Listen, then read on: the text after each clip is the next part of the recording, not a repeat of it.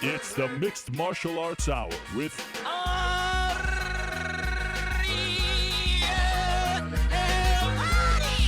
The Mixed Martial Arts Hour back in your life on this Monday, February 8th, 2016. Hello again, everyone. I'm Ariel Helwani inside our New York City studio. I come to you today a very happy man, my friends. Yeah, it's cold outside. Yeah, it's snowing outside, but there's a lot of excitement in the air. First things first, it's Monday. We get to do this show. That makes me happy. It's good to be back, and I am praying to the podcast gods. If you want to call us a podcast, quite frankly, okay, it's a podcast. I don't know. I think we're a little bit above a podcast, but you know what? The word podcast these days, I could go on a whole tangent about this, I think is overarching. So whatever. The podcast, tech gods, internet gods, please, no problems today. All right. Thank you. I've been praying to them all morning. Don't worry. That wasn't my sole prayer. But last week I felt horrible about what happened. And these things happen when you are doing a live show, especially online, streaming. These things are going to happen. And I appreciate your patience and your loyalty, as I said at the end of last week's show. But I'm in a good mood today. I am in a great mood today, my friends, because A, my beloved New York Knicks have just fired Derek Fisher. That is fantastic news. I am elated. Ooh, what a load off. So that's great. B, we had a fantastic weekend in Las Vegas. Thank you very much to everyone who voted for MMAfighting.com Media Source of the Year. Wow, what an honor. Really appreciate it. It was great to celebrate with some of my colleagues at MMA Fighting. Not all of them, not even half, not even 25%. But it was great to be there with Dave, Chuck, Esther, Casey. That was a lot of fun, and wish everyone could be there. We really appreciate you guys voting. Appreciate you voting for me as well. Thank you very much. That meant a lot. I do not take that for granted. So thank you to everyone who voted, and thank you to Fighters Only as well for putting on that show. And I got to be honest, I have been critical of that award show in the past. That was the best one. I think I've been to 6 of 8. I don't think they had a ceremony the first year. That was by far the best one. They've really figured out how to put it on. It was a lot of fun. Fun to see some familiar faces. They really did a nice job. I suggest checking it out next year. And I'm not just saying that because we won. I was sad the MMA Hour didn't win. But you know what? I kind of view this program, this podcast, if you will, as the little train that could. So just being nominated meant a lot. I appreciated that greatly. And I know the rest of us back there, including Mr. New York Rick, echo that sentiment. It was just nice to get that nod, but it's a really great time. If you're a fan going to a fight and it's on a Friday, Super Bowl weekend typically these days, I suggest checking it out. Plus, you get to meet all these fighters. Like, you just walk up to them. It's crazy. So I'm in a good mood because of that. Again, thank you. I got to meet the legendary Bill Steinmetz, who gave me that Las Vegas PD badge that you see on my computer. Bill Steinmetz, top bloke, one of our top fans, most loyal fans, great guy. He's the man. Photoshop whiz. I'm also in a good mood because for the first time since November, I get to be home for 2 weeks, 2 consecutive weeks. So that's very exciting. So there's a lot of excitement in the air. And we have a great show. We have a packed show. So much going on in the world of MMA. Wonder Boy has arrived. We'll talk about UFC Fight Night 82. Bit of a break in the schedule this weekend, but we have a stacked program, my friends. Wow. A who's who. Beginning at 4:05 p.m. Eastern Time, Henry Cejudo will stop by. He, as we found out on Saturday, will be facing Demetrius Johnson for the UFC flyweight title. UFC 197, April 23rd. They also announced Daniel Cormier versus John Jones. We'll have an update on the John Jones situation. You may have heard about that this morning. So we'll talk to Henry at 4:05. Yoel Romero will stop by in his first interview since it was announced that he has been provisionally suspended by USADA. He'll stop by with his manager, Malki Kawa, to explain where things stand right now. Rafael dos Anjos will stop by. I think you may have heard of him. He is the UFC lightweight champion. He'll come on at 3:15 to talk about UFC 196, his fight against Conor McGregor, who stole the show at the awards, as he's been known to do, with an unbelievable acceptance speech. If you have not seen that, courtesy of one Jeremy Botter on his YouTube page, it was incredible. He was like some evil lord looking down upon the peasants. taking shots at Verdum, etc. 245, we'll talk to Chad Mendes, who's been pretty quiet since his loss to Frankie Edgar in December. 225, we'll talk to Alexander Gustafsson about his move to San Diego. Looking forward to having him on. 205, we'll talk to Michael Chandler. He has some news to share. 145, we'll talk to Eddie Alvarez, coming off his win over Anthony Pettis. Big win just a couple weeks ago. 125, we'll talk to Ben Rothwell, who's announced this morning he's fighting JDS in Zagreb, Croatia, April 10th. Sunday, April 10th, I might add. So there's a ton going on. As always, we want to hear from you. Hit us up using the hashtag #TheMMAHour. Leave a question or comment in the comment section below. We'll get your questions throughout the show, maybe not in one consecutive block. But as I said, a lot to get to. I even have an update on BJ Penn. All right, let's get into it. First off, let's go to the Skype machine and welcome in our first guest of the day. You know, he made headlines last week in Las Vegas because he was making his UFC debut, but also because he was also sort of covering the event. He was on the MMA beat. We interviewed him, and then after his fight against Mickey Gall on Saturday night, he joined the rest of the media on Media Row, even got some questions in at the press conference. There he is, Mike the Truth Jackson of thetruthjackson.com and also photographer Legacy FC. Oh, Mike the Truth. Why do I keep calling it thetruthjackson.com? It's mikethetruth.com. There you go. The Twitter and Instagram is @thetruthjackson. It's very complicated. Can't you just make it all the same? I guess I could, but that would cost too much change. I have business cards and shirts and all that. Well, now that you're some, big celebrity, it might be good to get it all under one name. You know what I mean? I might have to do that. Okay. Now you're still in Las Vegas, right? That's correct. Why? Why didn't you get the heck out of there? Man, I was enjoying it. Derek Lewis, my teammate, his birthday was yesterday. If you can look at his Instagram and social media, it was pretty live. Had to carry him out the club, and he's a big boy. But we just having fun out here, man. But I'm heading out today. I'm headed back home today. Derek Lewis, by the way, since you brought him up, his celebration, without a doubt, the scariest, most intimidating celebration. When he gets down on that mat and starts like slamming it and gives you that look of death, that is frightening, my friend. Have you ever been on the receiving end of that? I know you're a lot smaller than him, but holy moly. No, I've seen it up and close, in person. It is very scary. I was making fun of him a little bit. Last night we were all eating, watching the Super Bowl. And I was like, man, you have one of the longest celebrations. Like, he does the thing on the ground. He does the cutthroat. Then he jumps his big self up on the cage and he beats his chest. I'm like, dude, that's too much. We need to cut that down a little bit. Yeah. Personally, I think that he should up the ante and keep going. It's getting him attention. Ride that baby. All of a sudden, he's a player at heavyweight. Good for him. Okay, let's talk about you. So you go into this fight, all eyes on Mickey Gall. You're essentially the opponent. Now, as I said, I thought you did a great job of selling yourself. You stole some headlines. But in the end, it was interesting. They're kind of celebrating. Like, Mickey Gall was the one that they wanted. He wins in impressive fashion. And now he gets to fight CM Punk. In retrospect, do you feel slighted? Did you feel like the stack was everything was stacked against you? The odds were against you, and everyone was kind of rooting for you to fail. And if so, does that make you feel a little funny? In a way I did, but again, it's a fight, so it is what it is, and it's a business, so I can't necessarily feel slighted by any of that. I win the fight. I felt good, felt great, no jitters or anything like that.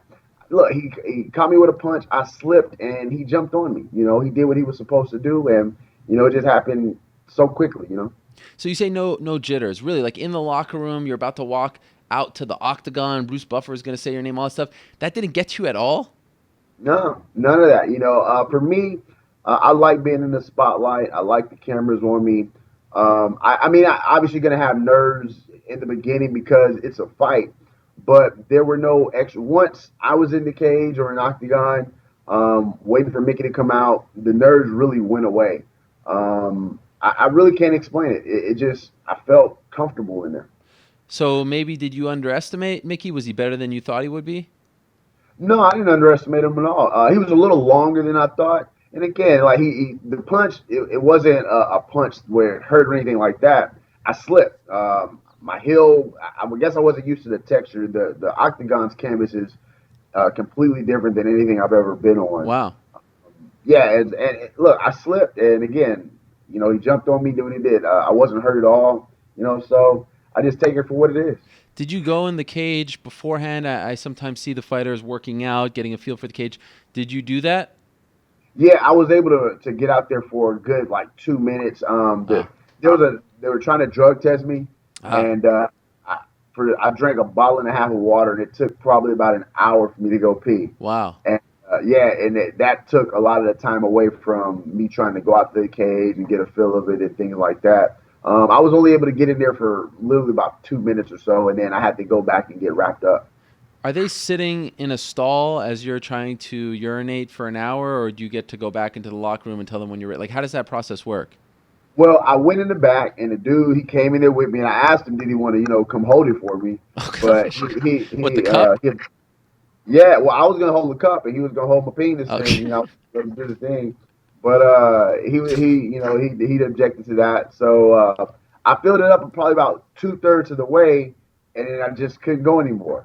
And they were like, well, go like walk around and do some other stuff, and I was like, I'm okay, I'll try, and I did that. Literally, I paced back and forth for like an hour, and it never came. And then finally, I got dressed and put my fight kit on and stuff like that, and then drank another little bit of water, and finally it happened.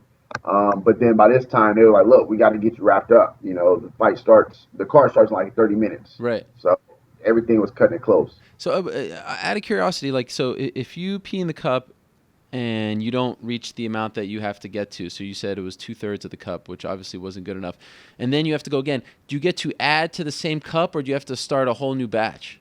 No, I added to the Oh, same. okay, interesting. That's fascinating. Oh yeah, Um, I was able to fill that other cup up if that was the case.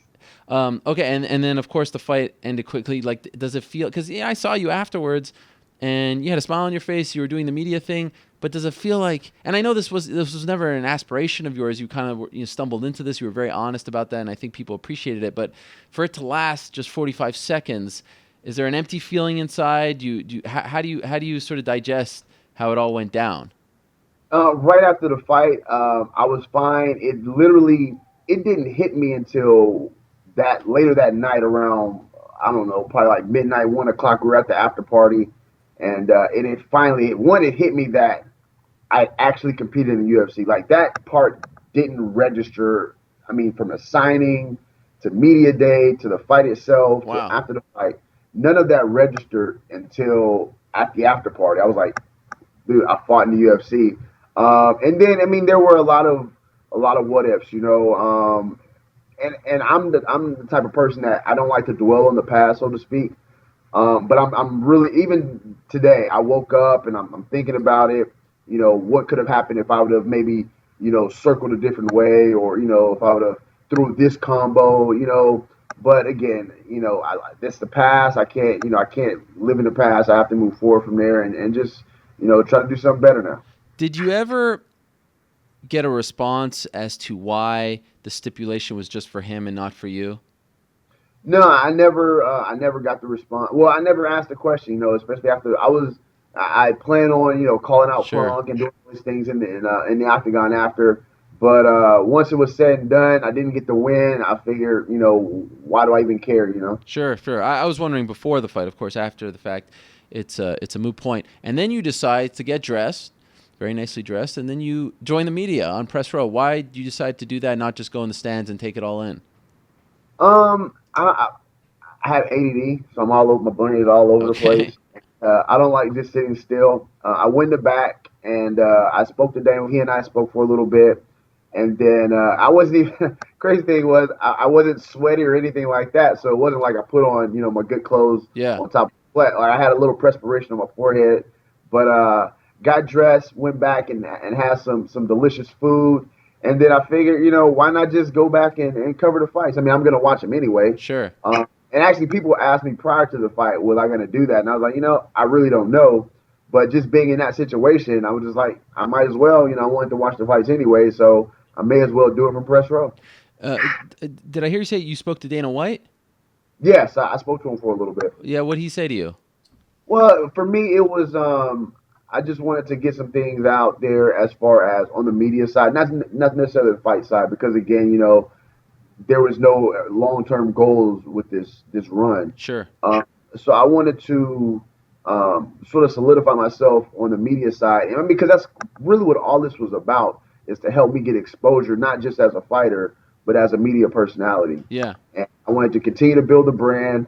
So I spoke with him one-on-one just so I can make sure that, I'm coming out to the UFC fights more often. My face is seen, and, there's going to be more coverage provided. And, he was cool with that. Schaller, I spoke with him as well, and he seemed happier than I was about the press row. He was like, this has never been done before.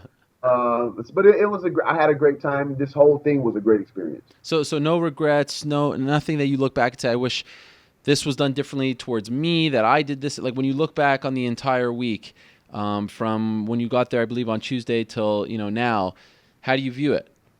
No, I mean, I looked at this whole situation as a win-win for me. Obviously a win in the fight would have been the extra, the bonus incentive. But this whole thing was a win-win. I have no regrets about it. Obviously, I would have loved to have gotten the win and to face CM Punk. But, it is what it is. So no regrets at all. I'm happy to be where I am. It seems like I'm getting a lot of positive feedback on social media. The followers continue to climb on Twitter and Instagram, and the likes are coming in on Facebook. So, I mean, it's fun, man, and I'm enjoying all of it. Have you been released yet? I haven't got the email yet. Okay. So I don't know. I will see. I'll probably get it today or tomorrow. Or so. Fair to say that you're expecting it? I mean, I'm expecting it. Some people, they're calling for me to fight some other guys. Look, if they can get me in there with someone like Artem Levin or someone like that type of fighter, I'm happy to come back, and put on a great show. But outside of people like that, I mean, look, I'm gonna go back to boxing, kickboxing, and I'll fight on local, smaller MMA shows, Legacy and things like that. Artem Levin, isn't he a kickboxer?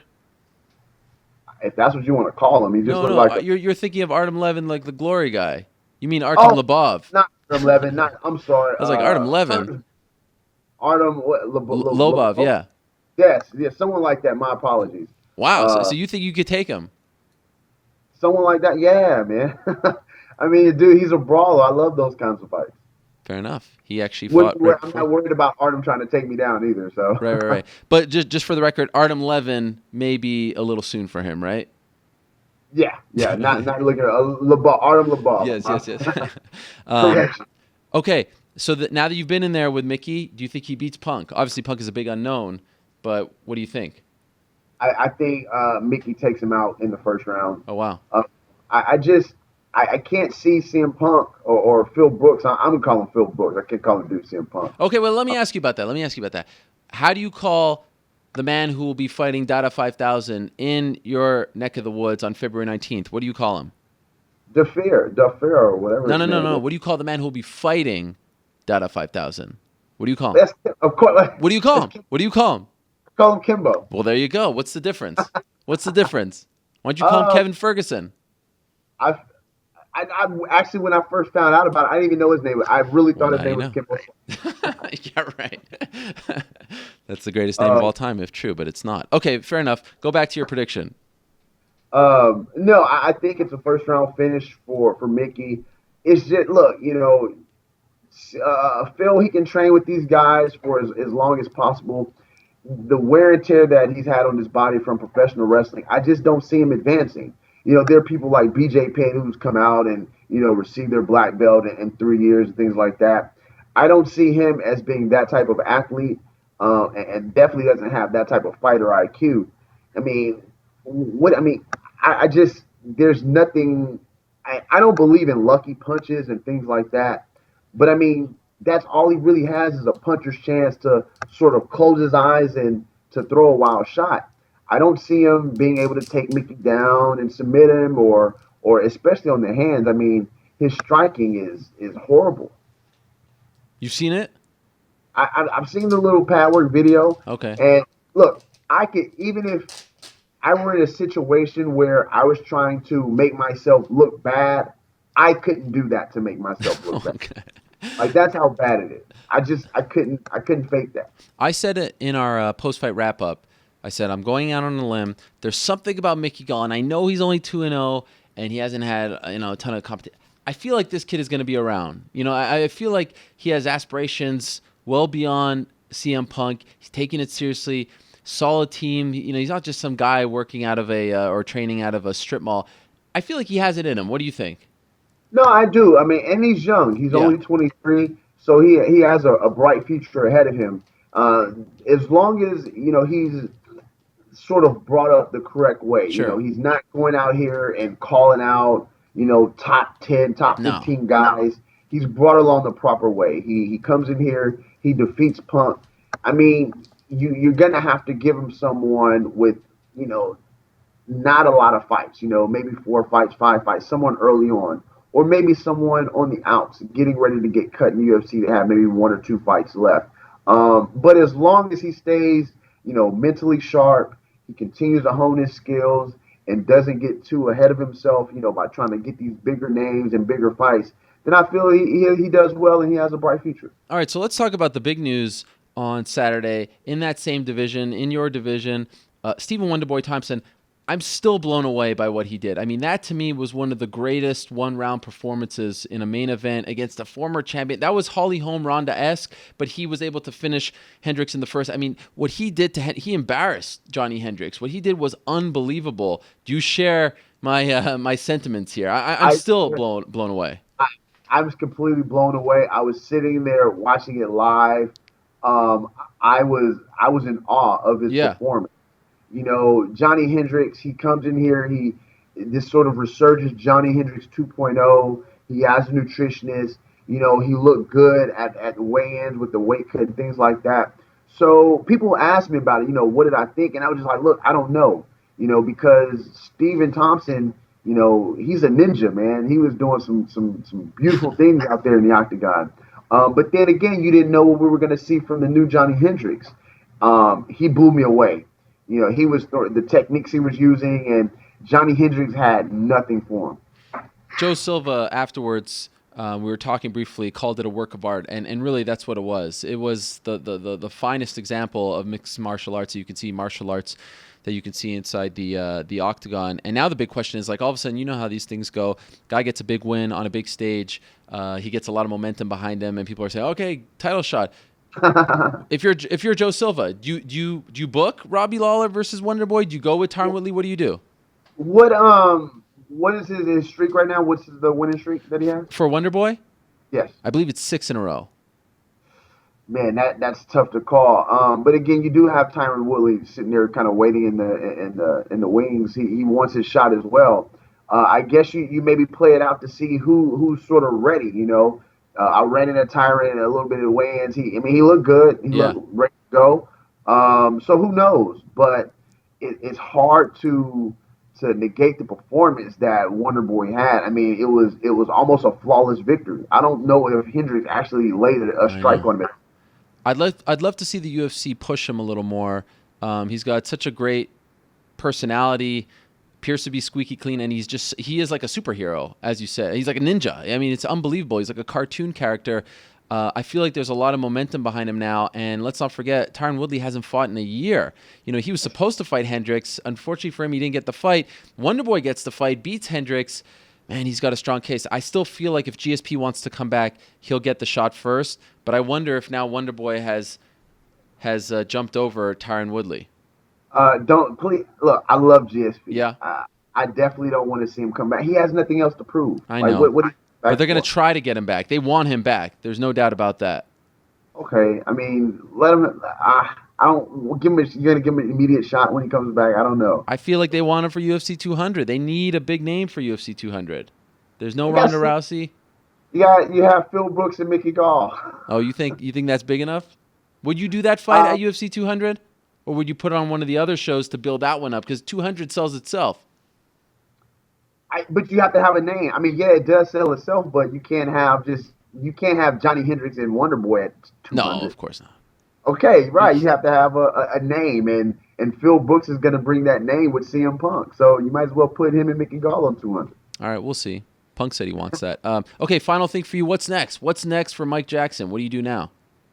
Look, I'm getting back. I'm putting my media hat back on. Yes. I have Bellator. Not this upcoming weekend, but the following weekend in Houston. Yep. And just nothing. I'm not hurt or anything like that. No injury sustained, so I'm definitely getting back in the gym. I'll probably take a few days off just to indulge a little bit in some food because that's my favorite. Sure. So I'm gonna do that a little bit. But as far as fighting, I'm definitely looking forward to some boxing and kickboxing and possibly some MMA this summer. All right. Well, it was fun, my man. You handled it well. You took it in stride, and I think you definitely made what was somewhat of a subpar event a little more fun for us media guys who have been covering this for a long time. It's nice when something out of the ordinary sort of comes out of nowhere, out of left field, and that's what you and Mickey provided, and you did a fantastic job. So kudos to you, my man. Great to have you on the program. Great to do the beat with you last week. You did a phenomenal job, and we'll talk to you soon. Sounds good, man. Thanks for having me, Ariel. All right, there he is. Mike the Truth Jackson of the MikeTheTruth.com website. I got it right, finally. And also photographer for Legacy FC. Fun stuff from him. And now he can go back to being an underappreciated and lowly media member. All right, let's move along. As I said this morning, and we didn't time this. This is just the MMA gods smiling down upon us. The UFC announced that on April 10th in Croatia, or should I call it Croatia? I think it's Croatia. I think that's how you say it. Not Croatia. It's a little too, you can't pronounce the I that much. You got to be a little more subtle. Croatia. Anyway, it's going to be JDS, Junior Dos Santos, coming off that loss to Alistair Overeem against Big Ben Rothwell. And wouldn't you know it, Ben Rothwell was already booked. Perhaps he knew something that we didn't. Let's ask him. Big Ben, are you there? I'm here. Hello, Ben. Why do you sound not so excited to be on the show? You look into things too much. Okay. You didn't know that was going to be announced? Aren't I? Didn't I even reach out to you and tell you I was surprised that you hadn't reached out to me yet? You're like, I was giving you a week. Well, all those Johnny-come-latelys wanted to book you right off the bat, and I was like, you know what? I'm going to give him some time. He goes a dig into the rest of me. We've been there since day one. We've been on this journey since, pre-IFL, let's be honest. Hey, you got the interview immediately after, so. I did. That was big. But wait, did you know that they would announce it today? Were you giving me a sort of subtle scoop there? I just, common sense said that, this is going to get announced soon. I wasn't sure if they're going to wait a day or what was going to happen. So I'm glad that it just got it out there because I'm on the phone with you right now. Yes, this is perfect. What great timing. Thank you to the UFC, my good friends over in Europe. Now, I got to say, if we could be honest here for a second, Ben. Well, if we could be honest, you said it was perfect. I said, well, we could have been talking at 11. Well, could have been talking a little sooner, so it can always be better. All right, fair enough. Although we're not on at 11. 12 o'clock. But hey, you know what? So thanks for making sure none of the heavyweight divisions coaches or anything were on beforehand. So that's true. Get me all fired up. It was just Mike Jackson. That. Thank you. But wait, I just want to be honest. I don't know if I love this fight for you. I don't well, really. Okay, please. This is going to come. So just let me get to it. I'll tell you why. Because on social media, I try to put out there right away too. Look at it this way: waiting 10 months is really like the option, and I no. All right, because Alistair Overeem, even though we already fought, it's just still top guys, and he's injured or he's dealing with things, but he said it's a shoulder. Andre Arlovski, same thing, said it's a shoulder. Cain Velasquez, everybody knows, documented, back injury. And then Travis Brown was, I guess, from everything I'm hearing, was supposed to take this fight. It was a lock. Oh. And then his things were said or something happened, and he said that his foot was too injured. So now it's all four of the top guys, and there's the other two are, obviously common sense will say something's happening there. Mm-hmm. So that leaves Junior. Now Junior Dos Santos might be coming off a loss, but he also beat Stipe, he's beat Cain, and he's beat Verdum, and he's a former UFC heavyweight champion. So. Yeah. That is what it is. He has a lot of people that believe in him still. They think it's a great fight. A lot of people, are picking him still. So it means it's a great fight for the fans. I know that I have a legion of fans now that wholeheartedly don't think I'm going to win this fight. They think I'm going to go on to win the title and defend it. I believe that I'm going to make all of them right. But it starts here with Junior Dos Santos, and I believe this will indefinitely make me the number one contender. So I accept this challenge. Okay, damn. Now I actually think that you sold me. I think that was perfect. Did they tell you to say that, or did you come up with that by yourself? That was fantastic. I haven't really spoke too much except because they're waiting for me to talk here in the next couple of days. Oh, okay. Well, they're waiting for this. They're probably transcribing this interview right now. I'll count on you to take care of that. Wow. So what? Okay. It seems like the original plan, based on what you were saying, was Travis Brown. How'd you feel about that? No, he was set up to fight Junior. Oh, I believe. Oh, yeah. Really? So the Junior was already in, and then they went through all these guys and everybody. That's the list of reasons why. So you're plan B. Said, listen. So they asked me. They said, listen, you don't have to do anything. They're like, you can, this is kind of the landscape. This is what's going on. This is when we project. We'll get you matched. And they know that I have no problem waiting 9 to 10 months. I've done it, 6 years of my career. Right. But I've also, when I'm healthy and I'm training properly, fought 8 times in 1 year. So guess what? I'm pretty healthy right now. I feel really good, and this all makes sense to me. And yeah, overseas isn't always an advantage, but the thing is he's traveling. He's going to be in foreign territory as well. So I see it as an equal that way, and it's just it's part of being a professional, and to prove that you can be a main event fighter. These are things that have to go with it, and I can do all these things. I know that I can, and I can go out and perform even better than I did in my last fight. So they actually gave you the option of sitting out and waiting. I'm assuming Miocic Verdum is happening in May. All signs point to that. So was that even an option to wait for the winner of that fight? It could be. It could have been. It just seems from the timeline. Yeah. It sounds like, that might be. But then one of these other guys might have been like, oh, who knows? 10 months, a lot of things can happen.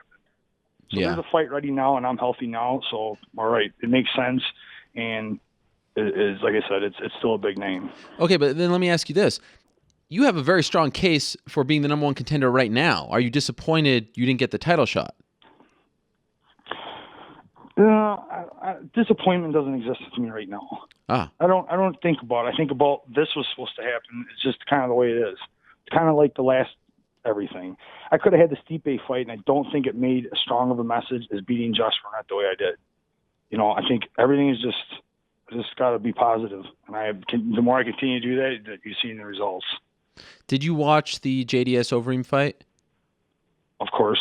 What did you think of his performance? I mean, obviously he lost, but leading up to that point. I could see both of them were just respected each other and they're very tentative. And, obviously we've seen them perform differently. Yeah. They performed a certain way this time. Why do you think that is? I know kind of like what you're digging for, but I'm just going to stay and it's just the way it is. What do you mean, what I'm digging for? A whole bunch of reasons. No, honestly, I'll tell you where I'm coming from. I feel like he's been hit in the head a lot. I don't know if that's what you were thinking, but I feel like he's been in a lot of wars, this guy. I mean, this guy, the Kane fights, the Miocic fight was 5 rounds as well, which, quite frankly, I thought Miocic won that fight. I don't know about you. What do you think? I was there live for that fight, and I just thought it was a great fight. Yeah. I mean, I could see someone going the other way, but I was okay with the decision. I think he just had a few more shots get through. He showed perseverance, and I think it was a very close fight, though. I mean, very, very good fight. It was something to watch live. And I wasn't necessarily blown away by either of them in December, Reem or JDS. So that's all. I was just wondering if, basically, the question is, do you feel like he's on the downslide of his career? While you clearly are on the upswing here, do you feel like you're catching him at the right time? I mean, this isn't like anything. I don't judge my opponents, and I don't look at what they're doing. I don't try to tell them, because when they do it to me, like, it doesn't turn out well for them. Mm-hmm. I'm not about to do it to them. Okay. But this is just the way it is. This is the night of the fight persona that speaks. Any fight for them puts them on the downswing. Right. When they take me. It's like, if you're going to fight me, then that's kind of the way it is. That's the way I have to handle it, because I'm here to beat everybody. I said it's not about one guy. It's about all of them that matter to me. So you're oozing confidence right now. I mean, that's very clear. Have you ever been this confident in your entire life? You're just like, it feels to me like that when you go in the cage, you're winning these days. That's the mindset. Have you ever been like this before? When I was younger, when I first started, it was more ignorance. I say ignorance is bliss, and you don't know any better. So you get in there, and I was just going crazy on guys. From my first fight, you see me going. I'm 17 years old and just going crazy. Like, didn't know anything. And I was just very aggressive and it would bring it. And I had a lot of awesome where I had these walk-off knockouts where I'm like, I throw this combination and walk away. Like, early enough in my career. So it was like, could have been easy to have a big head, and I think I was confident, but that was the wrong kind of confidence, because I didn't know what it was like fighting a 6'8" guy that knew how to fight and train under Militiches. that fight right there is like all of my 9 losses have evolved and changed me who I am. I would not be myself if it wasn't for them. So it's like every part of my career matters, not just the wins. But with each one of those losses, I think they damage your confidence in a sense in the beginning, especially. Remember, I'm like 20, 21, 22 years old. 22 years old, I fought 11 times in a 1-year period of time, though some of those fights was 2 fights in one night. And then one weekend, I fought once on Friday and twice on Saturday. Wow. In Hawaii, 16-man tournament. It was one of a kind. So it's 3 fights in one weekend against guys like Meat Truck and, stuff like Tim Sylvia was in the tournament, all these big heavyweights. So that was a crazy time then. So I had some losses then too during this 11-fight stretch, and they changed me then. As I matured as a person, it just a lot of things. I went through a lot in my career. I spent 6 years at the military camp, 5 years prior. I spent in Kenosha. That's where I started this whole thing. That's where I was doing these 11 fights in 1 year. I had my run 8 fights in 1 year in the military camp. And then, 2009, I left and kind of when I came to Kenosha, that's when the next evolution began really, because I had to do a lot of things on my own. I didn't have a choice, and every time I kind of reached out to somebody, it's just always been like this way with me in martial arts. From the very beginning before I started, I wanted to seek out the truth. And the reason I refused to do martial arts when I was really young, because I was smart enough to know that martial arts was watered down. Yeah, I think it was all karate and taekwondo at the time. Nothing against them, not saying anything's like that, but there was a lot of it where people just want to make money, sell belts, didn't teach you anything. And I knew that at a young age, so it was really hard for me to get into martial arts. And once I did, that's what started this whole journey. Where I'm at right now is learning the truth of martial arts, learning the truth about myself, and learning the truth about a lot of things I didn't even know I was going to get the truth of. Business, politics, all these things I've learned on this journey. And right now here I am talking to you as I'm on this step here to my title run and defending this title. All right, so do you believe in your heart of hearts you win this fight, you'll finally get that title shot? I believe so. I think a 5-fight win streak in the heavyweight division, winning the way that I am against the competition I'm winning against, I feel strong. I feel like the realm of fans saying they want this, we know that does affect the UFC, and I believe that wave of fans will happen with a 5th victory as heavyweight. And I feel the wave now is already there, but I feel like a 5th win is going to put it over the top. And no one on this planet, except for, of course, your few critics, and they're always going to be there, but I feel like 90+% of everyone will say, I'm the number 1 contender, and that's the way I want it. Have you been told that? Did they tell you when you accepted that you're getting the title shot if you win? I believe there was some talk. I wasn't on the conversation, but okay. It sounded like I was at least in the conversation. Yeah. And like a possibility, and like, yeah, if I want to wait 10 months because they already have something else set up, which is understandable. So, just being told those things, it's like, yeah, it's there. But I need to do something better than just wait around. On February 4th, you tweeted, "Yo, Stipe Miocic, keep an eye out because that bag doesn't hit back." What did you mean by that? No, I said you, Stipe. Oh, I thought that was a typo. No, I said you, like to him. I'm like, you watch it, because he told everybody, hey, watch out, watch this video about this. And I was just making a joke, like, no, you watch it. Oh, okay. That thing doesn't hit back. Just to kind of mess with him, because I try to have fun, like, respectfully. But he makes jokes like, man, when him and Verdum are going back, and Verdum said something like really goofy back, and he's like, man, I thought I was bad at talking shit. So I figured, like, all right, I'll jump in, mess with him a little bit. He didn't say anything back. It's funny in itself. But we've had some, pleasant exchanges back and forth. Like I said, outside of the octagon, outside of my fight persona, dude, I respect these guys. He's very, he's a good man, and so is Verdum, and these guys that I've been a chance to interact with. I respect them, of course, as you can see with Josh Barnett. Junior DeSantos, same thing. But we're here to compete with each other. We're challenging each other. So it's fun because the fans like to see it. And then, like, Verdum, I had to dig in on him. Yes, I was going to ask you about that. Verdum goes from, Rothwell threw my name in the mix to, like, the more he got asked about it, the more he started backpedaling. So I think it's funny. You think he's afraid of you? I mean, let's be serious. Fear exists in all these men's heart. I mean, especially when you watch me fight. It's just there. How each one of them deals with it and the effect of it, it's all different. But I definitely think, like, these guys are like, all right, we're smart. I'm going to get paid the same to fight this guy or this guy. Which one? Yeah, I'm not the one they pick. Why would you? I kind of messed it up on Fox Live. I said I'm like jumping in a box of glass. I meant jumping into a box of broken glass. Like, you jump into that thing, no matter what, no matter how you try to roll or live, you're going to get messed up. Even if you win in this jumping in the box of broken glass game, you're still going to get hurt indefinitely. Like, that, you know that coming into a fight me. I'm not going to take you down and put you in a nice key lock and all you lost, it's okay. No. If I take you down, I'm going to smash you repeatedly with elbows and hurt things on you any way that I can before I submit you. Like, that's my mindset. Like, they know it. Like, I don't think anything else. I'm going to hurt you. Like, that's how it is to win this, what we do. You know, it's competition. But in order to win, you win by breaking the person off.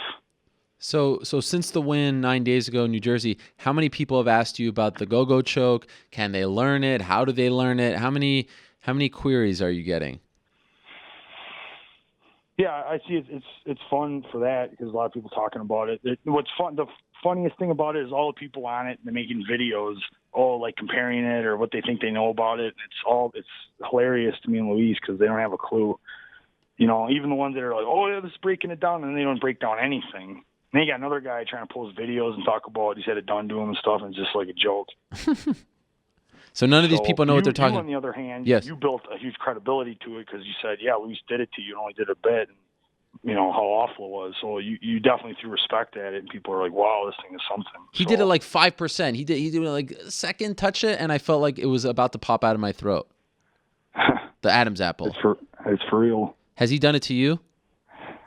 Well, I mean, I had to learn it. Sure. Of course. But maybe he was gotta like, take it and freaking learn it. And then I hear that when I was talking about it being a bear trap, I heard that sort of become its nickname too. So, you know what? It is kind of like it's like sticking your head in a bear trap. Like, you're done. Like, that's it. As we sit here today talking, do you think that is the most lethal finishing maneuver right now in mixed martial arts? Oh, I don't know about that. I mean, just striking offense lands cleanly. It's devastating. Yeah. You know, and like you can't tap from that. Like, oh, you're ended. You're getting woke up. Like, that's what you just did to somebody. The submission is choke.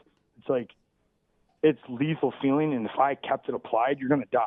Like, I bet you someone will die from that. If I got to hold it for like a minute and nobody came and like helped the guy or anything and we were out on the street, you're dead. You're going to die. Your throat just crushed. You can't breathe anymore, like, even if you wanted to. Oh, you tapped out a minute later. It doesn't matter. You're going to die. You're dead already. I think that is that. So rear nakeds and stuff, they're a little bit different, you know, because you're using the way you use your forearm and stuff. And, like, you can kill someone, but it takes a little bit longer and stuff like that. And when you let it go, if someone taps, you let it go, you kind of like you're okay. Maybe your head swims a little bit, just like a triangle. Maybe your head swims a little bit.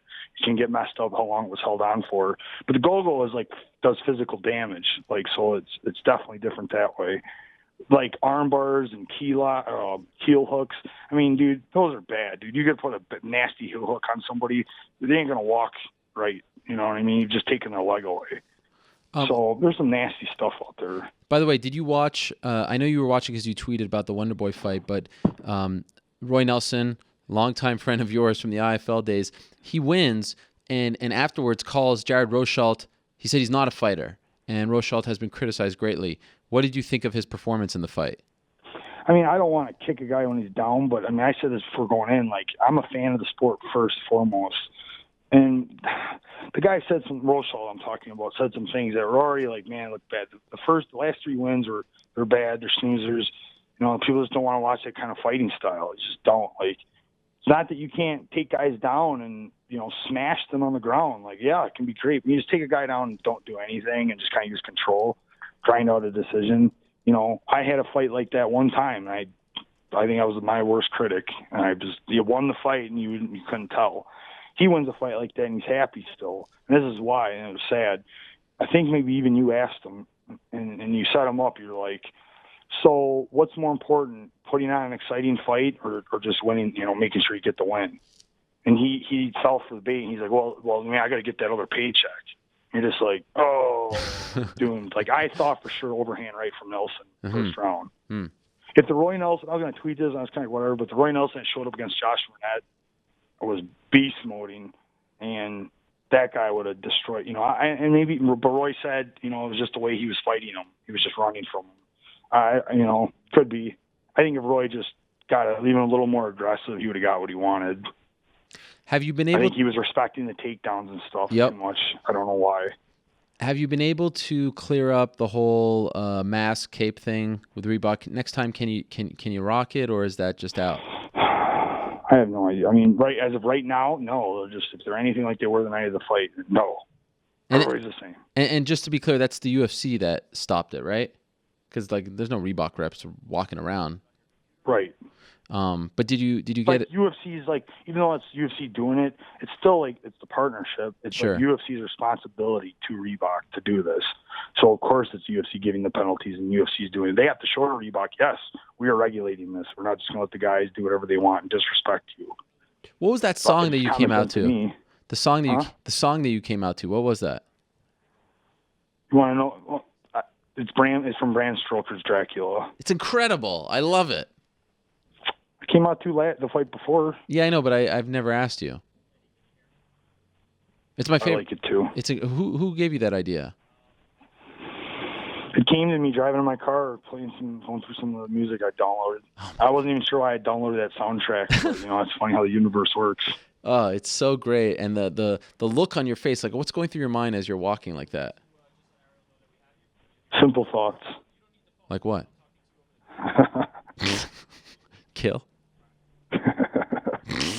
It's not about death. Okay. I don't think of it that way. Okay. But I like how I describe it. I'm in there to, I look at all the heavyweight division like we're the monsters of the division. I'm in there to end them. It doesn't matter. It doesn't matter to come on the feet or come on the ground now. I think that means a lot more coming from me now. People understand how serious I am. And it's just, for me, it's exciting because I have so much more to show. You guys have just seen a scratch of it. It's crazy how much I've evolved in the 5 years since doing my thing with Luis and being here. It is a beautiful thing. I've become, I don't know, you put whatever, 10 times, 50 times, 100 times the fighter in this last 5 years than I was the last 10 years. Any footage you watch me in 2009, 2010, and watch this guy beat me, that guy beat me, please. Not the same person, completely different. I can confidently tell you that. And because it's true. Mm-hmm. I love it. So. All right, it continues April 10th, UFC Fight Night 86 in Zagreb, Croatia. It is Ben Rothwell against Junior Dos Santos, and I believe, perhaps they didn't put this out there, but I believe this is on FS1, right? Yeah, everybody gets to watch. Yeah, how about that? Get FS1. Trust me, Kenosha loves that. Kenosha loves. Are you going to Croatia beforehand to do any press stuff? Yes, sir. All right, wow. Dramatic It's all pause. part of being the main event. Like I said, these are things that I wanted to this is my first main event. Yeah. I knew these things that I do it, but I got to do it now. I got to prove that I can, if I'm going to be in a title fight, I'm going to be defending champion. These are things that I have to do. So for me, it also took an opportunity because I want to practice. Pleasure to have you on. Always a pleasure to talk to you, Ben. Good luck in the fight. I'm assuming we'll talk to you beforehand, but really happy that you reached out and we got you on the show today. Congrats on the win, as I told you in Newark, and now I'm sold. Now I can't wait. Now I'm on board. JDS Rothwell. You were my man. You were definitely great at getting my message out there. So I'm sold. Let them all know. Thanks, Ben. Talk to you soon. Board. Thank you. Have a good night. All right. There he is. Big Ben Rothwell. Okay, let's move along. A couple weeks ago in Boston, huge win for Eddie Alvarez. He has faced a murderer's row in the UFC thus far, and he picked up a massive one over Anthony Pettis. We're talking to him right now on the phone. Eddie, how are you? Oh, on Skype. There he is. Eddie? What up? Hello, what happened? I thought you didn't have any Skype credit. No. I was texting. I didn't know what that meant when I kept calling you. All right. Well, here you are. It's great to see you. By the way, congratulations. I was at the MMA Awards. You couldn't have been bothered to show up and pick up your award, but you won an award. You know this, right? I should have had you do it on my behalf. That would have been I didn't nice. know you were there. But I gotta be honest. Comeback of the year. Were you surprised? I mean, I didn't really think that was much of a comeback in a fight. Gilbert Melendez. I don't know if they looked at it that way, but my nose and my orbital was broken within the first minute. Fair enough. And so it was a lot to come back from, but whatever. Hey, knockout of the year can go to an athlete. BJJ of the year can go to a good black belt, but only a fighter gets the comeback fight of the year. So yes, I'll take it. I like it. I like the way you break that down. Is that the first time you've won an award from this show? The MMA, I believe so. I've gotten Bozzies and stuff, Yeah. and fought here in the past, but that show itself, yeah. So you actually take pride in this. This is an indication that you have heart, that you're a fighter, that you don't give up. This is something to be proud of. It's a fighter's award. Yeah. You know, it's I've gotten knockouts before. I've gotten submissions before, but you know, a lot of people pride me on my heart and being able to stay in there when the going gets tough, and this is an award to show that aspect of it. Absolutely. All right. I'm in agreement now. So let me ask you this. We were sitting on the Fox desk in Boston. I remember you coming up, and the vibe I got from you, and correct me if I'm wrong here, it's like you weren't quite sure what to make of the win, because, you know, some of the fans were booing. Is a huge win, so you're happy about it. It's like it wasn't, as I said, I don't think it's one for your highlight reel. Like, if I want to show someone the ultimate Eddie Alvarez, that's not, but you did what you had to do to win. You had the perfect game plan. You executed it. Do you feel better about the win now? I do. Immediately after a fight, you can never ask me, "Oh, how'd you do?" Uh-huh. I never can assess it until I watch the fight over. I see actually what went on. I really have no recollection immediately after. So you can't get my best assessment. But after watching it here at home, seeing everything that went on, people were making it sound and making me feel as if we wrestled the whole entire fight. When I went back and looked, we didn't wrestle at all the whole second round. We did nothing but strike the whole second round. So I think that the fight went exactly how I wanted it to. And I think anybody who don't understand what happened that night, they just don't know much about MMA. I think I did exactly what I wanted to do, and Anthony Pettis didn't. And that's why I won the fight.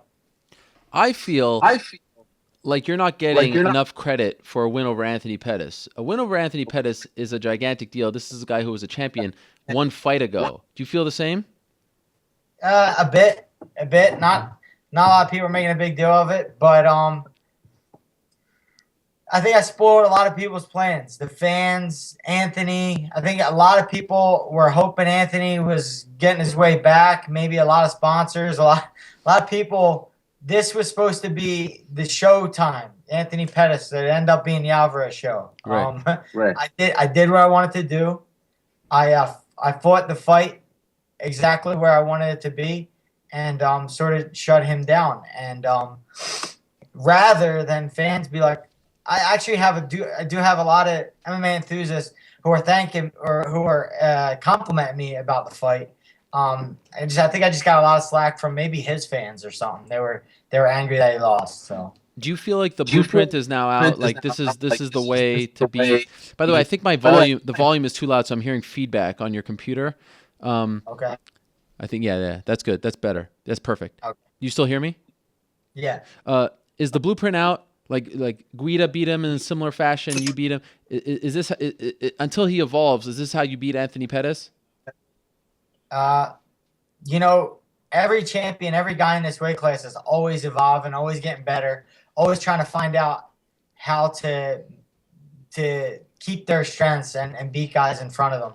So you can't say, oh, the secret's out, because he should always be evolving and always changing and getting better. I feel like I've fought against opponents who fought me in the same manner that I just fought Anthony in. Mm-hmm. And that's how I learned how to beat guys like Anthony. That's how I feel comfortable going in the cage with high-level strikers, high-level grapplers, high-level wrestlers, because I've been in the cage with all of them, and I think I have an understanding of how to beat each one. And I think maybe Anthony, if they just watch a little more tape, some history and things like that, they can figure out, hey, we beat him this way. But I know some things and how to beat good strikers and how to beat good grapplers. There's a few fundamental rules that you got to follow, and you make it happen. Do you think it's unfortunate that in this game it's not so much, whether you win or lose, but it's how you win? It's like even if you lose in spectacular, it's a war, as they call it, back and forth, whatever, and you lose in the third round via knockout, you sometimes get more credit than if you do what you did and just did the perfect game plan to negate a guy and, just come out there with a solid win. It feels like sometimes we put emphasis on the wrong things. Do you know what I mean? Yeah. I think the collective mass doesn't know much about the sport, and then there's a small amount who do. So we definitely have to appease the collective mass and make them happy and make them when they come out to a fight, make it enjoyable for them. And believe me, everything in my heart wants to please the fans. And if you do watch my fights and watch my career in general, I'm a crowd pleaser. I want to please the people in front of me, but I'm a competitor first. I'm a champion. I want to win. And I try to tell fans and try to educate them a little bit that there's a really small margin for error at the top. At the elite level, there's a small margin for error. So you need to always assess when I go to do a move, how much risk am I taking versus how much am I going to get out of it? So it's a constant calculating that, trying to figure out. All right, so where does this win leave you? Because not that long ago, 21st. I'm the number one contender. I'm next. That's it. There's no one. That's it. There's no one. Who? Yeah. There's no one who's done what I've done. Not in the career that I've done it. Been a champion as long as I've been champion. Fought the guys that I fought, and now came in the UFC. Yes, I lost to Donald Cerrone in a split decision, but did I do what most normal guys do and try to pick up a win and get a top 20 guy and try to? No. I fought a guy even higher than Cerrone. I fought Gilbert Melendez, who was ranked number 3. Then after I beat Gilbert, I fought the number 1 contender, the number one guy in the world, and beat him. There is no one else. I'm next. It's not even debatable. If someone wants to debate it with me, we can go on for days. Did you share these views with the UFC, and if so, what'd they say? I'm going out to the March 5th fight. Oh. With Connor and RDA and seeing what goes on there, but everything changes really quickly in this sport. But as far as I'm concerned, I'm next. I don't see anybody else who's even close. Did they ask you to fight Tony Ferguson? Yeah, as soon as I got done my fight, I got a call to fight in like 5 weeks, and it was definitely a no-go. I'm doing rehab right now and getting some things straight. I'm not terrible, but I'm definitely not in fighting condition right now. So I would need to work some things out with myself before I, go out there and fight again. What's wrong? I messed my ankle up a little bit during the fight. I have partial little tears in my ligaments in my ankle, so I need to rehab it. Nothing is serious. It's just in order to get through another 3-month, 2-month training camp, I want to make sure everything's correct. And getting back in there 5 weeks later and getting in a hard camp would kind of be foolish. So just going to tweak, make things strong, and make sure I go back out there as good as possible. Even if you were healthy, would you have taken the fight? It's a possibility. It's a possibility. I would have talked to some people and figured it out. But if you're the number one contender, why take it? I don't know. To stay busy. I don't know how long I'm going to sit. Yeah. I don't know what's going to happen if for any reason I don't get a title shot. Maybe it's just better to go out there. But it really don't make sense. As a fighter, to keep busy and keep fighting, yeah, I take it. But I've only fought guys since I've been in the UFC who were ahead of me. It was never, let me try to fight a guy I know I can beat or a guy I know I can match up well with. It was, we're only going to fight the guys who are ahead of us to prove that we're the best. And I definitely don't, after all this, want to start doing that. It makes no sense. And okay, so it's interesting because I feel like it's such a unique time at lightweight because Conor is obviously the big fight. He's one of the biggest, if not the biggest star in the sport. That means a lot of attention and probably a lot of money. But if he wins this fight on March 5th, it sounds like he's going to go down to 145 and defend that title. So that's an extended time off. So are you kind of hoping that RDA wins even though it's not the big money fight? Either way, I'm going to fight. We're going to fight. We're going to figure out who to fight anyway. Whoever the best guy in the division is at the time, that's who we're going to go after. But Yeah, I have mixed feelings about it. I thought about both outcomes, and both of them have pros and cons. Both of them do. Did they ask you to fight April 23rd? No. Because now Ferguson's fighting on that card against Khabib. Yeah, I think they're fighting in April sometime. Yeah. I don't know the exact date. My mistake. They're fighting April 16th on Fox. April 23rd is Jones Cormier. Are you worried at all that because that's a big stage and that they're going to give those guys the number one contenders? While Ferguson's very vocal. Are you worried about any of this, or you feel pretty confident that you have it secured? I don't feel like either one of them can be talked about as far as number one contender. I can go on a 6-fight winning streak too if I'm not fighting guys who are in the top 3, top 5 in the world. You know, I could have chose that path. I don't want that path. I'm past that. I want the best guys, and I want to prove that I'm the best. So I fight the best guys. I don't prove I'm the best by fighting top 20 guys and fighting and choosing good matchups that make me look good. Fight the best guys and beat the best guys. So as far as I'm concerned, both of them guys, they don't really have a leg to stand on. Khabib, both of them are good. Khabib is also an excellent fighter. Hasn't fought in 2 years. Yeah. If I decided right now as the number one contender to take 2 years off, am I going to be able to come back and fight for the title? That's foolish. That shouldn't have to happen. So I think both of them have a little more to do, and I think that I'm next. It's that simple. And I'm the guy who can actually beat the champion and be the champion and stay the champion because of my experience. So that's why I should be next in line. By the way, what was your reaction when you heard that Benson Henderson signed with Bellator, leaving the UFC, signing with Bellator? Given your history, I was curious what you thought of it. Look, when fighters become free agents, it's good for us all. I'd be lying if I say anything else. When more fighters become free agents, it's good for all of us. Our value goes up. Mm-hmm. We all get to see other numbers that we don't really get to see. It was a good thing. When I was a free agent, it was a good thing.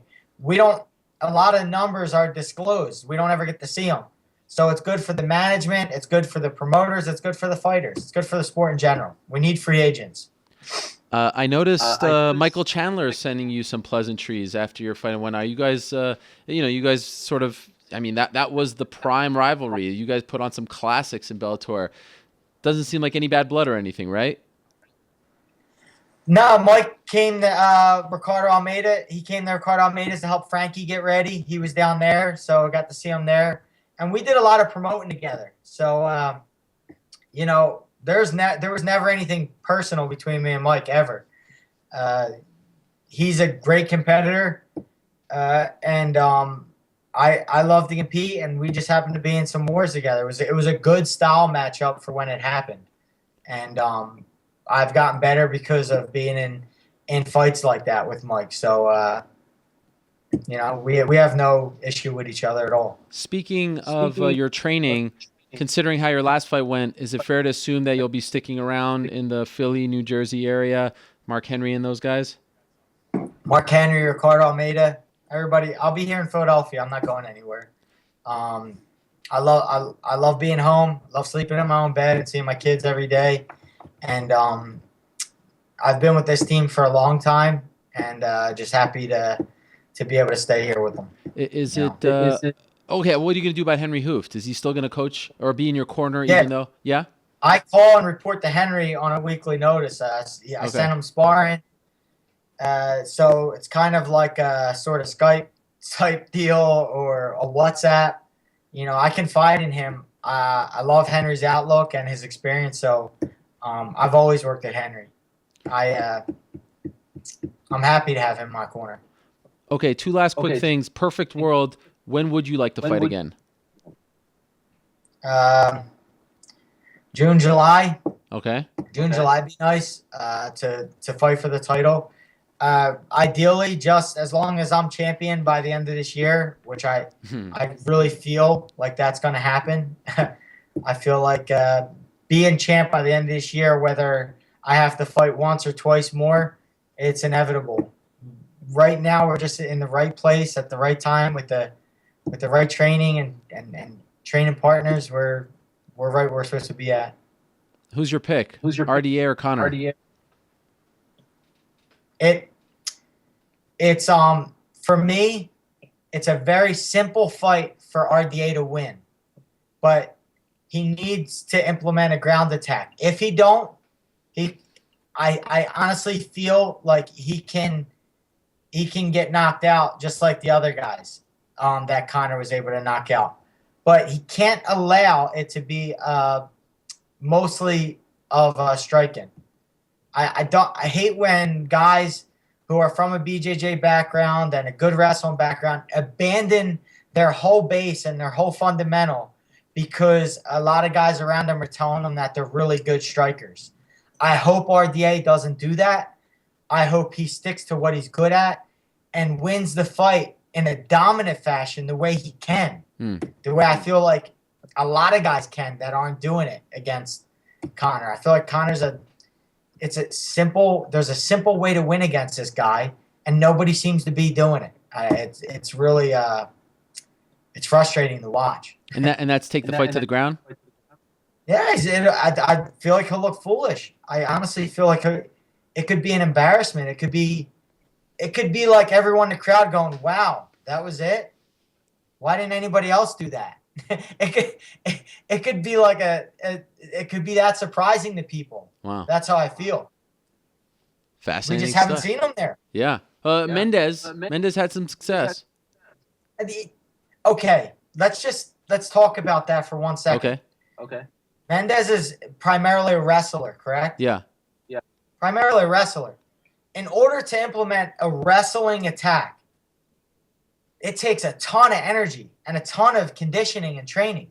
You can't roll off the couch and implement a wrestling attack against a guy. It's just not going to happen.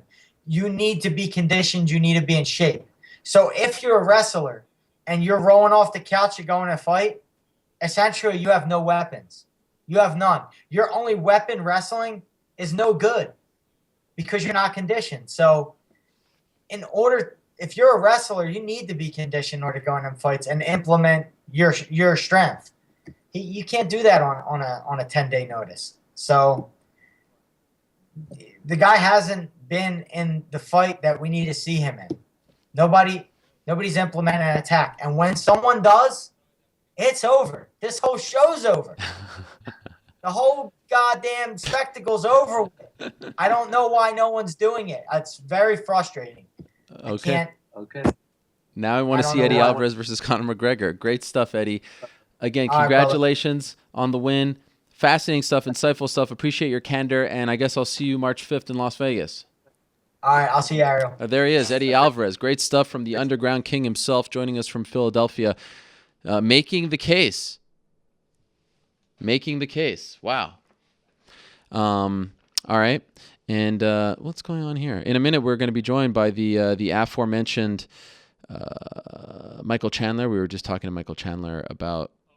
Excuse me, we were just talking to Eddie Alvarez about that. Of course, they have a long-standing history with one another, interesting times in the Bellator lightweight division. As you heard last week on this program, perhaps it was live, perhaps it was not live, but you heard it, I'm assuming by now, that Benson Henderson is going to Bellator. He has signed with Bellator, but he will not be fighting in the lightweight division first. He will be fighting for their welterweight title first. He'll be fighting Andrei Koreshkov on April 22nd on Spike TV for the welterweight title. So he goes straight to the welterweight title and not the lightweight division. That somewhat of a twist, and not sure if I agree with that 100%. Let's talk to someone who is a part of their lightweight division. Michael Chandler. There he is, joining us via the magic of Skype. Michael, how are you? I'm great. How are you doing? I'm doing fantastic. Good to have you on the show. Lord knows I've been trying for the last few weeks to have you on the program, so I appreciate you carving out some time. I understand Bellator has been aggressive as of late. A week ago, they announced that they signed Ben Henderson. On Thursday, they announced that they signed Sergey Kharitonov. Actually, that was Wednesday. They also signed Chris Lieben on Friday. And I believe we can now add you to that mix as well, right?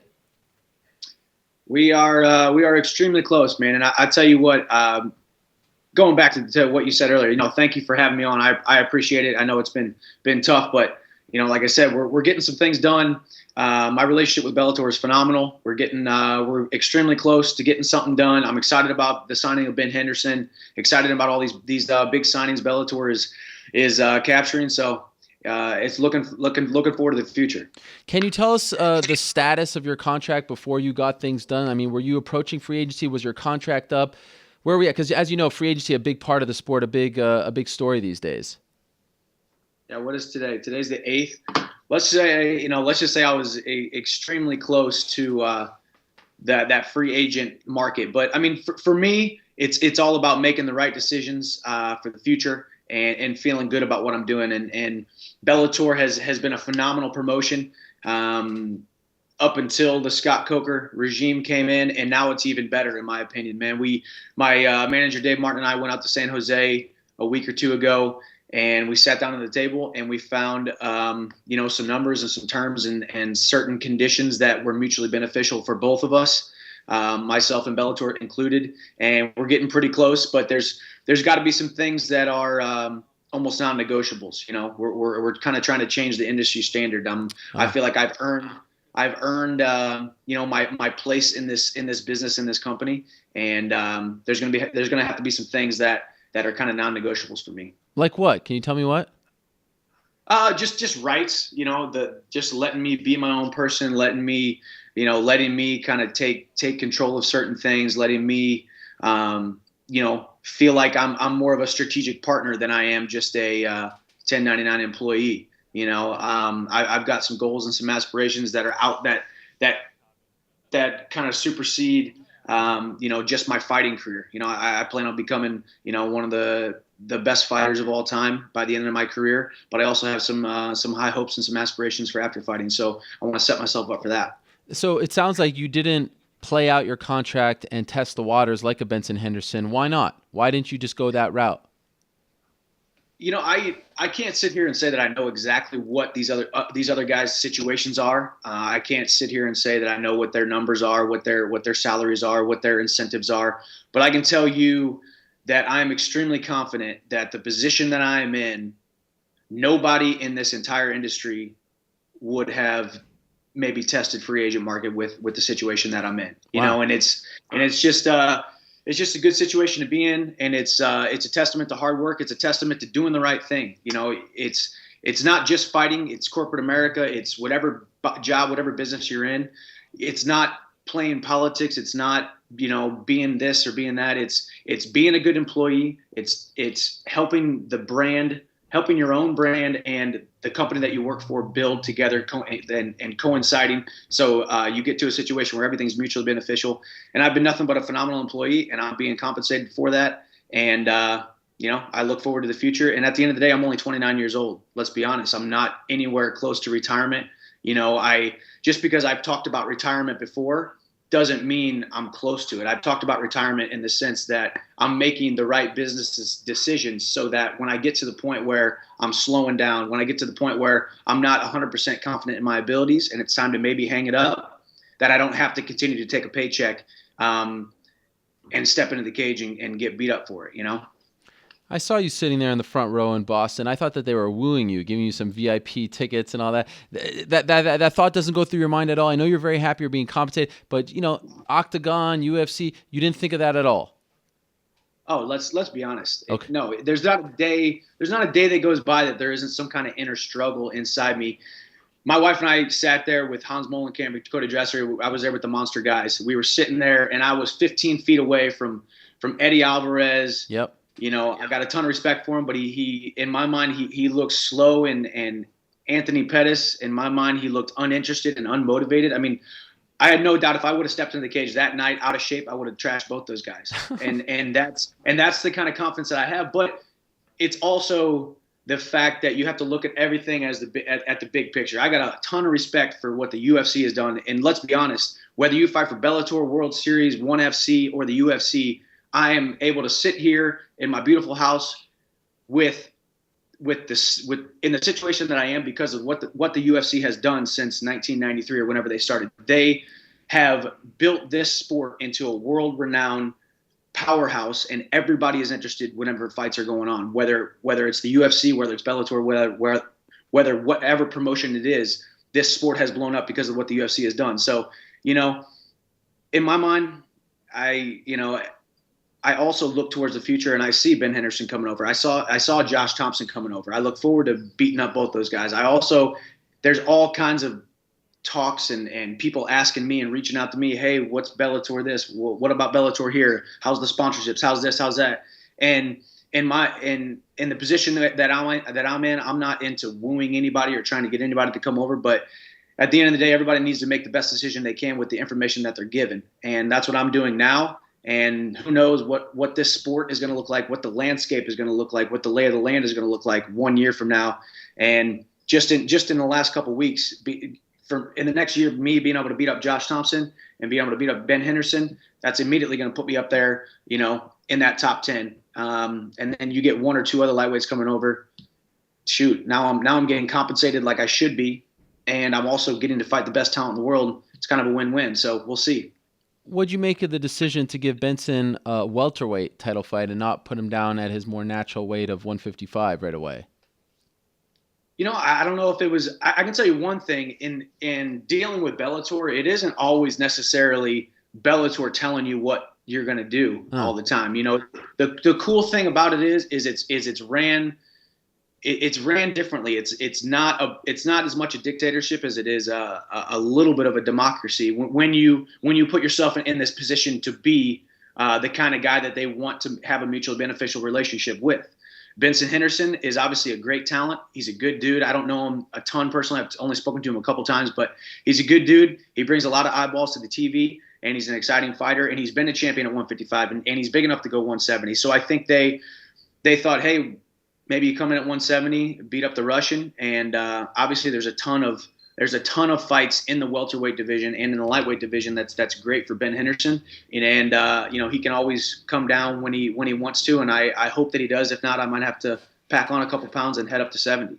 So it's interesting. In December, Josh Thompson wins, and then he calls you out. He says he wants to fight you and not the champion, and many people, fans, media, such as myself. Who's the champion? Well, actually, okay, well, let's talk. Will Brooks is the champion. He seems like a very unhappy camper these days, and the facts are he beat you twice, right? Yeah. Were you surprised that Thompson called you out as opposed to him? No, I'm not. I mean, who's the bigger fight? Mm-hmm. I mean, there might be a belt on the line, but who's the bigger fight? How many eyeballs are gonna want to tune in to see Will Brooks fight? It's the proof is in the pudding. The proof is in the numbers. That the guy doesn't really move the needle. And then you couple that with the fact that the guy is. I mean, when you talk about, we just got done talking about being a great employee. Whether you're a fighter, whether you're working for whatever company you are. I mean, he's the epitome of a bad employee. Just constantly trashing the promotion, constantly questioning the decisions that people are making, and constantly, quite frankly, whining. I'm this, I'm that. Why is he getting this and he's getting that? The fact that he came out and said something about Bellator doesn't care about the guys that they have on the roster. They only care about the new guys coming in. Man, I am the epitome of an OG in this Bellator division, right? I've been in this promotion since 2009, since I fought in front of 17 people on Fox Deportes, right? At 2 a.m. after a girls' high school softball game, that was the kind of slots we were getting on TV, and now here we are on Spike TV. I've been with this promotion since the dark days, and now I'm about to sign my second big deal with the promotion. Not many times in a guy's career does he get to sign one big deal with signing bonuses, incentives, and big numbers and this and that. Now I'm on my second, and I'm only 29 years old, and it's not necessarily the longest term deal that anybody's ever signed either. So it's a testament to being a great employee. But going back to him, I think I have earned my place as one of the most exciting fighters in Bellator, if not the most exciting fighter in Bellator. So you bring a guy like Josh Thompson, who's a fast-paced, hard-nosed guy. People are going to want to see me and him fight over, a slow-paced Will Brooks fight. So is that next for you? Is Josh Thompson next? I hope so. We'll see. I mean, I haven't heard yet. Okay. Him. At the end of the day, I don't think Josh called me out with any animosity. I think him and I are both respectful, but man, it's not his time. It's still my time. I'm just entering my prime. And I'm only going up. And, in my mind, he's been to where the peak of his career, and he's on his way down. So, we're meeting at the right time for me and the wrong time for him. So wherever it is, whenever it is, I'm ready to throw down. And I look forward to that fight, and I know the fans are as well. Can I just say, I love this new Michael Chandler. Holy moly, you are on fire, my friend. This is incredible. I just letting you know how it is, man. Spitting fire, Michael Chandler. Wow. Well, I'm just excited. I'm excited about. I'm excited about the future, and I'm excited about this game. It's the most exciting time of my life right now, and it's gonna translate into the cage as well. So. All right, so where is home now? Like, where are we training these days? Are you going to stick with Power MMA? And if so, why did you leave Alliance? It seemed like things were going well there. Well, home is San Diego. I'm here in San Diego with my wife, and we're taking some time off and still getting some training. Did my last camp at Power MMA. The biggest thing about leaving Alliance, it wasn't necessarily the lack of the lack of talent or the lack of greatness of the team of Alliance. It was, I've been with one guy since the very beginning of my career, and that's Neil Melanson. He is the head coach down in Florida now at the Black Zillions team, and he is the greatest coach in the world, both strategically and on the ground. And I have the most confidence under him and the most confidence with him. So that was one of the big reasons he left San Diego to go down to Florida. And I needed to make a change, and I have a great relationship there with the guys at Power MMA and in Arizona. So it was a perfect fit for me. So wait a second. I'm not the smartest guy, but you say that Neil is the best coach. He's now in Florida. Does that mean that you are going to Florida to follow him? No, okay. No, that doesn't. I was really wanting to give him a pat on the back, because in my mind, since 2009, I have not, I wouldn't be where I am without that guy. He's an amazing coach. Therefore, I'm finally, after a decade in the sport. I mean, the guy, for him, a decade in this sport. He coached Randy Couture back in Randy Couture's heyday. The guy never got as much credit as he deserves. So I'm excited to see him starting to get some credit and being able to produce champions and getting some recognition for it. So I wanted to give him a pat on the back and simultaneously tell you why the thing at Alliance kind of fell apart. So well, they're doing it as well. Why not follow him to Florida? There's a lot more. Just like making the decision between Bellator and the UFC and this and that. There's a lot more extenuating circumstances than there is, with contracts, whether it's just term and money, or whether with a coaching decision or a camp decision, whether or not it's just a certain coach or whatnot. So there's a lot of things that come into play. And I had a phenomenal training camp, last camp at Power MMA. Aaron Simpson, in my mind, is going to be a ton better coach than he was fighter, and he was a great fighter. He just has that. He has that charisma about him. He has that. When you're with him, you feel like you're the only guy in the gym, and he's training just you, and he cares about just you, and he's a phenomenal motivator, and he's a phenomenal guy. And then you look at the team. I mean, Miles Jury and Johnny Case and those guys who came over from Alliance with me is phenomenal. And there's a guy by the name of Logan Storley, who's a 4-time All-American, 5-time state champion from the home city, or the home town of Brock Lesnar, that you need to be watching out for. His name's Logan Storley. He's a phenomenal training partner of mine.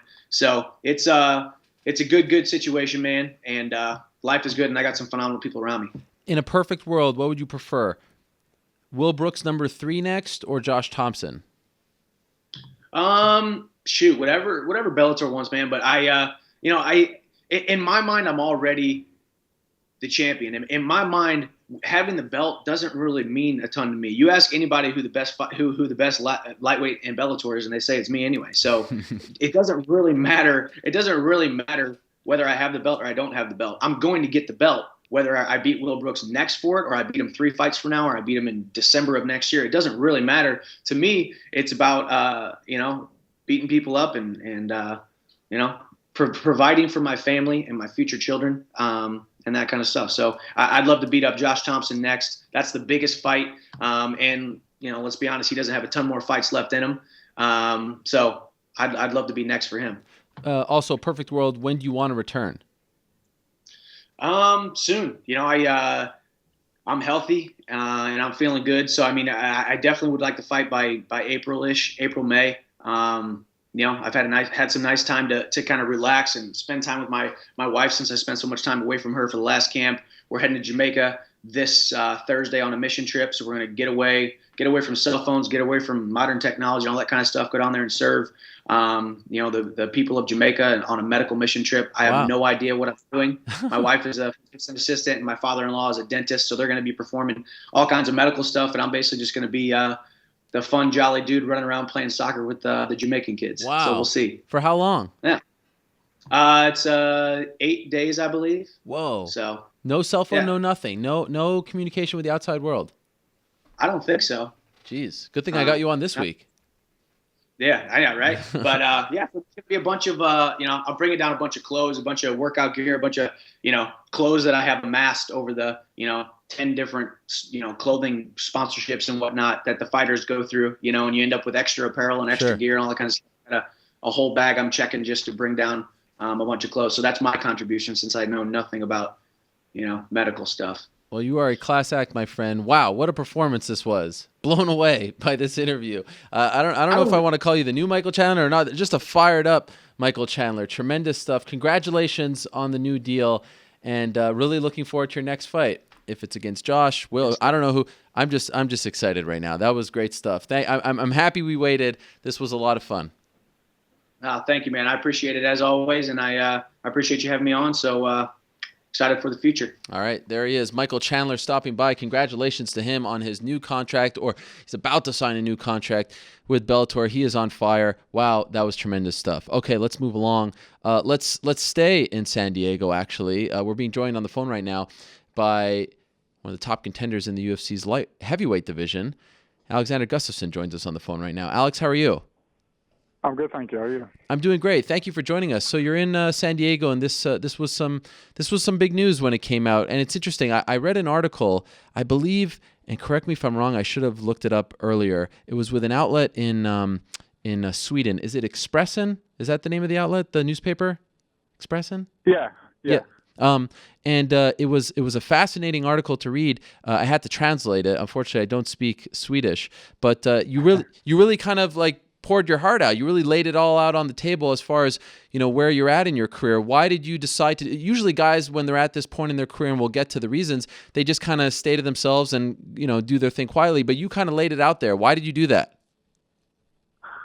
I think it felt much better after I did it. So I wanted to get it out, and people are asking and wondering stuff, and so are my fans. So I just wanted to tell them how it is and how I feel.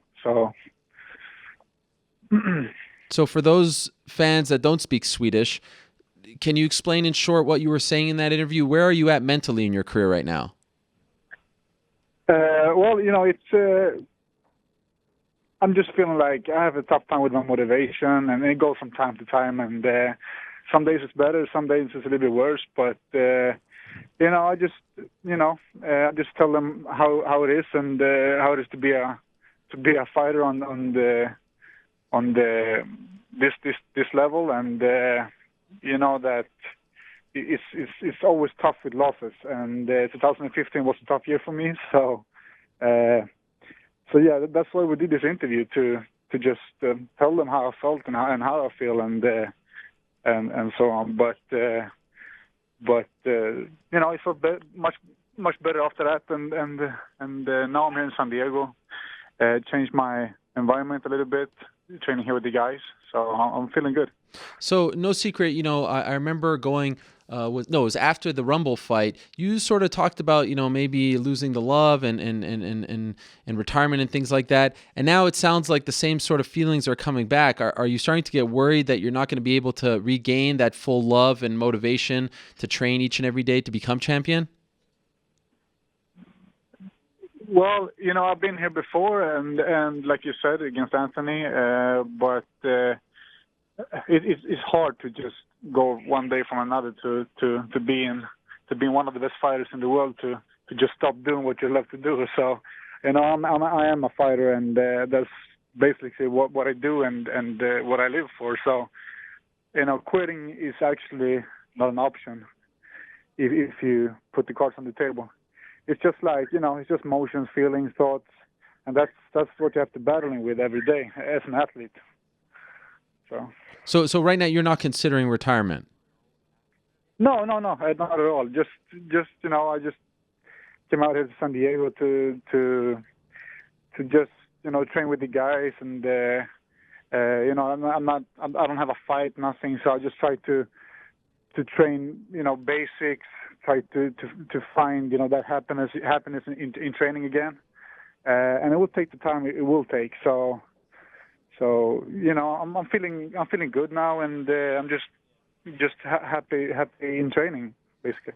When's the last time that you trained at Alliance in San Diego? So a year ago. And why did you decide at the time to not do the DC camp there, or at least go there for a little? Why did you decide to take a break from there? No, it was more like we had a good structure. We have a good structure at the gym in Stockholm too at All Stars. So it just felt good, and I went around a little bit, tried to train with some guys I haven't trained with before, and good wrestlers. So that's why we decided to stay. But we, as always, Andreas is always talking to Eric, and even if I'm not here training, they're still around. So Mm-hmm. so. It was one of the best camps I had so far against DC. I also read in that article, and correct me if I'm wrong, that it was in the 5th round of the DC fight that it kind of hit you that you didn't have that extra gear. Something was missing. Is that accurate? Well, yeah, like I just want to train because I love what I do, and sometimes it's tough because training is so hard. But it's still, when it comes down to the 5th round, 4th, 5th round, you just wanted to. You have to do it for the right reason. If you don't do it, if you don't have that happiness in you, it's going to be tough. It's going to be tough to motivate yourself in those hard rounds, last rounds. Mm-hmm. And is this something that you felt against Jon Jones as well, or is this a new feeling? No, it's more like a new feeling, I would say. Mm-hmm. It's been I had one good fight against Jon Jones, and the rest I lost. So it's been getting worse. That I'm losing that happiness in training and the motivation. So you just train because you have to train. It's not the right reason. You need to train because, like I said, it's not always shine and good feelings in training because you're doing, you go through the grind. But when it comes down to it, you need to have that happiness and that motivation for training. And that's why I'm feeling that I've been losing a bit by bit in that fight against Jon Jones. So, that's why I came out here to, I'm helping Phil a little bit for his fight and training with some of the guys I trained with before. I changed my environment a little bit more sun, and so I took my girl here, and so it feels good. It feels good to be back here and training.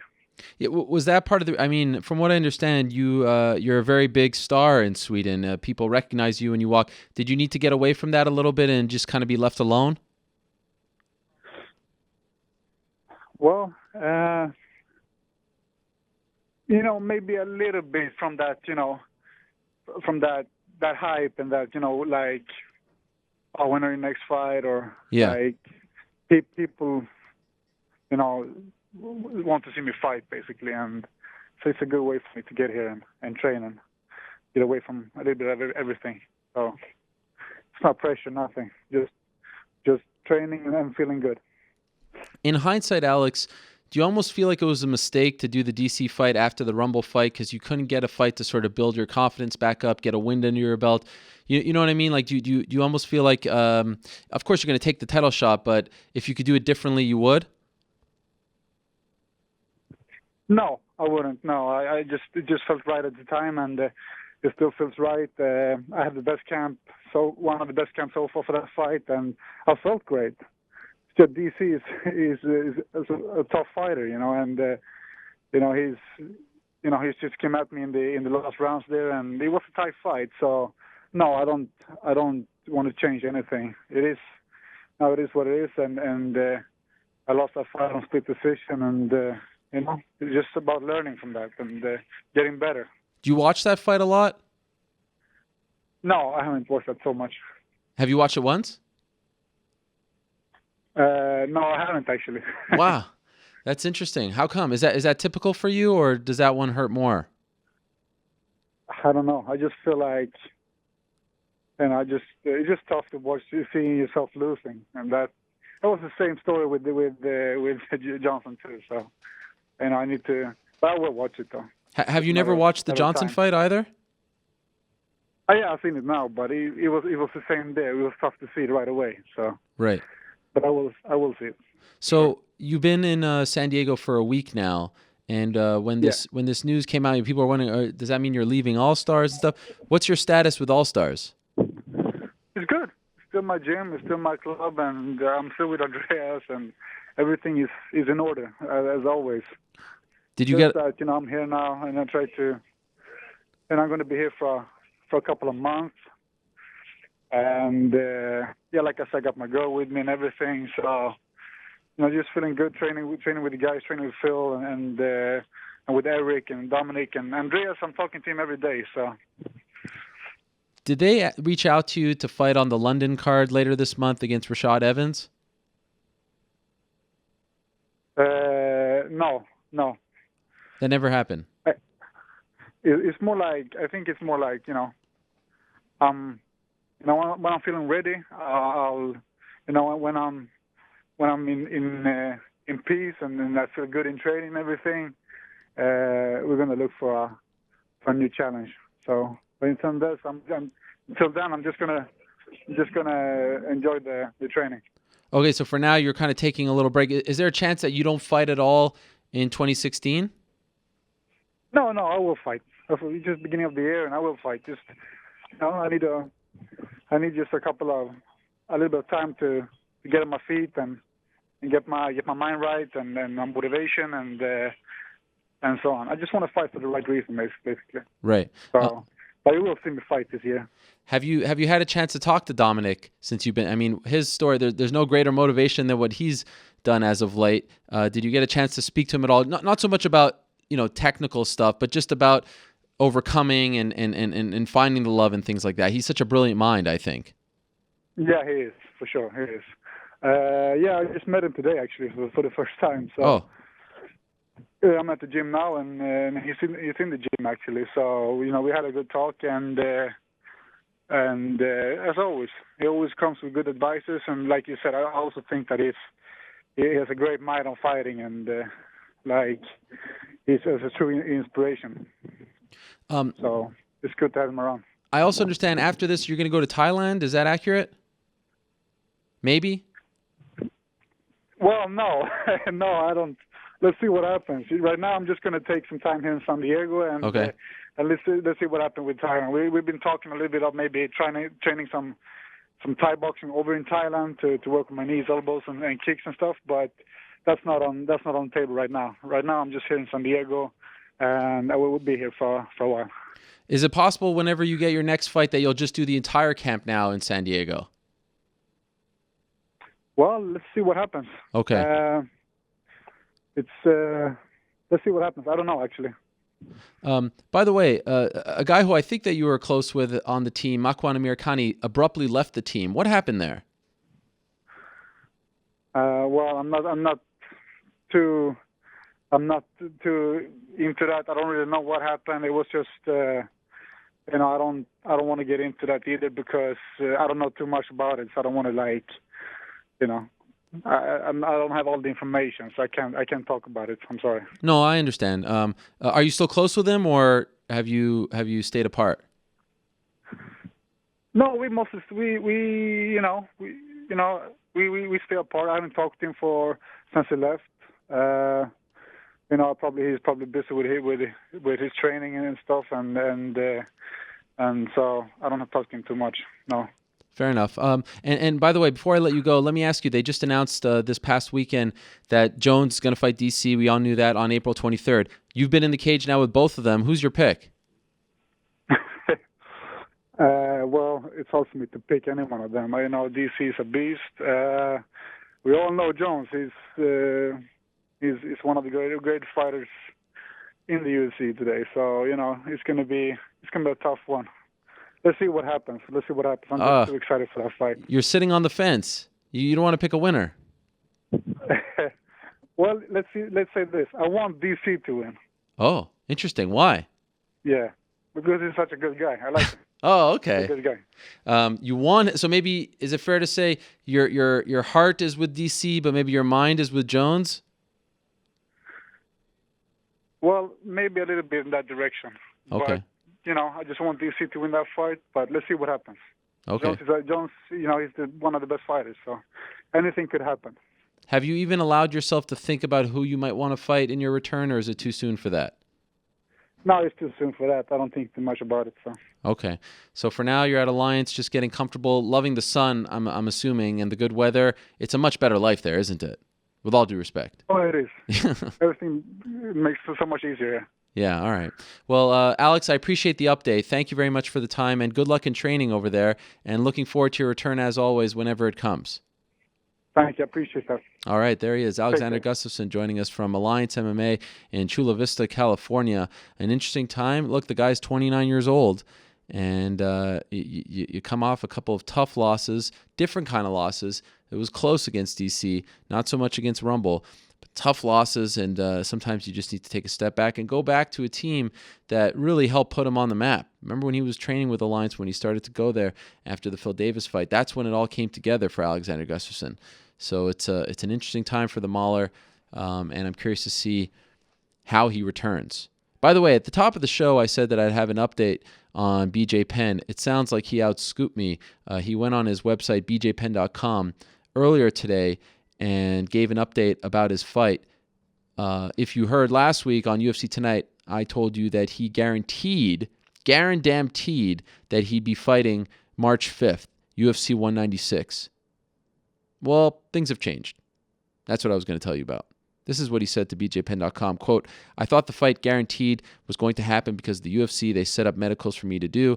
I did the medicals, and they were sending a film crew down, and we were getting all that together, and I assumed we were setting up the fight, and that might have been what was happening. But at the end of the day, UFC matchmaker Sean Shelby called me and said it would be more convenient for all of us to move the fight to April 23rd. So plans have changed, a little more time for him. I'm of the thought that this is a good thing, because it's a little more time, but I know that he wanted to get in there rather quickly because he's in Albuquerque, he's out of his comfort zone. He doesn't want to spend a long time there, but I think in the end that might be a silver lining. Let me see if he said anything else. Quote, "You have heard what you feed the most grows the biggest, and I'm going to stay here and immerse myself in the martial arts and see how good I can get." That's another quote from BJ Penn. All the coaches glowing, all the coaches very happy, in particular Greg Jackson, who I've talked to. And as I reported last week, Dennis Seaver still appears to be atop the leaderboard. However, a major reason why the Nick Lentz fight wasn't happening was because Nick Lentz just wasn't healthy enough to fight on March 5th. Now with the change, does that mean that Nick Lentz has another chance to get the biggest fight of his career? When it was for March 5th, it seemed like it was a lock that it was going to be Dennis Seaver. But now it seems like, well, A, he's moved to April 23rd, and does that now bring in Nick Lentz back into the mix? Well, it'll be interesting to see. But there you go. There's the update on BJ Penn. All right, let's stick in the featherweight division, and let's talk to one of the top contenders in said division. Chad Mendes joins us on the phone right now. Chad, how are you? I'm good. Good to talk to you, Ariel. How you been, man? Yes, it has been a while. Thank you very much for joining us today. And it's interesting. Obviously we saw you in action in December. You've remained relatively quiet since then. Of course, it was not, things didn't go the way you planned, obviously. But any particular reason why you took a step back? Did you just feel like it was the right thing to do at this juncture? Why'd you do it? Yeah, I just felt like it was. Plus, I just started a new business, Fins and Feathers. It's like a celebrity guide service. Oh. I've been putting a lot of time and energy and effort into that as well. So, you know, a lot of people don't know, but, you know, we're done fighting. We don't get retirement. So you stop fighting, you stop making money. So I'm trying to get something going to where after I'm done fighting, I can continue to make money and survive and live off doing something I absolutely love to do. So me and a few of my good buddies all went in and started this business. So, I mean, that's what I've been putting a lot of time into after that fight. You know, obviously the fight, like you said, just didn't go my way. It was pretty damn bummed, honestly. You know, I know I'm better than that. You know, I know I can get in there and compete with a guy like Frankie. In my mind, I think I can beat him as well. So it's just going out there and getting caught like that early in the fight just freaking sucks, dude. Okay, back to the business for a second. Did you say a celebrity guide business? Yeah, so what does that mean? I'll just give you a quick rundown. Yeah. So basically what we have like a list of hunts. So clients can choose one of the hunting or fishing trips that we provide. We have stuff all over the place, New Zealand, Alberta, Canada, a lot of stuff here locally, Northern California, Utah. So we have stuff all over the place. They get to choose which one they want to go on. And then we have a list of like a celebrity pro staff list. There's about 10 or about 15 different professional athletes, actors. The client gets to choose which hunt, which celebrity they want to go on that trip with them, and we line it up and make it happen. And then they have, so basically what we do is subcontract out professional guides that already have businesses up and running and have, you know, a reputable business. So we team up with those guys, and the celebrity and the client gets to go hunt or fish with them on their boat or their ranch.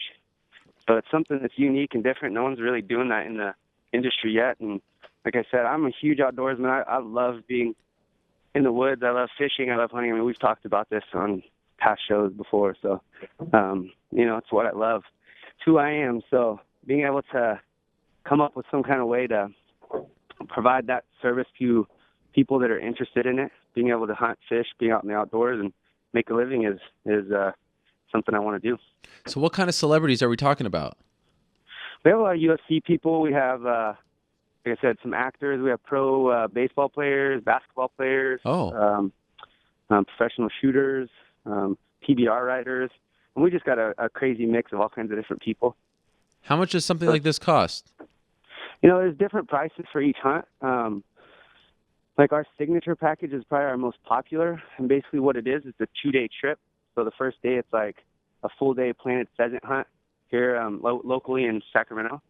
Then the next day, we're on the river fishing with one of our pro guides for like striped bass, salmon, sturgeon, whatever's running at that time, with the celebrity of their choice, and that's $1,000 for the 2-day trip, and that's lodging included. Sorry, $1,200 with lodging included. Okay. So that's kind of the pricing scale on that. But you know, we have wild pig hunts. We have just straight fishing trips on the Sac River. You know, like I said, mule deer hunts, antelope, New Zealand red stag. We have stuff all over the place. I love that you're doing this because A, you're passionate about it, but also, you know, you said something interesting there about when you retire, there's no, you know, retirement plan or anything like that. Is this something that you've started to think about more? Like, all right, you know, because I feel like fighters, when they're coming up, they're young, all you're thinking about is, you know, the belt or making it to the big time, the money and all that. But there comes a time, at least for the smart ones, where you start to think, okay, all right, at some point this is going to end. It happens to all of us. What am I going to do afterwards? Is this a new thing that you've been feeling, or have you been feeling this way a long time that you need to set up for the future? No, and this is something I've always thought about from day one with the fighting career. I mean, I went to college. I wrestled in college. I graduated with a kinesiology degree.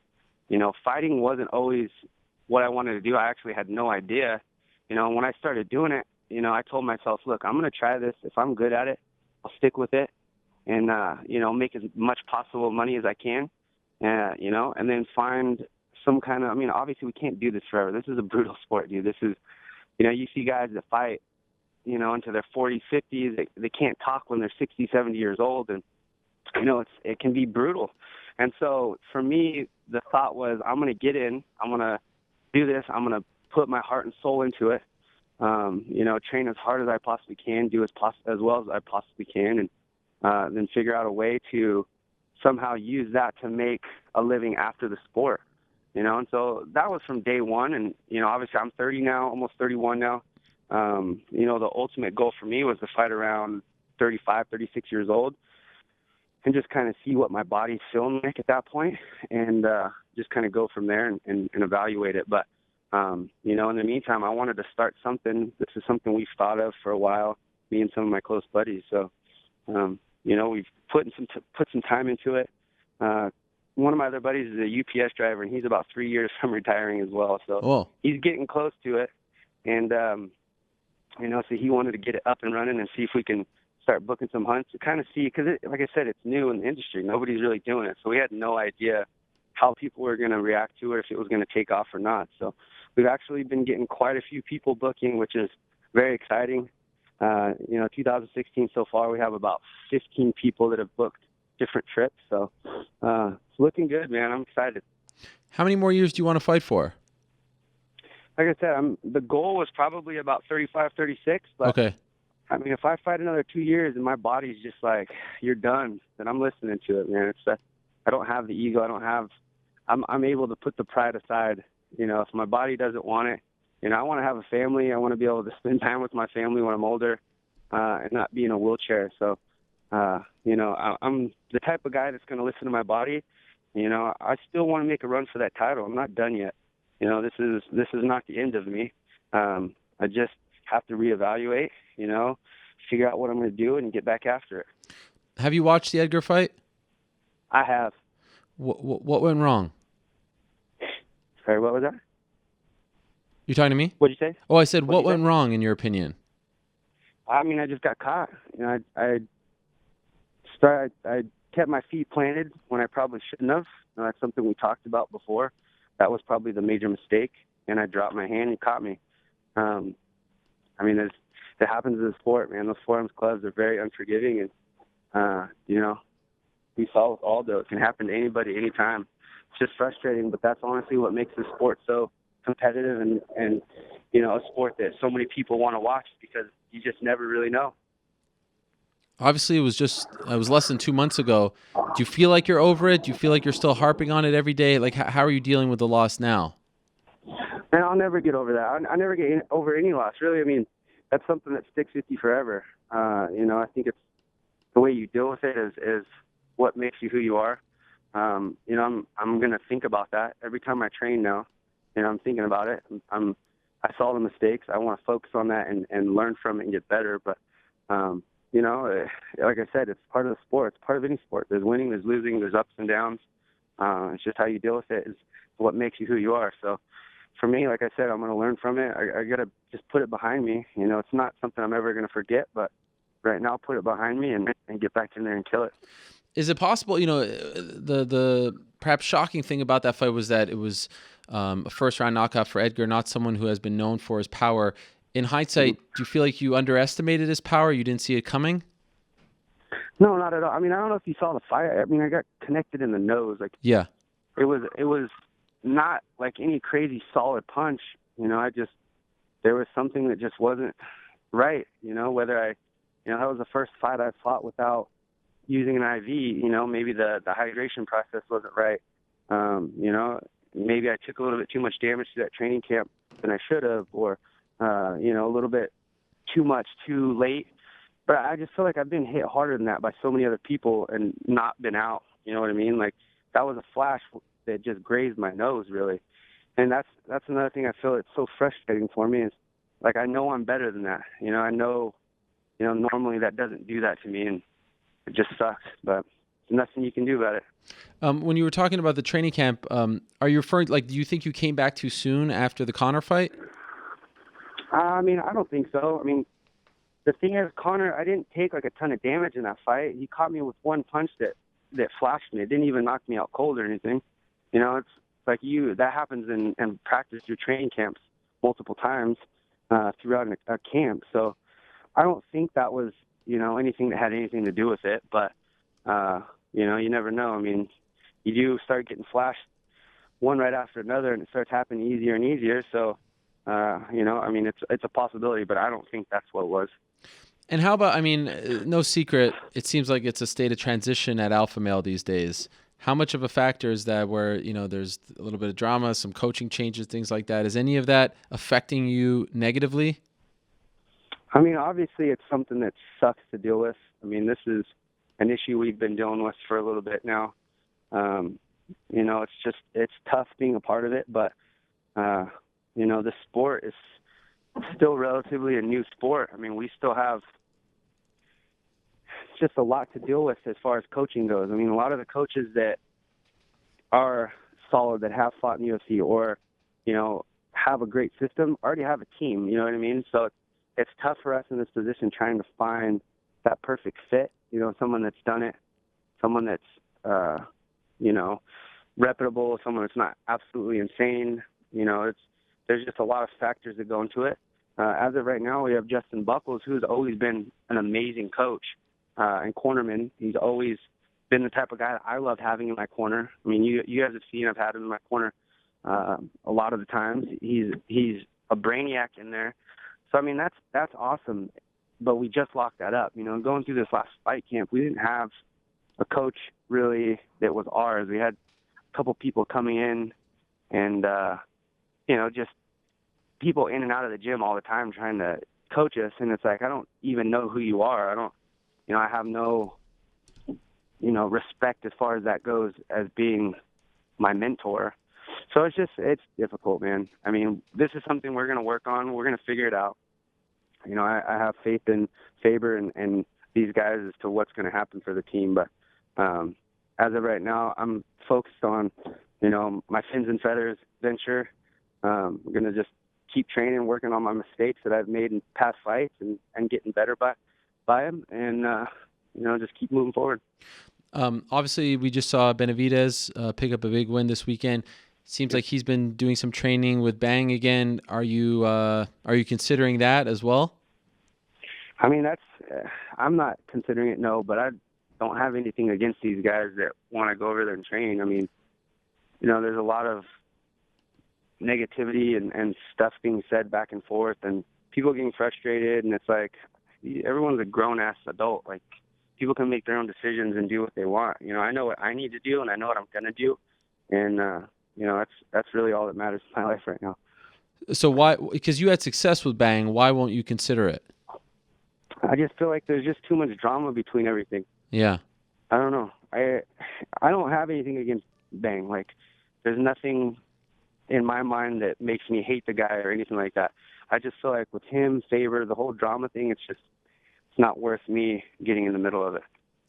Is it possible that you're just loyal towards Faber? He's the guy who brought you in. Like, if you had to choose at the end of the day, that's who you're going to side with? I mean, yeah.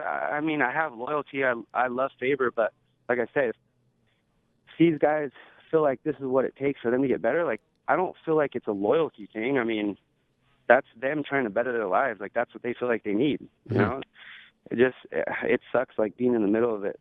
You know what I mean? But I mean, there's nothing that I hold against any of those guys. I don't hold anything against Bang.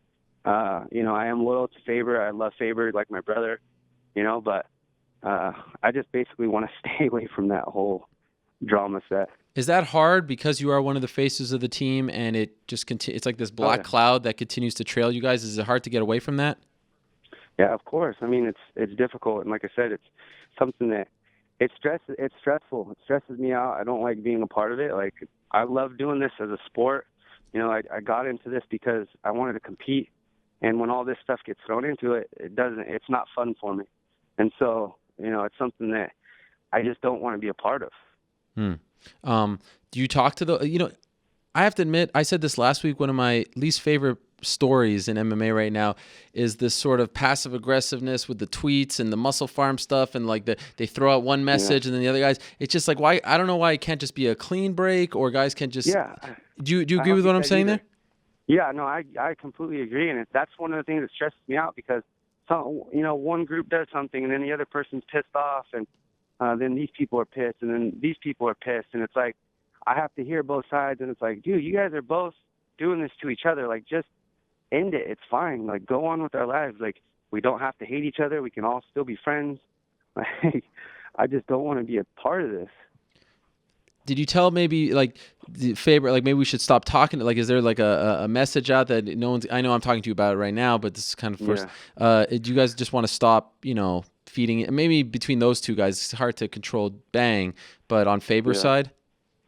Yeah, I mean, both both sides. I mean, I could talk to both sides, and I mean, it's definitely something that has to be done. But at the same time, like, I still want to be friends with everybody. It's like I've been with all these guys as teammates for the entire career that I've been in MMA, and it's like I don't want to just not talk to them. You know what I mean? Like TJ is one of our pro staff members. So is Faber. Like, these guys can go on trips with clients, and it's like I don't want there to be like all kinds of hate between the two, and you know what I mean? Like, it's frustrating trying to do things in normal life with all this drama going on, and it's like it sucks because, you know, all the media wants to talk about it because it's something that's interesting and different, and so that obviously doesn't help because now we get a lot of attention drawn on it, so then everyone keeps talking about it, and it's just a vicious circle.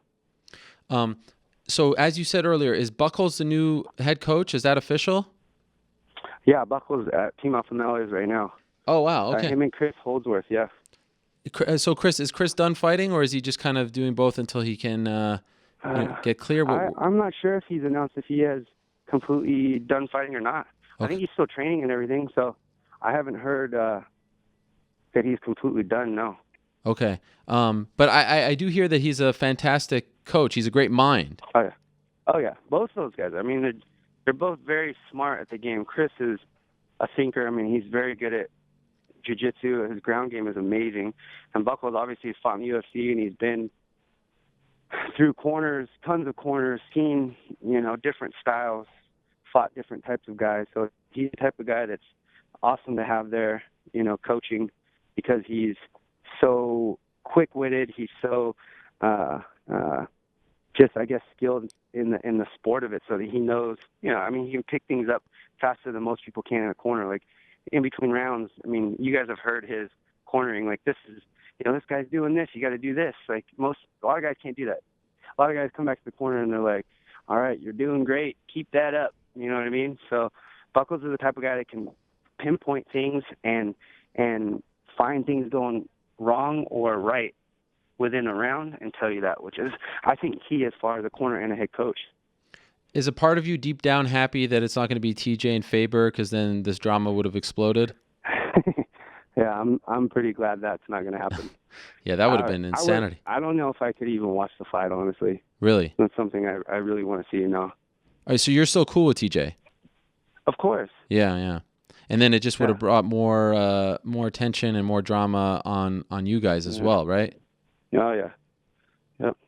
Okay, before I let you go, I understand you're going to Utah for a different. What's going on there?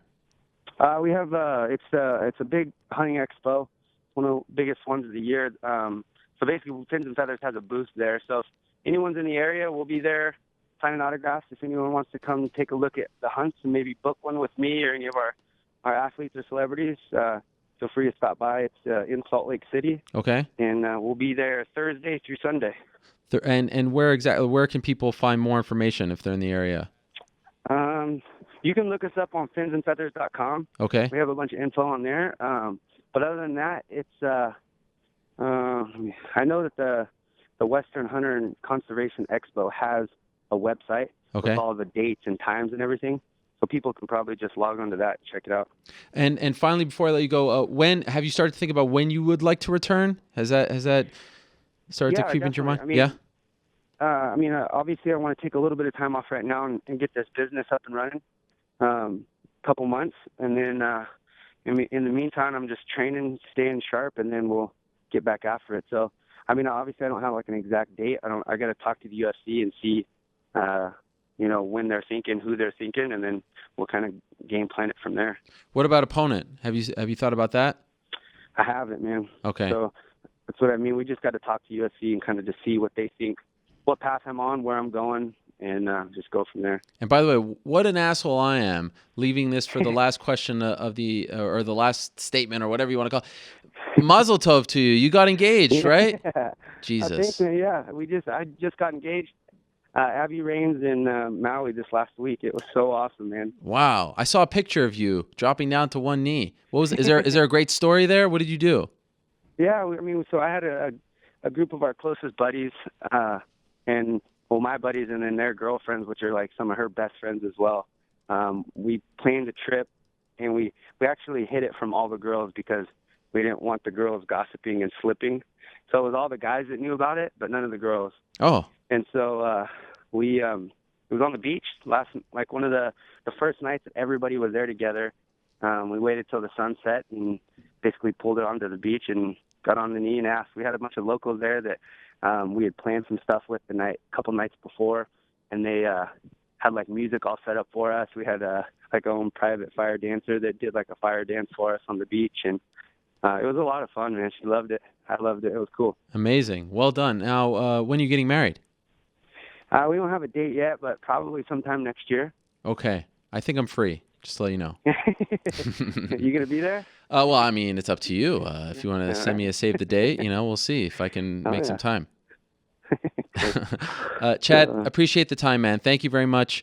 Wish you the best. Good luck with the new company. Good luck in Utah this weekend. If you're out there, anyone listening, definitely go check out Chad. I like when you wear the full outfit. I see you with the camouflage. You got the belt on. You got you're a real man. Like every time I see one of those pictures, I feel like such a puny loser. Like I just feel like. Come on. Yes. If you ever want to learn how to do any of them trips, just hit me up. Okay. Yeah. Maybe I could be the celebrity. Yeah, I mean, have I reached? For sure. Okay, fine. I'm sure there's people that would want to come on a trip with old Ariel. Maybe we could do a fishing trip with you. I'm afraid though that they might turn the gun on me. No, that's what I mean. We'll keep it to fishing. Do you do fly fishing? I've always been interested in that. I have a little bit when I was younger, but I haven't done it so much as an adult. I'd like to though. It looks awesome. Yes. There's some awesome spots up here in Northern California too. I want to wear the overalls and the boots, the whole thing. Oh, yeah. Danny Castillo even got into that a little bit. Oh. I think he posted a picture of him in all that whole gear, the overalls, the I love it. funny-looking hat. Oh, yeah. All right. Fly rod. That was cool. Well, I wish you the best, my man. Thank you for the time, and we'll talk to you soon. All right. Thanks, Ariel. All right, there he is. Chad Mendes, always a pleasure to talk to Money Mendes on the program. Okay, let's go. Y'all must have forgot one of my favorite segments. Sometimes it gets ignored. Sometimes it doesn't. This week, it doesn't. How about that? So, Wonderboy Thompson, star of the weekend, unbelievable performance. He is now very much in that title picture. Let's go back to February of 2012. Let's go to UFC 143, his amazing debut. What a debut it was against Dan Stigen. Remember that? That head kick knockout? Well, I got the chance to talk to him afterwards. He won knockout of the night, by the way, that night. That was February 4th, 2012. I got to talk to him afterwards about the debut and the successful debut, to be more exact. And it's always fun to look back at those first interviews, especially when a guy is knocking on that title shot door. So here it is. Y'all must have forgot Wonderboy Thompson's debut, February 4th, 2012. My interview with him afterwards. A fun look back at a rising star in the UFC. Ariel Helwani post-fight at UFC 143 alongside Stephen Wonderboy Thompson, who picked up his very first UFC win tonight via spectacular head kick KO. And what a way to kick off your UFC career. Could you have dreamt anything better than this? No, man. I mean, when I got the call to fight for UFC, it was a dream come true, man. And it was one of those things that I couldn't stop to think, hey, should I do this or should I not? I had to jump on it, and here I am. So for the record, you have now won 63 straight fights. That includes amateur, MMA, and kickboxing, right? Yes, 63. I've been in the fight game or in the martial arts since I was 3 years old. So for a while now. When was the last time you lost any kind of combat sports match? Man, probably when I was in my teens. I fought in a lot of karate tournaments. It was like every weekend where we came from. So I probably lost the majority of my tournaments. I don't think I even won one. But, I kept my head up, stayed positive, kept training, and here we are. Do you even remember what it feels like to lose now? Man, yeah. I mean, because, in training, that's where you actually get out there and you lose, That's where you should do your losing is in training. So I got some great guys I train with back home in Simpsonville at Upstate Karate, and they put it on me. They showed no respect. Yeah, so tell us, just in the hours leading up to the fight, did you feel any extra nerves there because this was your UFC debut? You've been around combat sports a long time, but was it at all different? Oh, definitely. I fought all around the world, but there's nothing like the UFC. I mean, the UFC is the top promotion, the best promotion. And, knowing that, the arena is going to be full and you got millions of people watching around the world, yeah, you get jitters, but you got to learn to suppress it and, stay positive, think about what you're going to do when you get out there. It ended very well, obviously, but overall, were you happy with your performance? Definitely. I I wanted to be a little bit more aggressive in the beginning, but I knew that this guy I was fighting, Dan Stigen, was a ground guy. So I knew he was going to set up his strikes to shoot in to take me down. So I took my time, kept my distance, and just and like I say, I waited on the right moment. Speaking of the ground game, how is it for you? Oh, getting better every day. You know, I got the best coaches. You know, my wrestling coach Thomas Lee and my Brazilian Jiu-Jitsu coach Carlos Machado, who's one of the best guys out there. And you know, it's getting better every day. Were you looking for the head kick KO? You know what? When I fight guys, I actually the kick that I do is a lead leg round kick, and not a whole lot of people see it coming. And I like to throw it after they throw a technique. That way, it comes over the shoulder and they don't see it. So I was looking for it, but if it didn't work, I had something else up my sleeve. So what was it? That's a secret. I can't really tell. For the next one. Yes, watch the next one. All right. Well, congratulations on your big UFC debut win, and looking forward to much more from Wonderboy. By the way, where does that nickname come from?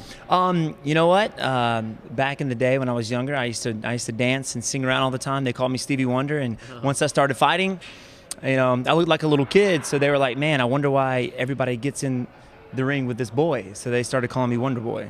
So you gonna dance and sing tonight? No, not tonight. No, not tonight. No celebration. Probably behind closed doors. But I didn't mean right now. I just meant like when you're celebrating at night. Definitely. You're in Vegas. We're definitely gonna be doing some celebrating tonight. All right. Well, enjoy it, and good luck next time out. Congrats on the big win. Thank you very much. There he is, Wonderboy Thompson. What a mensch, that Wonderboy.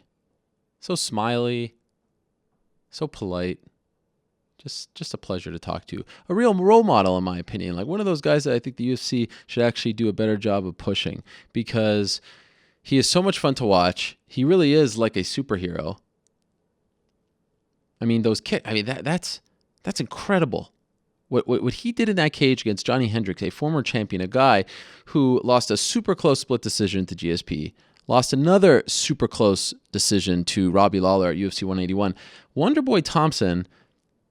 Like, if you ask me right now, all right, pick 3-4 guys that you had to pay to watch. Like, you had no problem paying $200, getting a ticket and watching in person. Wonderboy is up there. It's unbelievable what he does. Those kicks, the punches, how quick he is on his feet, elusive. What a joy. That was a real coming out party. What he did to Ellenberger was fantastic.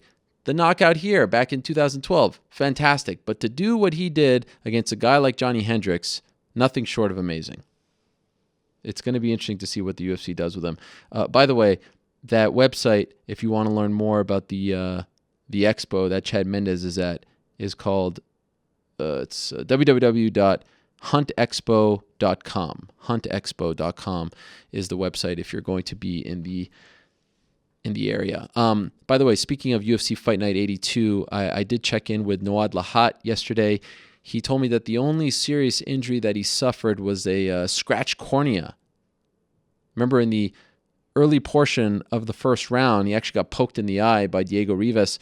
Ended up having a tremendous first round. You can make a case that it was a 10-8 for Noad Lahat. And then, of course, he gets knocked out in vicious fashion. That was scary. Second round, flying knee. The only man, how about this? The only man in the history of UFC, WEC, Strikeforce, or Pride to lose twice via flying knee knockout, I should say. The only man in UFC, WEC, Strikeforce, and Pride history to lose twice via flying knee KO.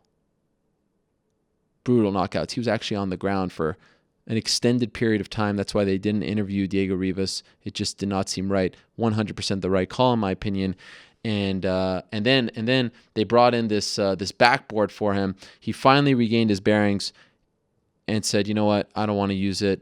Bob Cook and a security guard helped him out. They took him to the back. They checked him out. Then they sent him to the hospital, and he just walked out on his own. He even talked to me for a brief moment. And he got checked out there, and he told me last night that, he's just upset about the loss, but no serious injuries other than a scratched cornea, which is a serious deal. But, I was thinking, the broken orbital, I don't know, something, broken nose. It was tough to watch. For a card that was somewhat lacking in star power, a lot of significant things happened. I mean, a lot of things that really stood out. Alex White defeating Artem Lobov.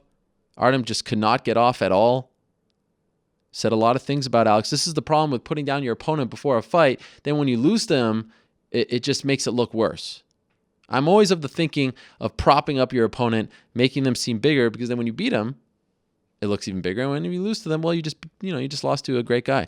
Of course, Mickey Gall winning, that couldn't have worked out better for the UFC. What a performance. I mean, the 45 seconds, they couldn't have scripted that any better. Perfect for them. That's the guy that they wanted. So now he gets CM Punk. Told you about Rivas. How about Justin Scoggins with an amazing win and then getting on the mic and calling out Sean Shelby? I come to learn afterwards that maybe he wasn't 100% accurate as far as being on the sidelines for too long. I saw some emails and whatnot that he was a little bit banged up and couldn't get in there essentially up until like mid-December, I think, maybe early January. Regardless, that's a name to remember. Derek Lewis with his terrifying, frightening, scary, whatever word you want to use, celebration, and a great win as well. I think it was Casey, our videographer, who debuted on the show last week. He said this to me afterwards. How about Derek Lewis versus Roy Nelson next? Derek Lewis wants to be on the main card. Roy's fought a lot of those guys. He hasn't fought Derek Lewis. I think that'd be a fun fight. Josh Berkman picking up his first win at 155 pounds. He dropped an incredible amount of weight in 24 hours. I think he said 18 pounds in 24 hours. That's actually kind of scary. And in this day and age with the California State Athletic Commission now banning IVs, USADA banning IVs, 18 pounds in 24 hours is a scary thing. By the way, I believe he wants to be known as Joshua Berkman now. He defeated KJ Nunes via unanimous decision. Yeah, I don't know. I don't like that. In this day and age, you're not seeing a lot of veterans going down to 155. Or I should say, just moving weight classes down. You're seeing a lot of guys going up because of the new, the new protocols and whatnot, but not going down. Mike Pyle snapping the first 2-fight losing streak of his career, defeating Sean Spencer. Misha Serkinov of Latvia, now Canada. The group that put out a rap song about the legendary Kristaps Porzingis, also making one about Misha Serkinov. Breaking Alex Nicholson's jaw. That was hard to watch. 24 hours after Nicholson got engaged on the weigh-in stage. Do you hear that pop? It's disgusting. Joseph Benavidez defeating Zach Makovsky over in St. Preux against Fei Zhao. Then as the night kind of went along there in the main card, it was a little bit dull. Nelson against Rochelle, we talked about that. And, of course, Wonderboy Thompson getting a big win over Johnny Hendricks. Where does Hendricks go from here? That is a big question as well. All right, in a minute, we actually had to switch things up. We're going to be joined by Malki Kawa and Yoel Romero. Let me just make note of that. What's going on with my stream here? Is it doing any better? I think it's a little choppy. But I think the audio is okay. And perhaps that's most important, right? Let me alert the masses of the switch. Yoel Romero. I'll tell you, again, last week, and Malki Kawa. So a lot going on in the world of Yoel Romero. We'll talk to him about the drug test, where he goes from here. Also, we'll ask Malki briefly about the John Jones situation that has come up this morning. But I appreciate everyone and your comments when you write. I'll tell you something. Nothing. If you want to get blocked 100% on Twitter, like if that's your goal, just when I put out the lineup for the MMA Hour on Sunday afternoon, if you reply all and include everyone's handles, and say that this is a crap show or something negative about the lineup, that is instantaneous. I don't care if you're my sister, you're getting blocked. So don't come crawling back to me or New York Rick or anyone else and ask why. You know why now. You're getting blocked 100%.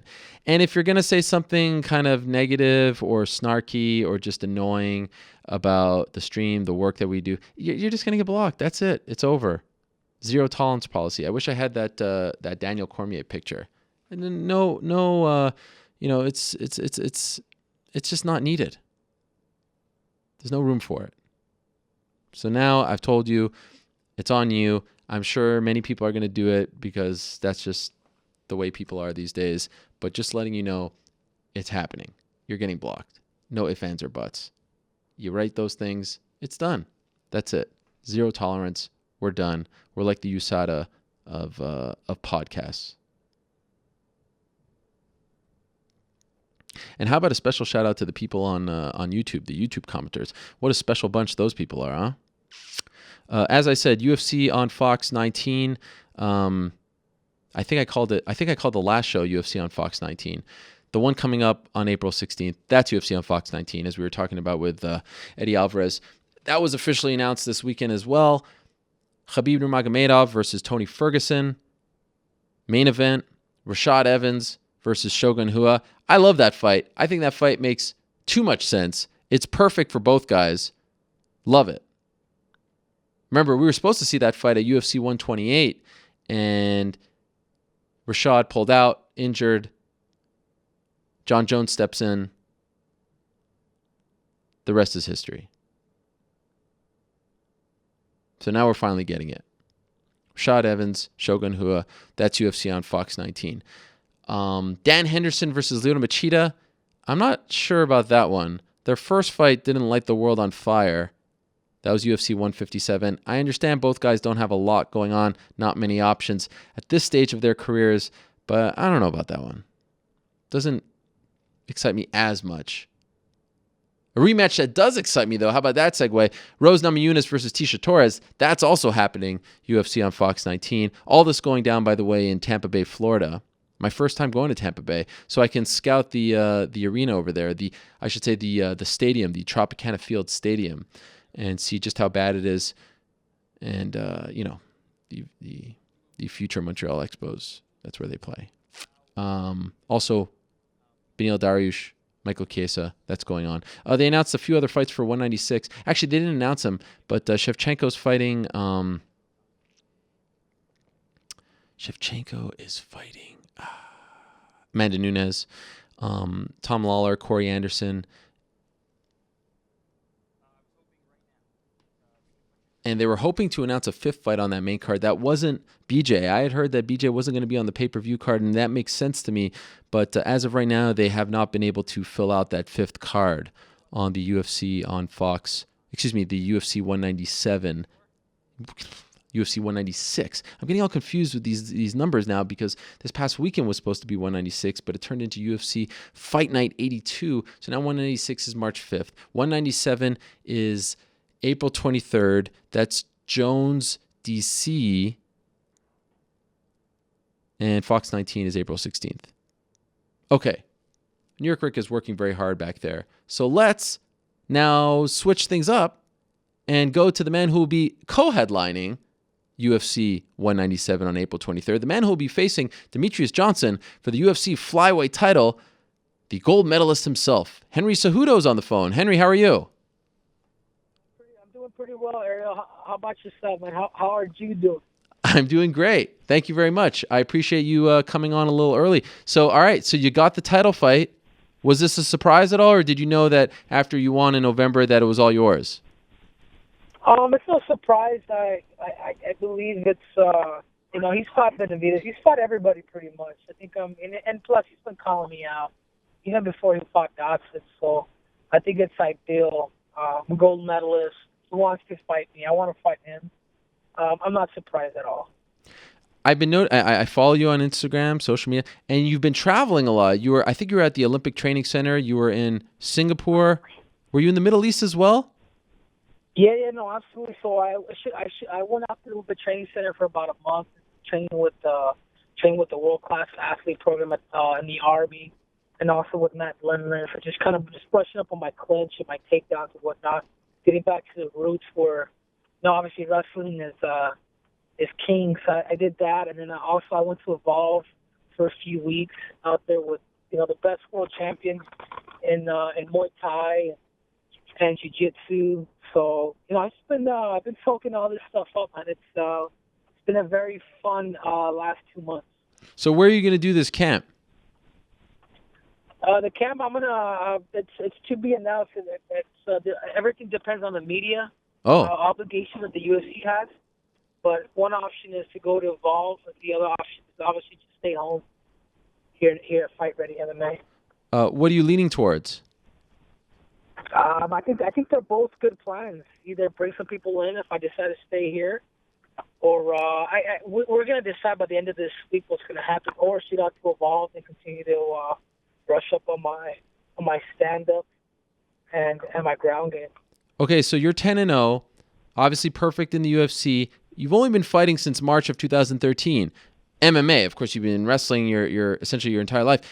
Is this coming at the right time? Do you wish in a perfect world? I mean, no secret that flyweight isn't the deepest weight class. You're 100%, in my opinion, the number one contender. It's a fresh matchup. It's an interesting matchup. It's a sellable matchup.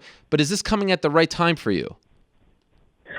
Oh, absolutely, man. I believe it's all in God's plan. I believe things happen for a reason, or sometimes I tend to create things. It's either negative or positive. But I feel like the thing that people don't know about it, I actually boxed amateur for a few years, and I competed in amateur competition. So when people see my hands, I'm not just your MMA fighter. I took my time with the sport of MMA. I wrestled, won the Olympics. I boxed for 3 years. I'm on the Copper Glove Tiger in Arizona. This is a big box. And then from there, it's there's no surprise there is what I'm saying. Obviously, I'm 10-0. And I do believe I'm going to beat Demetrius Johnson. I do believe I have to stand up.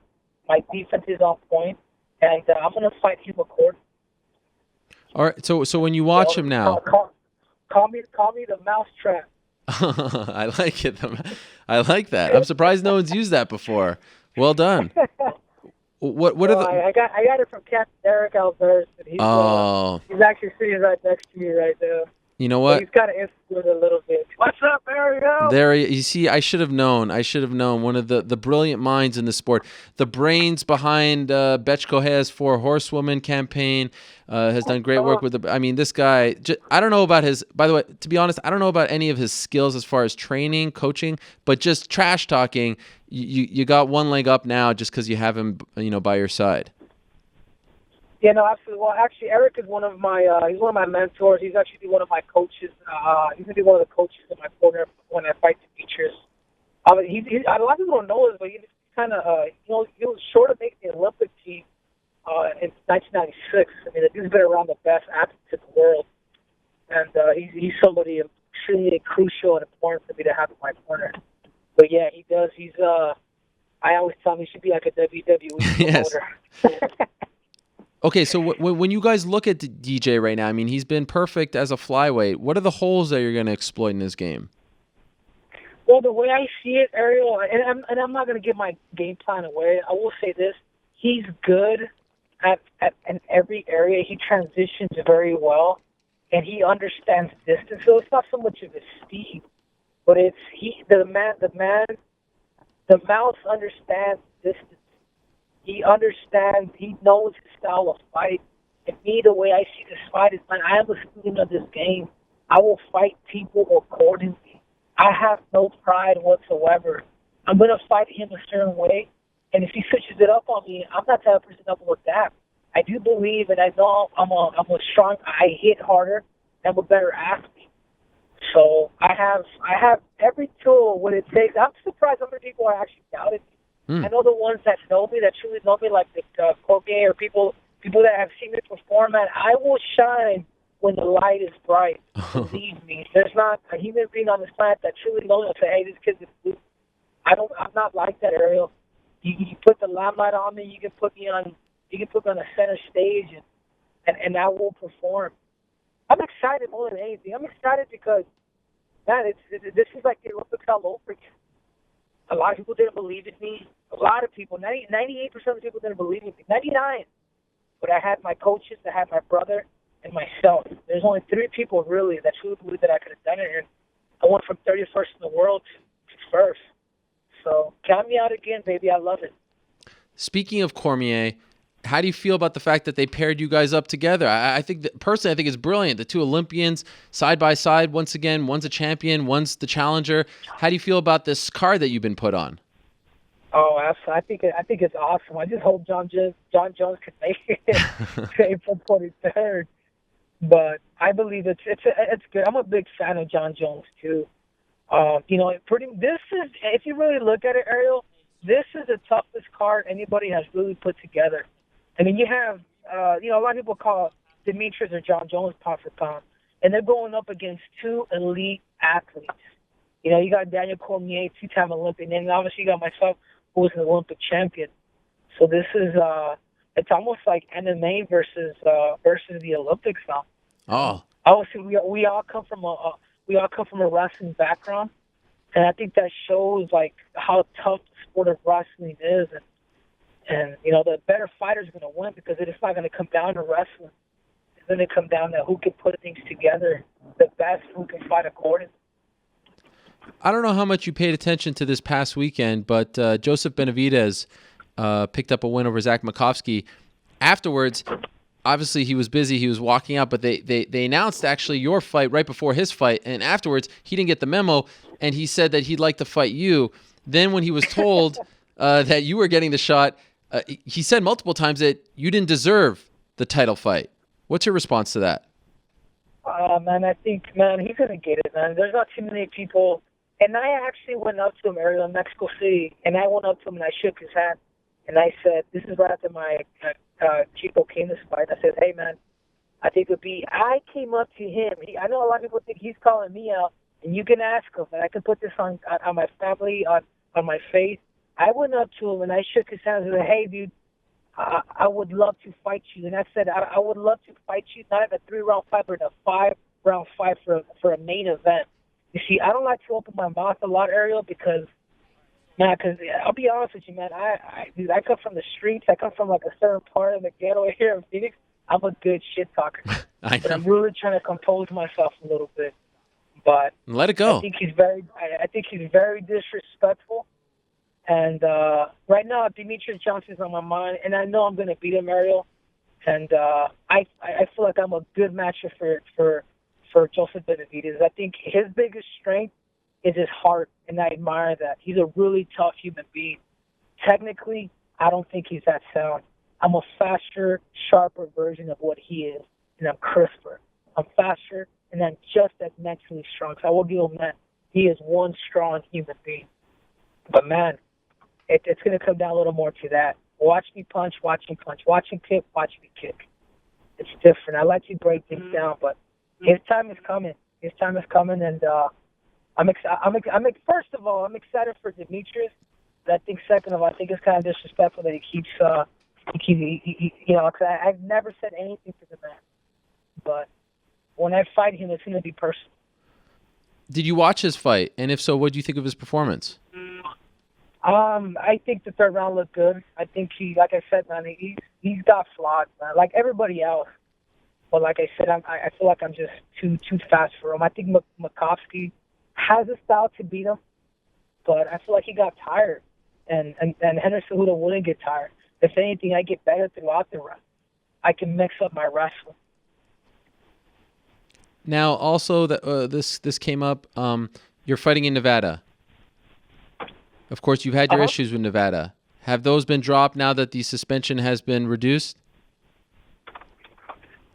Oh, no, absolutely. We protested and we won, Ariel. We won. I mean, if somebody like myself or the people if the fighters didn't get together, Nick Diaz would be out for 5 years. And, I'm still a little upset at the fact that they suspended him $100,000. Yeah.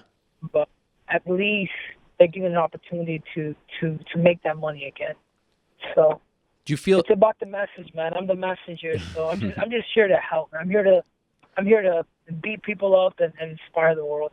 As corny as that sounds. Well, do you feel like they're going to try to get you because you were so critical of them? Do you have any concerns about fighting in Nevada? No concerns. At first, I was a little concerned with the split decision that happened in Monterrey, Mexico. I'm like, I just controlled that. I know I fought conservative, but there's a reason to that because I knew I could beat Formiga regardless. But when it comes to Demetrius, it's gonna be a whole new ball game. But I train to dominate, Ariel, and that's what I'm going to do against Demetrius because I know a lot of people ain't too fond of me. But I'm going to have to go in there and display the fact that I'm going to have to, put my wrath in this fight.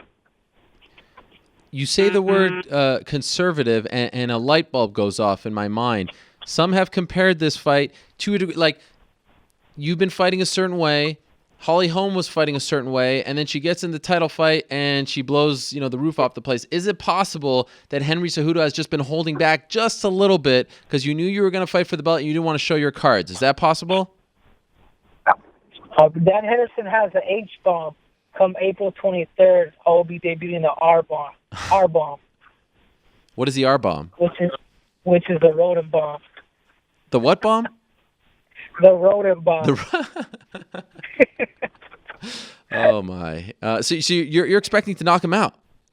It's Eric, man. Eric is instigated. He's on my side here. No, you gotta own that, my man. Real. You gotta own that. You're expecting to knock out Demetrius Johnson. That's what you're saying. Absolutely. Wow. Absolutely. I believe. Obviously, I'm ready for a 5-round. I'm ready for a 5-round fight, but I believe I connect. You're gonna feel it, man. It's like how Holly Holmes told Ronda. It's like, hey, what's the difference between you and every other girl that she's beat? The simple answer was she says, I'm just a different athlete. I'm just a different girl. And I feel like this is kind of like, that's kind of how I feel. I'm just a different athlete. I'm a different breed. And you guys will see that. You'll feel it. Is it fair to say DJ's never fought anyone like Henry Cejudo? I think so. Wow. He's fought some tough competition, and he's lost. He's lost a dominant group. But like I said, man, I think our styles are gonna mesh very, very well. He's gonna run. He's gonna kick. He's gonna probably try to kick my front leg, or even possibly take me down. I doubt he'd try to pressure me. But we're ready for every angle that he brings to the table. Are you sort of banking on the fact that this is a guy who's been so dominant as of late that like maybe he's resting on his laurels? He's getting a little more popular. He's got the T-shirt now, the beard, the Twitch thing. Are you you feel like maybe you can catch him here and really test the guy who hasn't really been tested as of late? Absolutely. But what I don't want, Ariel, is I don't want excuses. When I beat him, I don't want excuses that my shirt, my beard, and people were pulling me over here, pulling me over there. No, you're fighting an undefeated fighter. He's an elite fighter, and showcase. Come on, man! Like this is a fight. This isn't. You're not fighting. You're not fighting Benavidez. You're not fighting. You're not fighting Haraguchi. You're fighting Henry Cejudo, a really strong-willed human being that can put things together and that will shine when the brightest light. Wow. Now I'm really excited. Okay, one more thing. What are we doing about the weight this time? So there are no hiccups. Are we working with anyone? What's the plan? Yeah, absolutely. Well, I'm in the talks. I'll be talking to Judge Lockhart here within this week. But my weight is actually down already. I'm up in my runs. I'm staying focused. You're kind of just watching the nutrition side of things. But obviously, my cardio and nutrition are going hand in hand. So that's pretty much what I'm doing. So I'm extremely light right now. How much you weigh right now? I'm about 140. Okay, that's good for you? Yeah, that's light for me. But you will be working with someone? Absolutely. Okay. Absolutely. I'm treating this fight, Ariel, like I'm training for the Olympics. Wow. This is the Olympics of MMA, and that's how I'm going to treat it. I'm in complete concentration and isolation, and that's it. But part of it is I'm excited, and I know what I'm capable of doing. And have you never treated an MMA fight like this before? Like, does this feel different for you? No, absolutely. But I think there's a little more focus to this one. I'm a very disciplined and focused human being, but especially a lot of emphasis on my weight. Obviously, that's pretty much number one. 'Cause I know if I make the weight good and I feel good, he's gonna have his hands full come April 23rd. But nothing's changed because we've trained hard. It's just we're gonna fight him accordingly. It's like one of my pastors. He says Henry, when David fought Goliath, he didn't fight him with strength. He didn't go toe to toe with Goliath. He didn't fight him. He didn't fight him with the sword. He fought him. You know what David did? He picked up a rock, slingshot, and hit him extremely precise and dropped him and killed him. And that's kind of like the theme that I'm taking to this fight. Is hey man, I'm going up against Goliath, and I'm going to fight him a certain way, and that's all there is to it. And I know if I fight him a certain way that I'm going to become victorious, just like David did. Well, Henry, you can't see me right now, but a big smile. I just love it. I love everything you bring to the table. You have gotten me and others, people writing me on Twitter, infinitely more excited for this fight on April 23rd. So tremendous job. I wish you the very best in training. Of course, we'll talk to you beforehand, but I really wanted to get your immediate thoughts on the fight. I appreciate you coming on and switching things up. And again, good luck in preparing for the fight, and say hello to Eric as well. Oh, I will. He says hi too, but I'm going to give you something, Ariel, because I know you love the WWE. But brother, I am ready. Come April 23rd, I'm coming for you, Mighty Mouse. I'm coming for you. Well said. Thank you, Henry. Appreciate it. Best of luck to you. All right, have a good one. There he is, Henry Cejudo, the messenger, dropping a message here to the UFC flyweight champion. Tremendous stuff from Henry Cejudo. Fight goes down April 23rd, UFC 197 in Las Vegas. Okay, let's move along. Let's welcome in our next guest. He is the reigning and defending UFC lightweight champion. On March 5th, he faces Conor McGregor in one of the biggest fights in UFC history. He is Rafael dos Anjos. He joins us right now. RDA, how are you? I'm good, Ariel. How about you, my friend? I'm doing very well. Thank you for the time. Excited to speak to you. So here we are, less than a month away. And I want to ask you sort of the same question that I just asked Henry. Does this one feel any different to you? There's so much attention, so much buzz. You've been in big fights, but does this one feel different? No, man, it's one more fight for me. You know, I'm excited. You know, I just fought like 2 months ago, and I can't wait to step back on the octagon, you know, and wait to some point. Man, my cardio feels on point. You know, I didn't lose anything from the last fight. I'm still feeling great. You know, can't wait to fight. The connection is a little choppy. Are you in your car right now? Yeah. So I just turned off the Bluetooth here. Oh, there you go. Okay, thank you. I appreciate that. So of course, much was made of that press conference a couple weeks back. Did that change things for you? Like, did he cross the line? Did he piss you off to the point where now you took this fight more seriously, got under your skin, made it more personal? Afterwards, how did you react to all of that? No, man, I think, man, this guy, he thinks just because he dressed like expensive clothes, he drive a nice car, you know, he has class, but he's classless, you know. He has no class, he's low life. And man, I can't wait just to go there. You know, I'm not taking personal. You know, he's a actor. You know, he's acting. And once I go there, I'm a straight guy. You know, I don't talk, I do. You know, and I'm just gonna go there and send this guy back to his home. You know, and send him back to his division. And, you know, he gonna have, like, nightmares with lightweight division for the rest of his life. How difficult was it for you to sit there and you know, have him interrupt you and say things about it, and you didn't really react to it? You didn't fire back. Was that a conscious decision on your part? Did you say you didn't want to engage in that? Like, because it seemed like you sitting there, it was building up, but you didn't do anything. How difficult was that? Yeah, it wasn't difficult, man. You know, like my parents always, like when I was kid, they always telling me, you know, if you'll never argue with crazy people, you know, let them talk. So that's what I did. Even though when he talks about your family, he doesn't cross the line, that doesn't make you, because I was told beforehand, if he goes there, you're going to react. But he went there and you didn't. Why did you choose not to? Yeah, because, man, I'm a cold-headed fight. You know, I do my job. I know the time will come, March 5th, and I'm going to finally put my hands on this guy, and he's going to pay for everything. You know, everything he say outside of the octagon, you know, he say bad things about my God. He say bad things about my wife and my kids. Of course, for sure, he's crossing the line. But on the octagon is the place when everybody will pay for their sin, and then he's gonna pay. He's gonna pay for it on March 5th. Do you have a lot of people coming up to you, Brazilian fans, teammates coming up to you and say, please shut this guy up. Please make him pay for what he's saying. I mean, now he just recently criticized your friend and teammate Fabricio Verdum at the MMA Awards. Are you getting a lot of people coming up to you and showing you support before the fight? Man, I never had a lot of people, man, even Irish fans. They come to me and say, hey, man, please shut that guy mouth. This guy's been talking so much. Maybe 90% of the people, of the fans that I meet, they said the same thing. Please shut this guy mouth.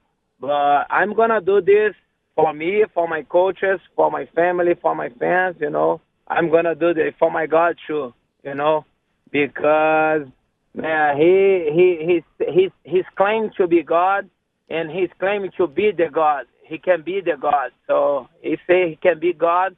So we'll see if he can beat me. So you're having Irish fans write to you and come up to you and say to beat, they want you to beat Conor McGregor? A lot of guys, man. A lot of guys. The Irish say that this guy, he's embarrassing his own people, you know.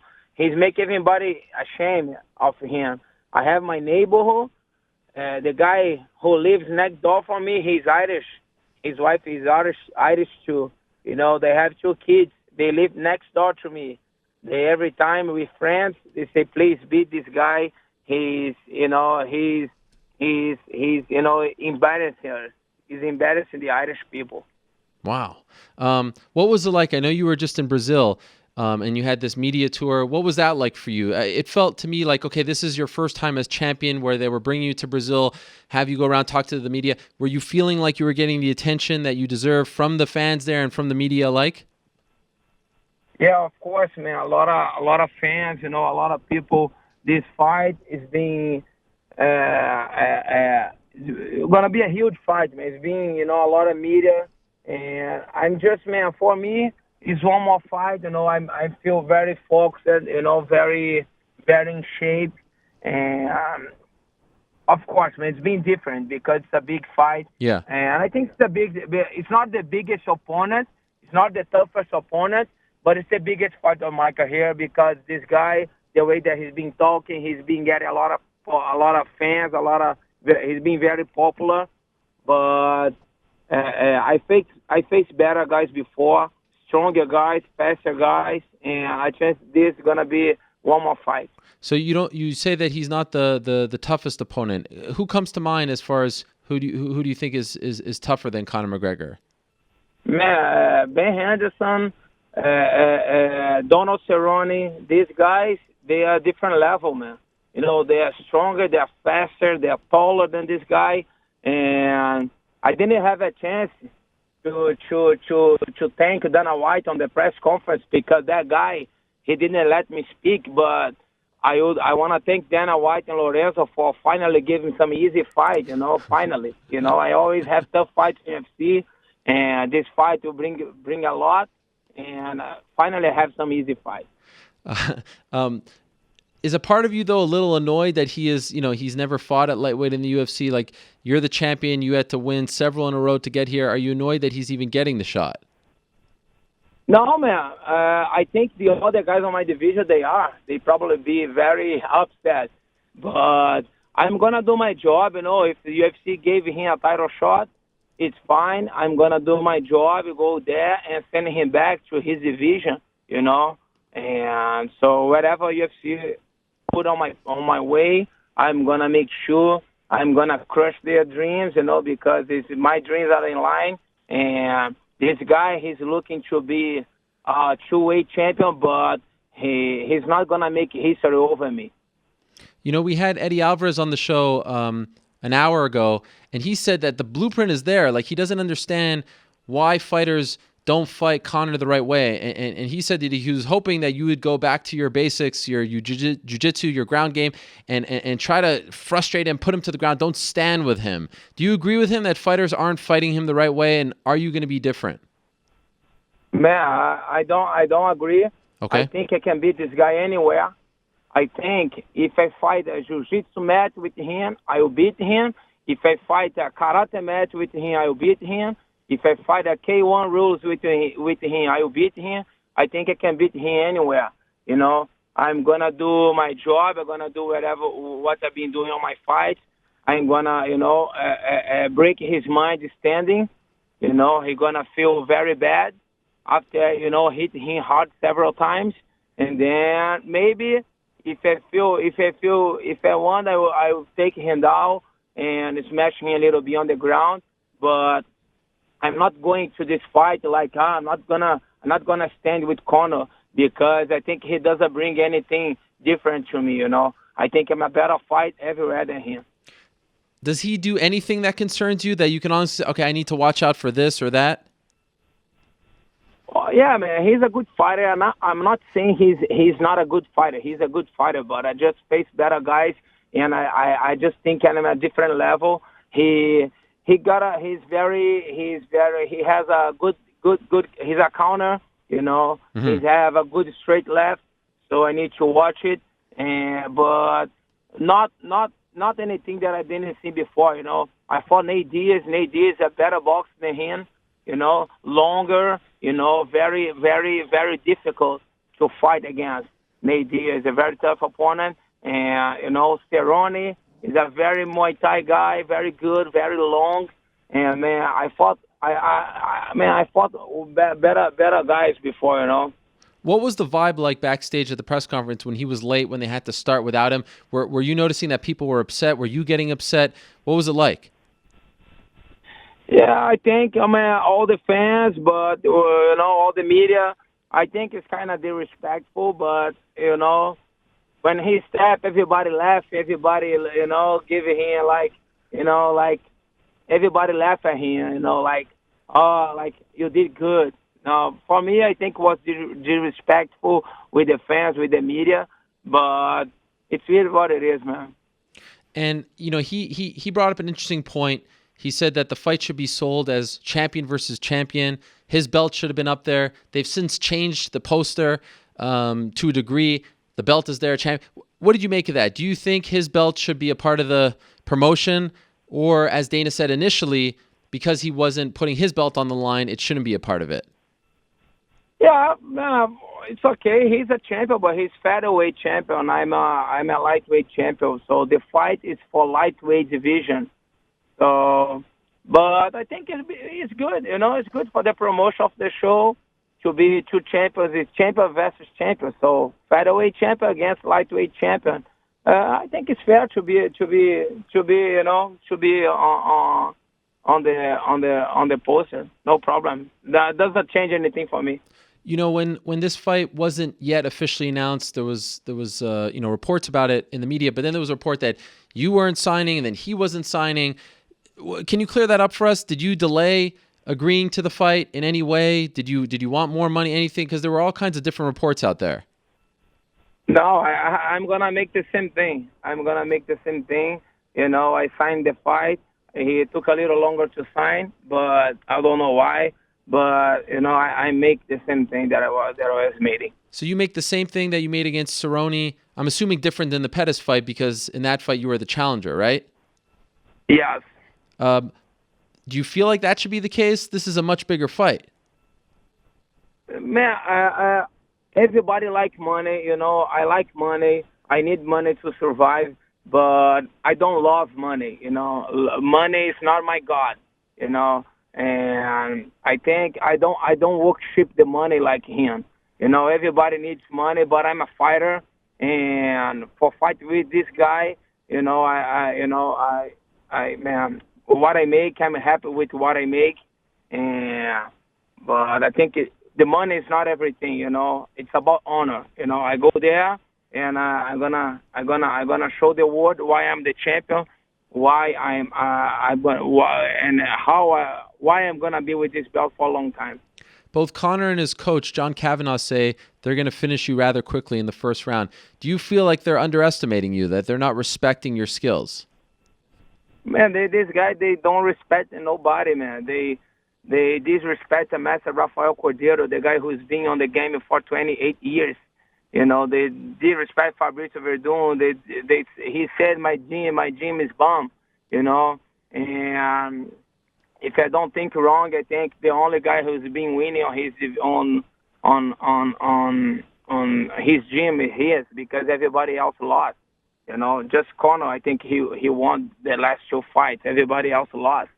And so I think my gym's not bum. We have two champions here, and we're gonna have 2 champions for a long time. Are you bringing in anyone different that's not at the gym to replicate his style, to spar with you? Any new fighters coming in to help you prepare for March 5th? Nobody, man. Same recipe. You know, this guy, he doesn't have anything that I saw before. You know, the same. One more guy. You know, nothing different. And nothing different. You know, I didn't bring anything special. And I've been sparring with Lyoto Machida. He's my teammate here. His brother, you know, Shinzo Machida. So we have a good karate guys here, man. So but I didn't bring anything special. You know, we have a lot of guys here. So you're sparring with Lyoto? Yeah, man. Wow. He's a lot bigger than you. Yeah, but man, I think that's the way. That's the way. I don't work on my comfort zone. I think that's why I'm a champion. I don't work on my comfort zone. You know, I don't bring guys just to beat this guy. You know, I want to get beat up on training. You know, I always work out of my comfort zone. They just debuted a new commercial for the event. They debuted it on Saturday. It's really cool. 3D, all this stuff. Did you enjoy doing that? Like, are you enjoying the build up to this, or is all of this annoying? You just want to fight, punch him in the head, get it over with? No, man. It's all part of the game, you know. I work so hard to be in this position and, like, to go to Brazil, to do all the media, to go to Las Vegas, do all the media. It's something that I enjoy. You know, it's tiring, you know, like, training sometimes you get tired, but it's part of the game. You know, I can't complain, and I do it with love. So even, you know, I see when you're mentioning about what he said about your gym and Master Rafael Cordeiro and Verdum, it's not personal at all. You're not allowing it to get in your mind. You think that that's been a mistake that others have made, like Aldo, Chad Mendes, others? Do you think that that's the key here? Just don't let him get into your mind and make it personal? No, of course, man.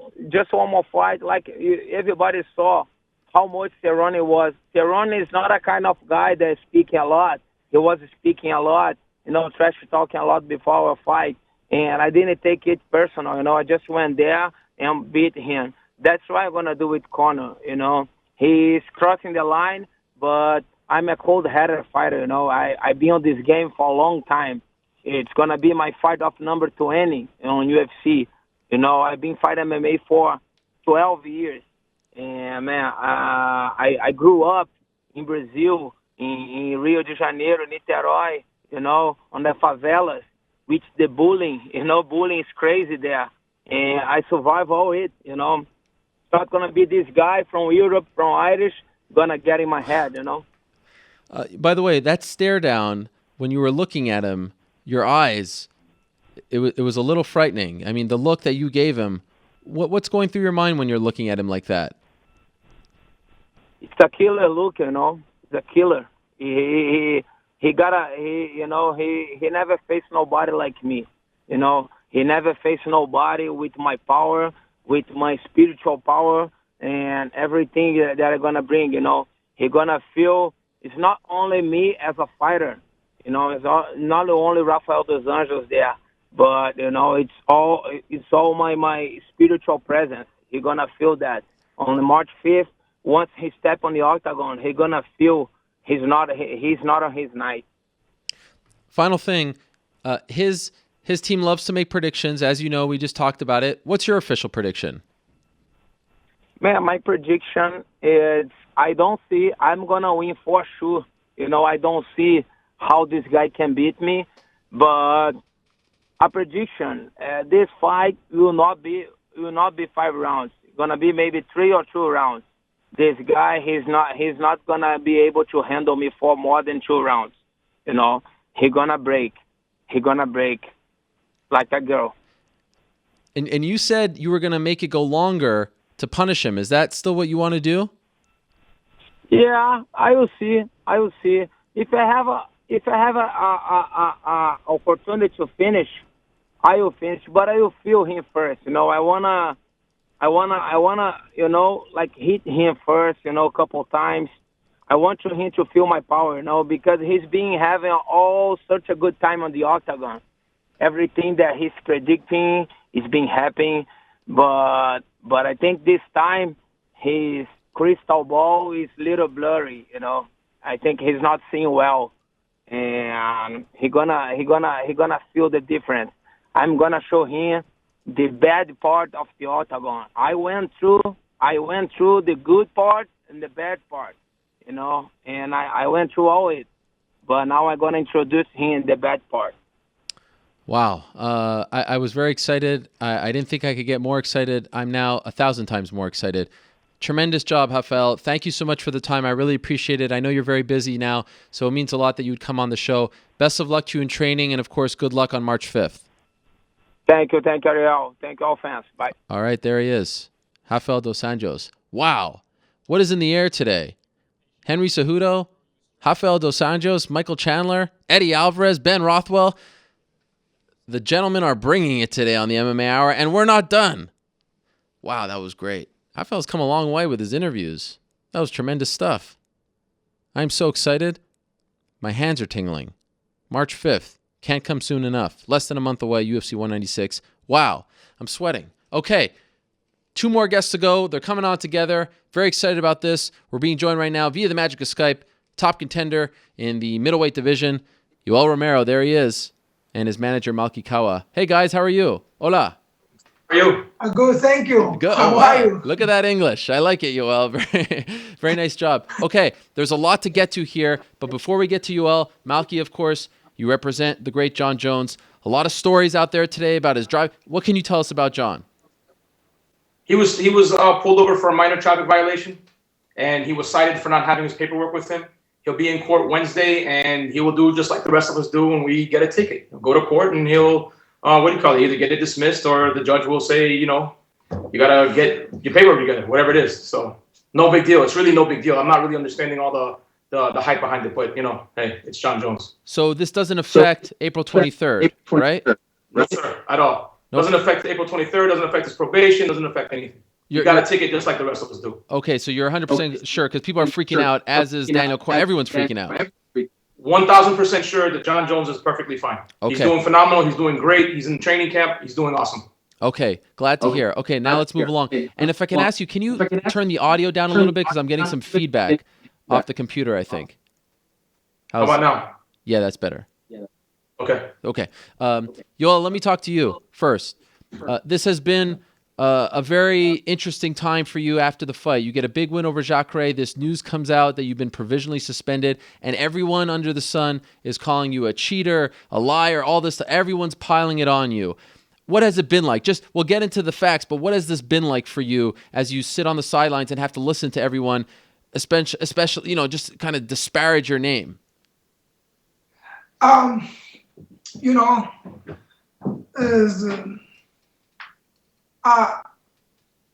believe everything is something happening in life for something, I want to say thank you for USADA, because USADA worked a lot about this situation, and now everything is clean. Everything, I know everything what happened. I want to the people know what is the situation, what happened in this situation. I have for 30 years, I do a sport, professional sport. I go for the World Championship, Olympic game, I never take it something like this. I never take it in my life. I don't need it.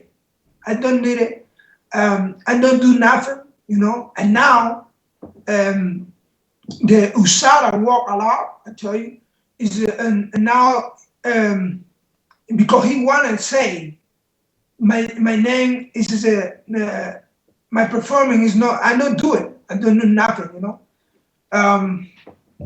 Que yo quiero decirle que USADA trabajó duro. He wants to tell everybody that USADA has been working real hard. para poder esclarecer. To clear, the situation, to kind of let everybody, to kind of, well, Ariel, let me kind of answer it for you in a way. Okay, well, tell us what happened, because I know you can explain it better than him in So English. basically, go ahead. Basically what happened was is that we got notified that he and like how USADA always does whenever there's a potential, findings in the drug test, right? And his drug test came back that supposedly he popped for something. And he was totally caught off guard, and he was shocked, right? He was like, hey, look, I didn't do this. And so for us as his managers, and for most people like yourselves in the media and everything like that, if he would have came out and said, hey, I didn't do this, everybody would have thought, okay, yeah, right. You got a blood test that says one thing, and then you got you saying something different.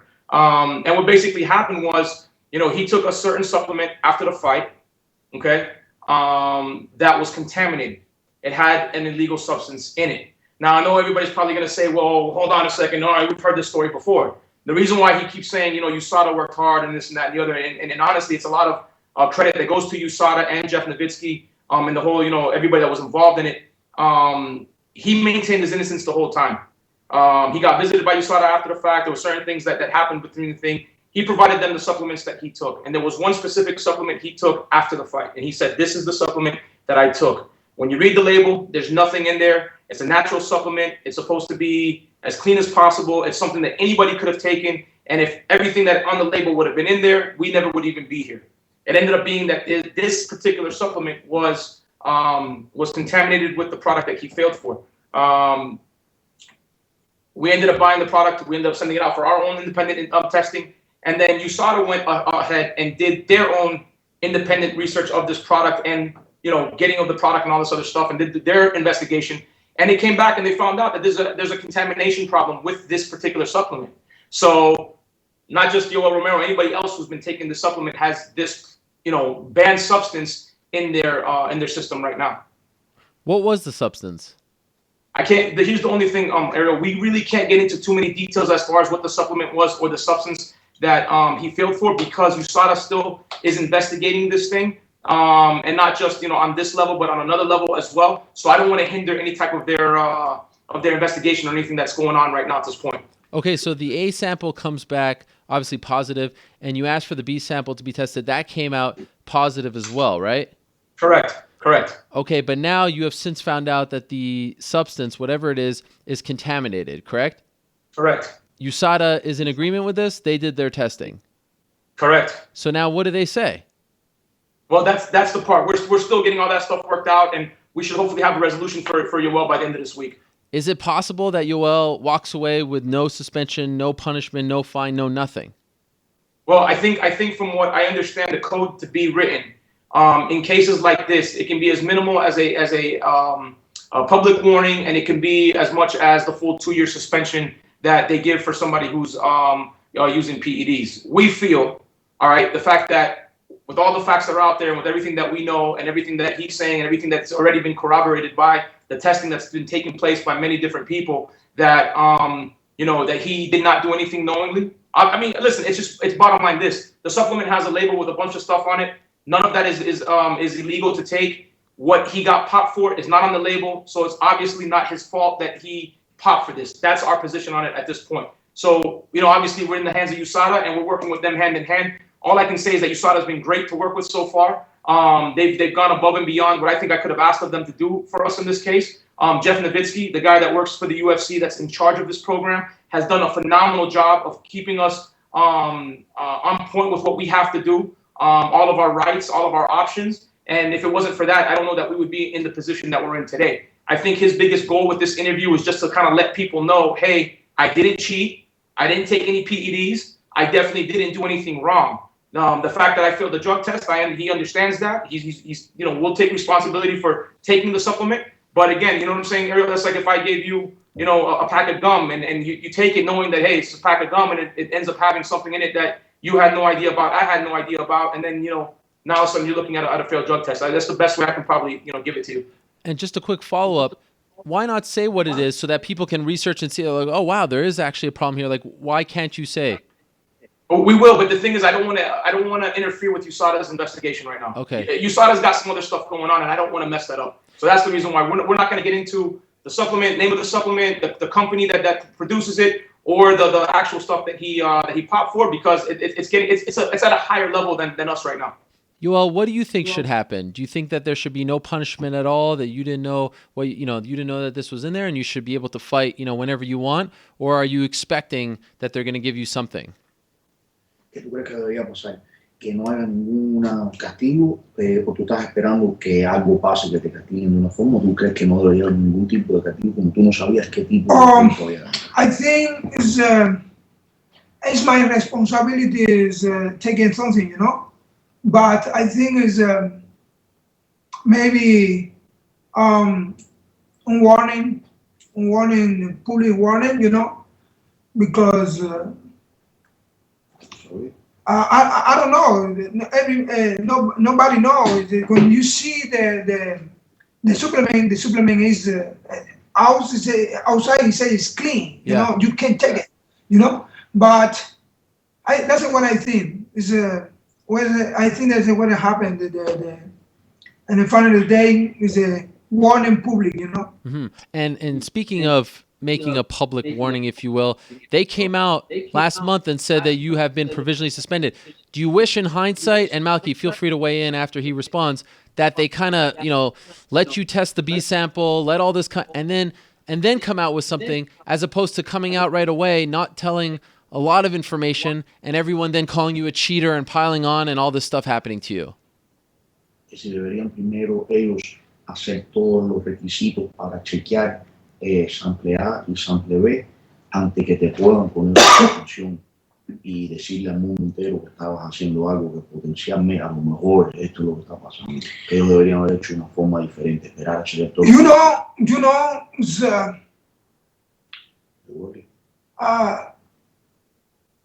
Que me dolió. It hurt him. It hurt him. Es mi nombre. It's his name.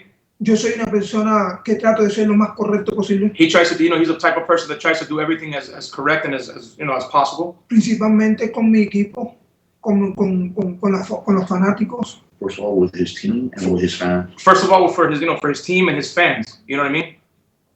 Con mi familia. For his family. Y conmigo mismo. And for himself. You know what I mean? He tries to do everything right. Porque toda mi vida he entrenado muy duro. His whole entire life, he's trained very hard. Yo me abstengo de muchas cosas en la vida. He abstains from a lot of stuff in life. Para poder lograr no un título mundial, sino para poder sostener a mi familia.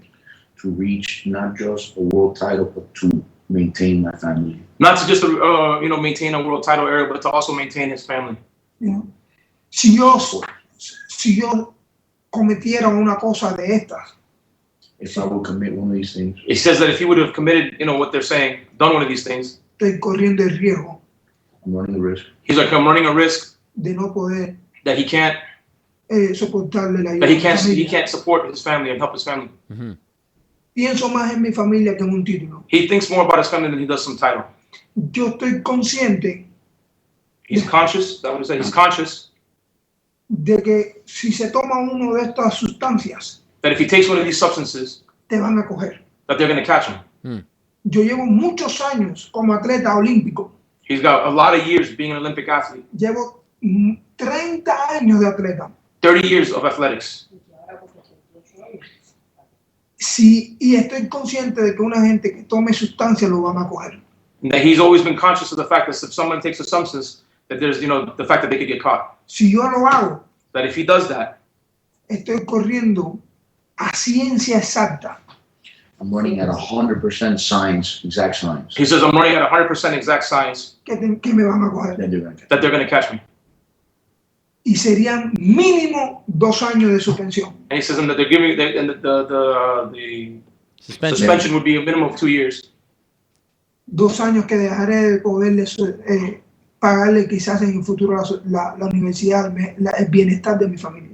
2 years that he would not be able to in the future. 2 years that he would not be able to pay for his, 2 years that would, obviously take away from his earning potential. Right. That can't pay for his daughter's college and all that other stuff. Es ilógico. He says it's not ideal. It's illogical. Es estúpido. It's stupid. Hacer una cosa de estas. It's to do something like this. So Ariel, for me to weigh in also, let me just give it to you like this. Yep. I actually spoke to Jeff Nowitzki and I said to him, Jeff, originally when we got the A sample back and it came out, I saw him at one of the events. I said, Jeff, I don't understand why, this guy now is guilty without being, given his day in court. I really wish that there was a way for you guys to wait, because if you're telling me that the B sample can come back negative and then this whole thing goes away, then, the reality of it is we should wait till the B sample comes back, or until, some sort of appeals process goes through. And listen, like I said, Ariel, Jeff has been nothing but a gentleman through this whole process. He's been very helpful. This is my first time going through a PED, allegation and a suspension. And he said to me, he's like, it's something that he's gonna, look at and visit and see if there's something that, there's a way to make it, to change the policy on how they do it. They do this, I think, to be very transparent, and they don't want people, wondering what's going on and things. So they just, put the information out there. But if you ask me my opinion, representing these fighters, especially in this case, how it turned out, I would much rather see them wait until a fighter goes through all his options. And in this case, for this situation, from the time he fought or the time he got tested, which was, second to last week of December until now, it really, wouldn't have hurt anybody if they would have waited. I mean, they only announced the other title fight last week. You follow what I'm trying to say? And we probably will have all this resolved by the end of this week, which means he could have been, still slated to fight for the championship like he was supposed to. And now, obviously, we don't know where that's going to end up being, when that's going to be, or even what the, what the outcome is going to be. I'll ask you about that in a second, but I just want to ask you similar question that I asked him, Malki. What is your impression that you're getting right now? Are you getting the impression that he's going to get off and there'll be no punishment at all? Do you think that they'll slap him on the wrist? What's the feeling that you have right now? Again, we just got into those conversations with USADA today. We're going to finish those up hopefully this afternoon and through the rest of the week. Like I said, they're still investigating certain things and they're still going through the stuff. But I would just think, this is, again, me speaking, not on behalf of USADA or anyone else or thing. When you look at the code and you look at what their rules state and says, it can be as minimal as a public warning, or it could be up to 2 years. I don't expect it to be 2 years. I don't think 2 years would be fair. I don't think that anything again, in my opinion, anything that outside of them saying, hey, look, he really didn't do this knowingly or on purpose. Now, again, he did take the supplement. And this is something that, I hope a lot of other fighters and people understand. If you take a supplement, you run the risk of this happening. You know what I mean? The responsibility still falls on Yoel. He did take the supplement. You follow me? Although it was contaminated and ultimately it wasn't his fault, he still took the supplement. So there's going to be something. What that is, we don't know. I don't know what the feeling of how it's going to go. I obviously can hope for the best and tell you I would like to see him, walk away with this thing with his exonerated from the whole situation without a problem. Okay, so we saw him UFC 194, big win over Jacare, and it seemed like, all right, that fight was the number one contender fight. It seemed that night that he was the number one contender. Before all this happened, what were you hearing? Was he getting the title shot? And he was getting the title shot. He was. Absolutely, he was. That was from the UFC? Yep.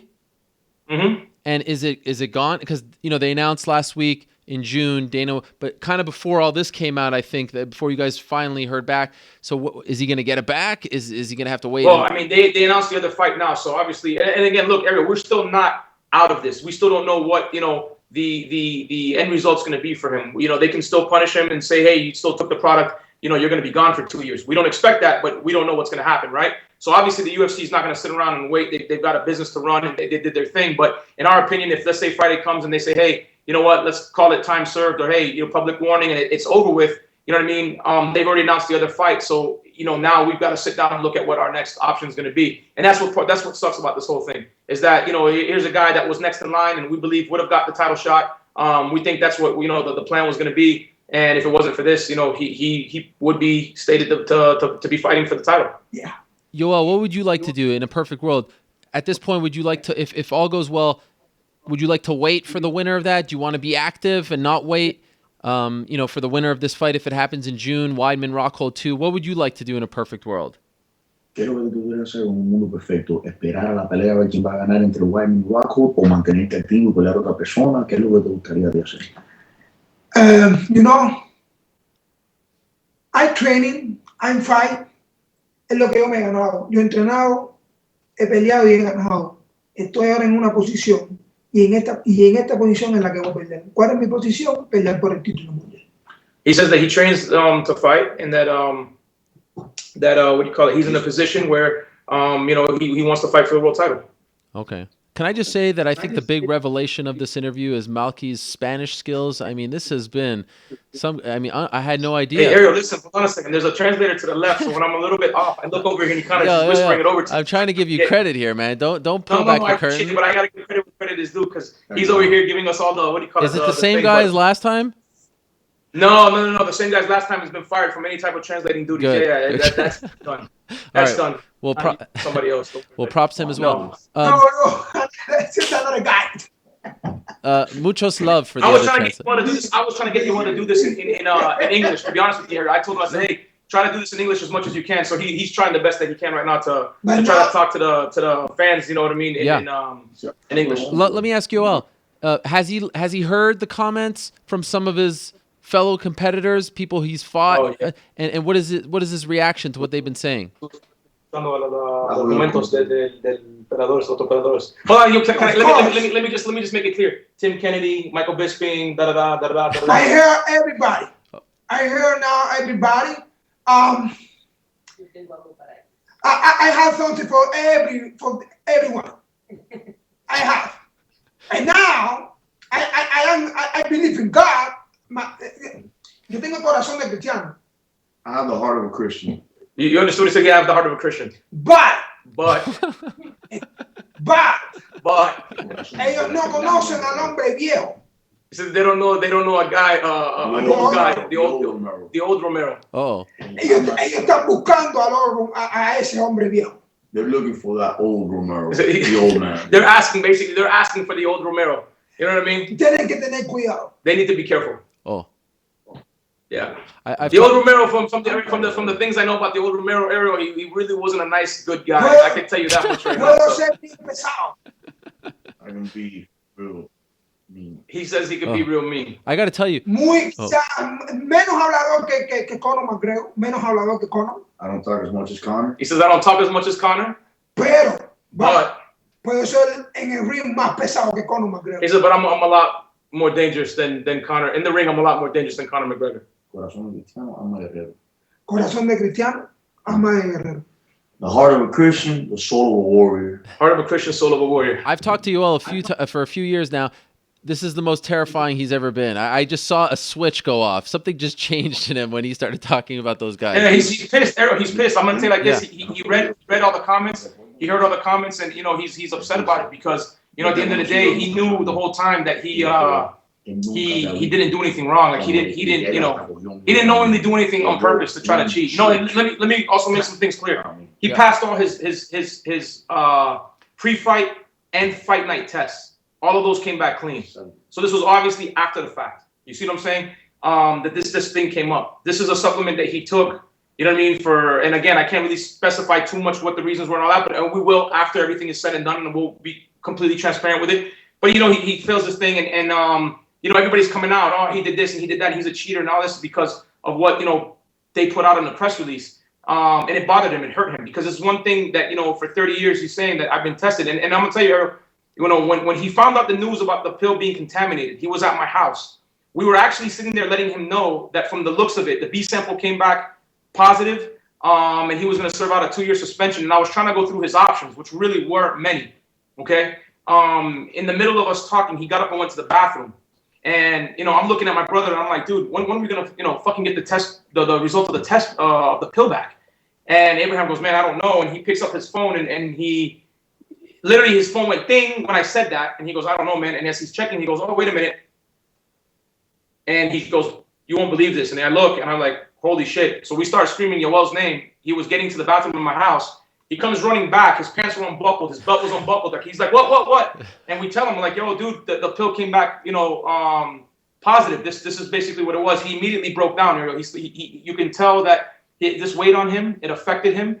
I've never seen him, like, he cried tears of, like, relief and of, like, grief a little bit because he was really grieving over this thing. It was really, really eating up at him. He didn't sleep a lot of nights. He would call me at 2, 3 o'clock in the morning many times just to, like, figure out what to do, how to do this, how could this possibly be, you know what I mean? And it really, all of it affected him in a lot of ways. So, now he's a little bit more relieved, but he's pissed off. Okay, final thing before we let you guys go. Do you have any idea when you'll find out the final word on all of this? Like, I'm hoping, like I said, by the end of this week, Ariel, I should hopefully have everything as far as he's concerned. You know what I mean? Resolved. Okay. Did we cover anything? Anything else you want to bring up? No. No. All right. Is there anything else you want? I just want to give you the opportunity because I know he's been quiet, so I just wanted to make sure. I feel like we did, but just in case I forgot anything. ¿Hay algo que se te olvidó? ¿Algo quieres decir? Nada, que gracias a Usada. He says thank you to USADA again. A Jeff Lewitsky. To Jeff Levitsky. Y a todas aquellas personas que no creyeron en mí. And all those people that did not believe in me. Gracias. To all the people that didn't believe in me. Also, thank you. Que no creyeron. That didn't believe, right? That didn't believe. Gracias. Thank you. Because están sacando algo muy bueno de mí. You pulled something out of him that's real good. Es un poquito de ira. What is it? A little bit of ire. A little bit of ire. I understand. Okay, gracias. Shalom, Yoel. All the best. Shalom. All the best to you, Malki. Thanks. Oh, and he says, but he also says thank you to all the people who did believe in him as well. Of course. Malki, thank you for this. I appreciate you setting it up and good No luck. problem. Thank you, Ariel. All right. You. There he is. Appreciate you Yoel Romero, Malki Kawa. What a fascinating day. What a fascinating day it has been here on the MMA Hour. Wow. All right. Mr. New York Rick, what can you say? What can we say about all this? I mean, one guy after the next. It's almost like they got a memo. You better bring it. And they brought it. And it had been brung. It's not good English. I'm just buzzing right here. All right, what do we got? It's 4:26. It just turned 20. I just saw it turn from 5 to 6. That never happens. Are you bugging out because you saw? I just saw the minute go from 5 to 6. Do you understand how special this day is? Okay, do we have time to answer any questions? What do we got? Where did you go? Did you leave me? Yeah. I'm trying to get my own voice killed in my headphones. Oh, that must be annoying. Yeah, can't speak right now. Okay. Well, hit me with some quick questions. Hit me with your best shot. First question. Ready? How's our stream going, by the way? Is it okay now?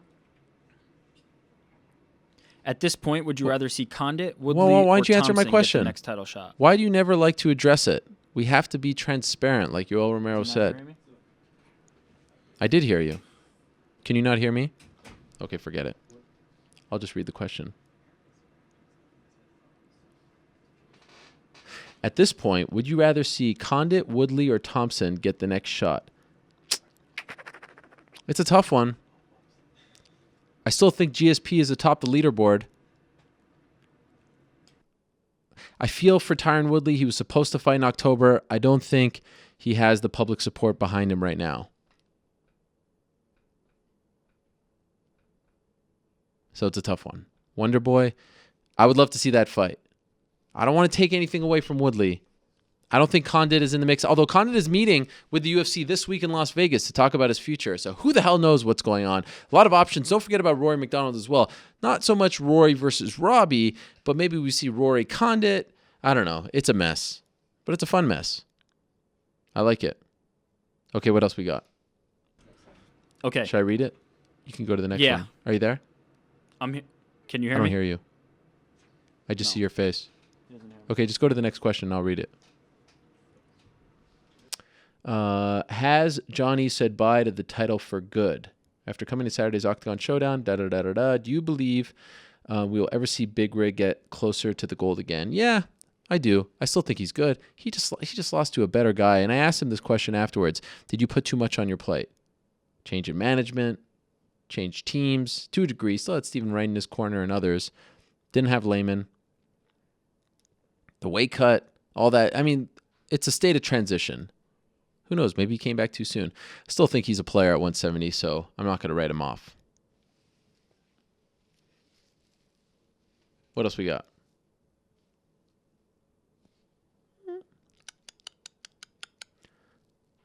Any update on Rory McDonald? I will say this. We were close to having an update today. It's going to have to wait.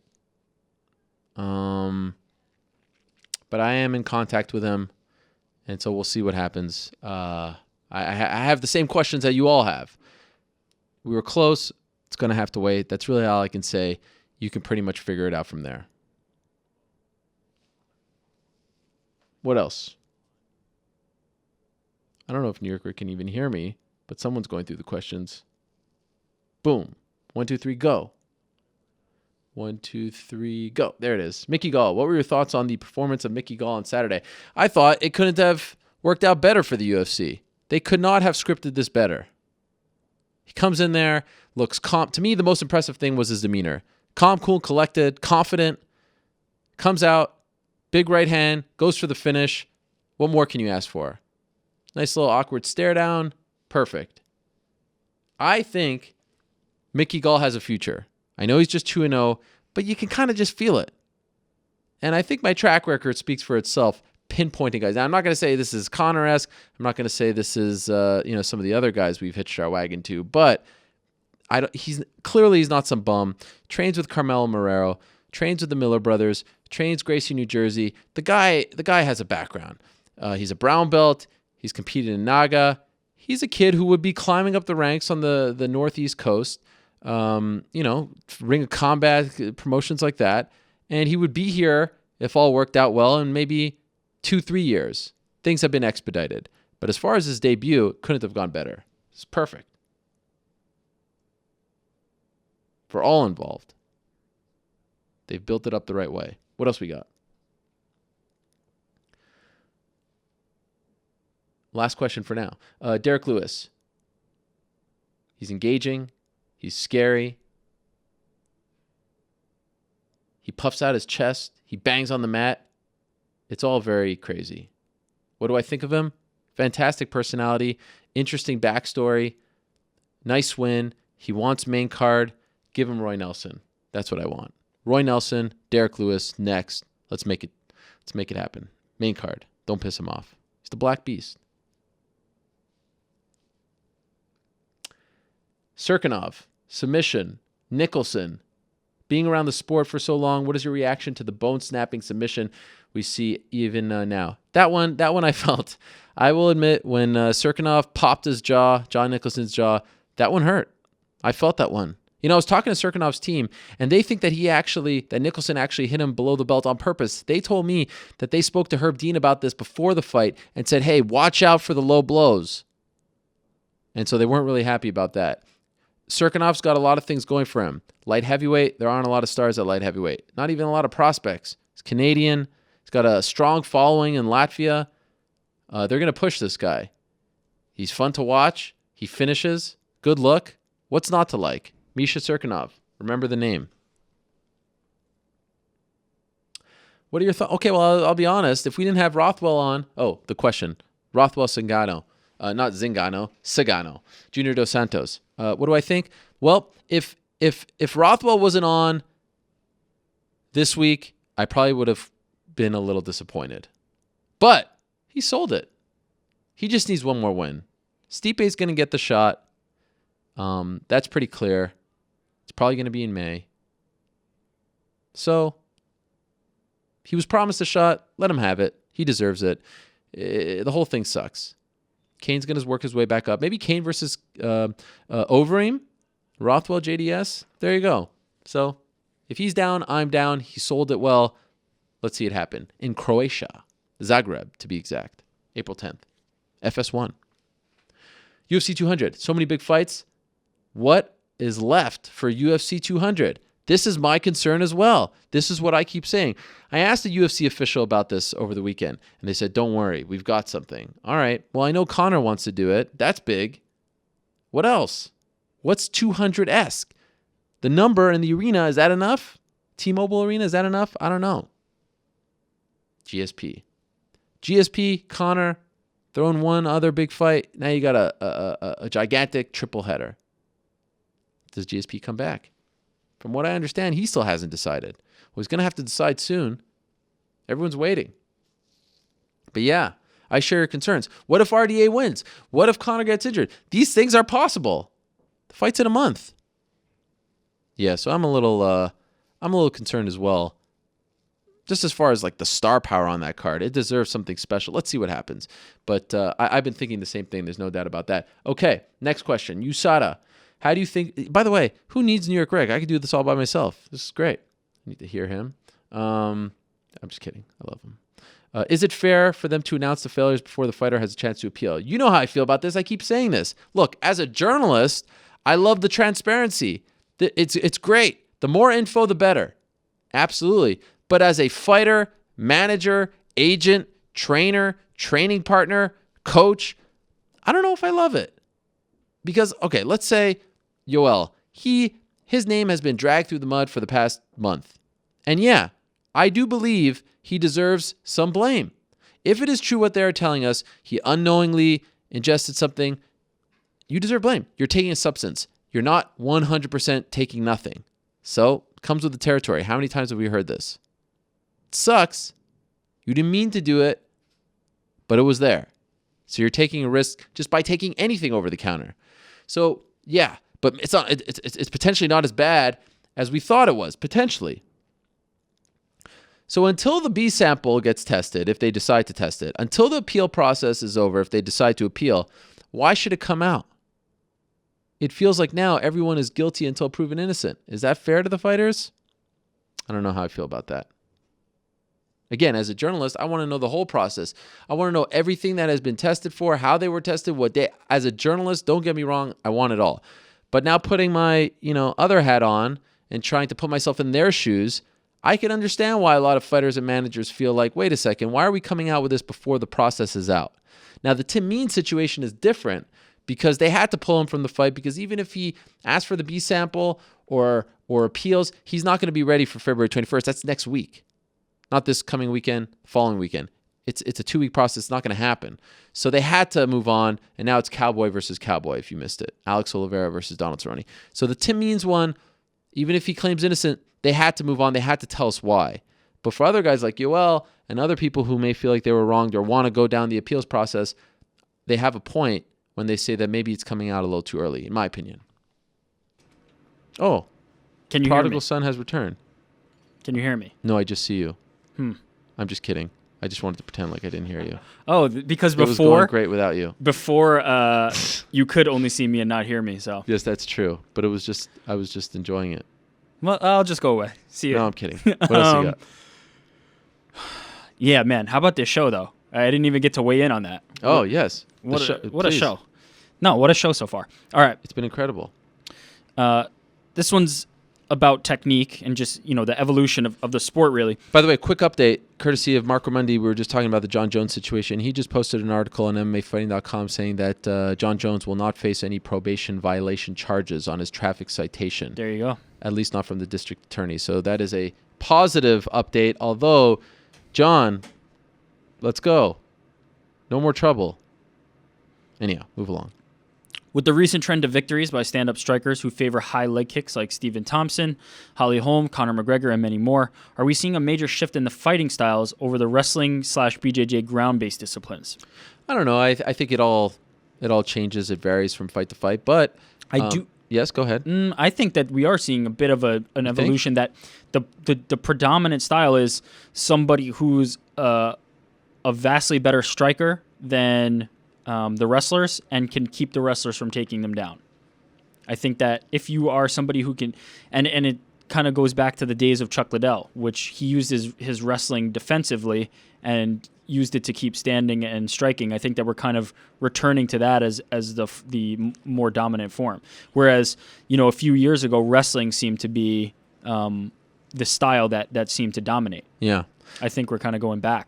Speaking of wrestling, what do you think? If Romero unknowingly took something, right, but it's in his system, but it was a mistake, does he get a punishment? Like if you're the judge and jury? I'd have a real hard time punishing a guy for reading a label. You still took something.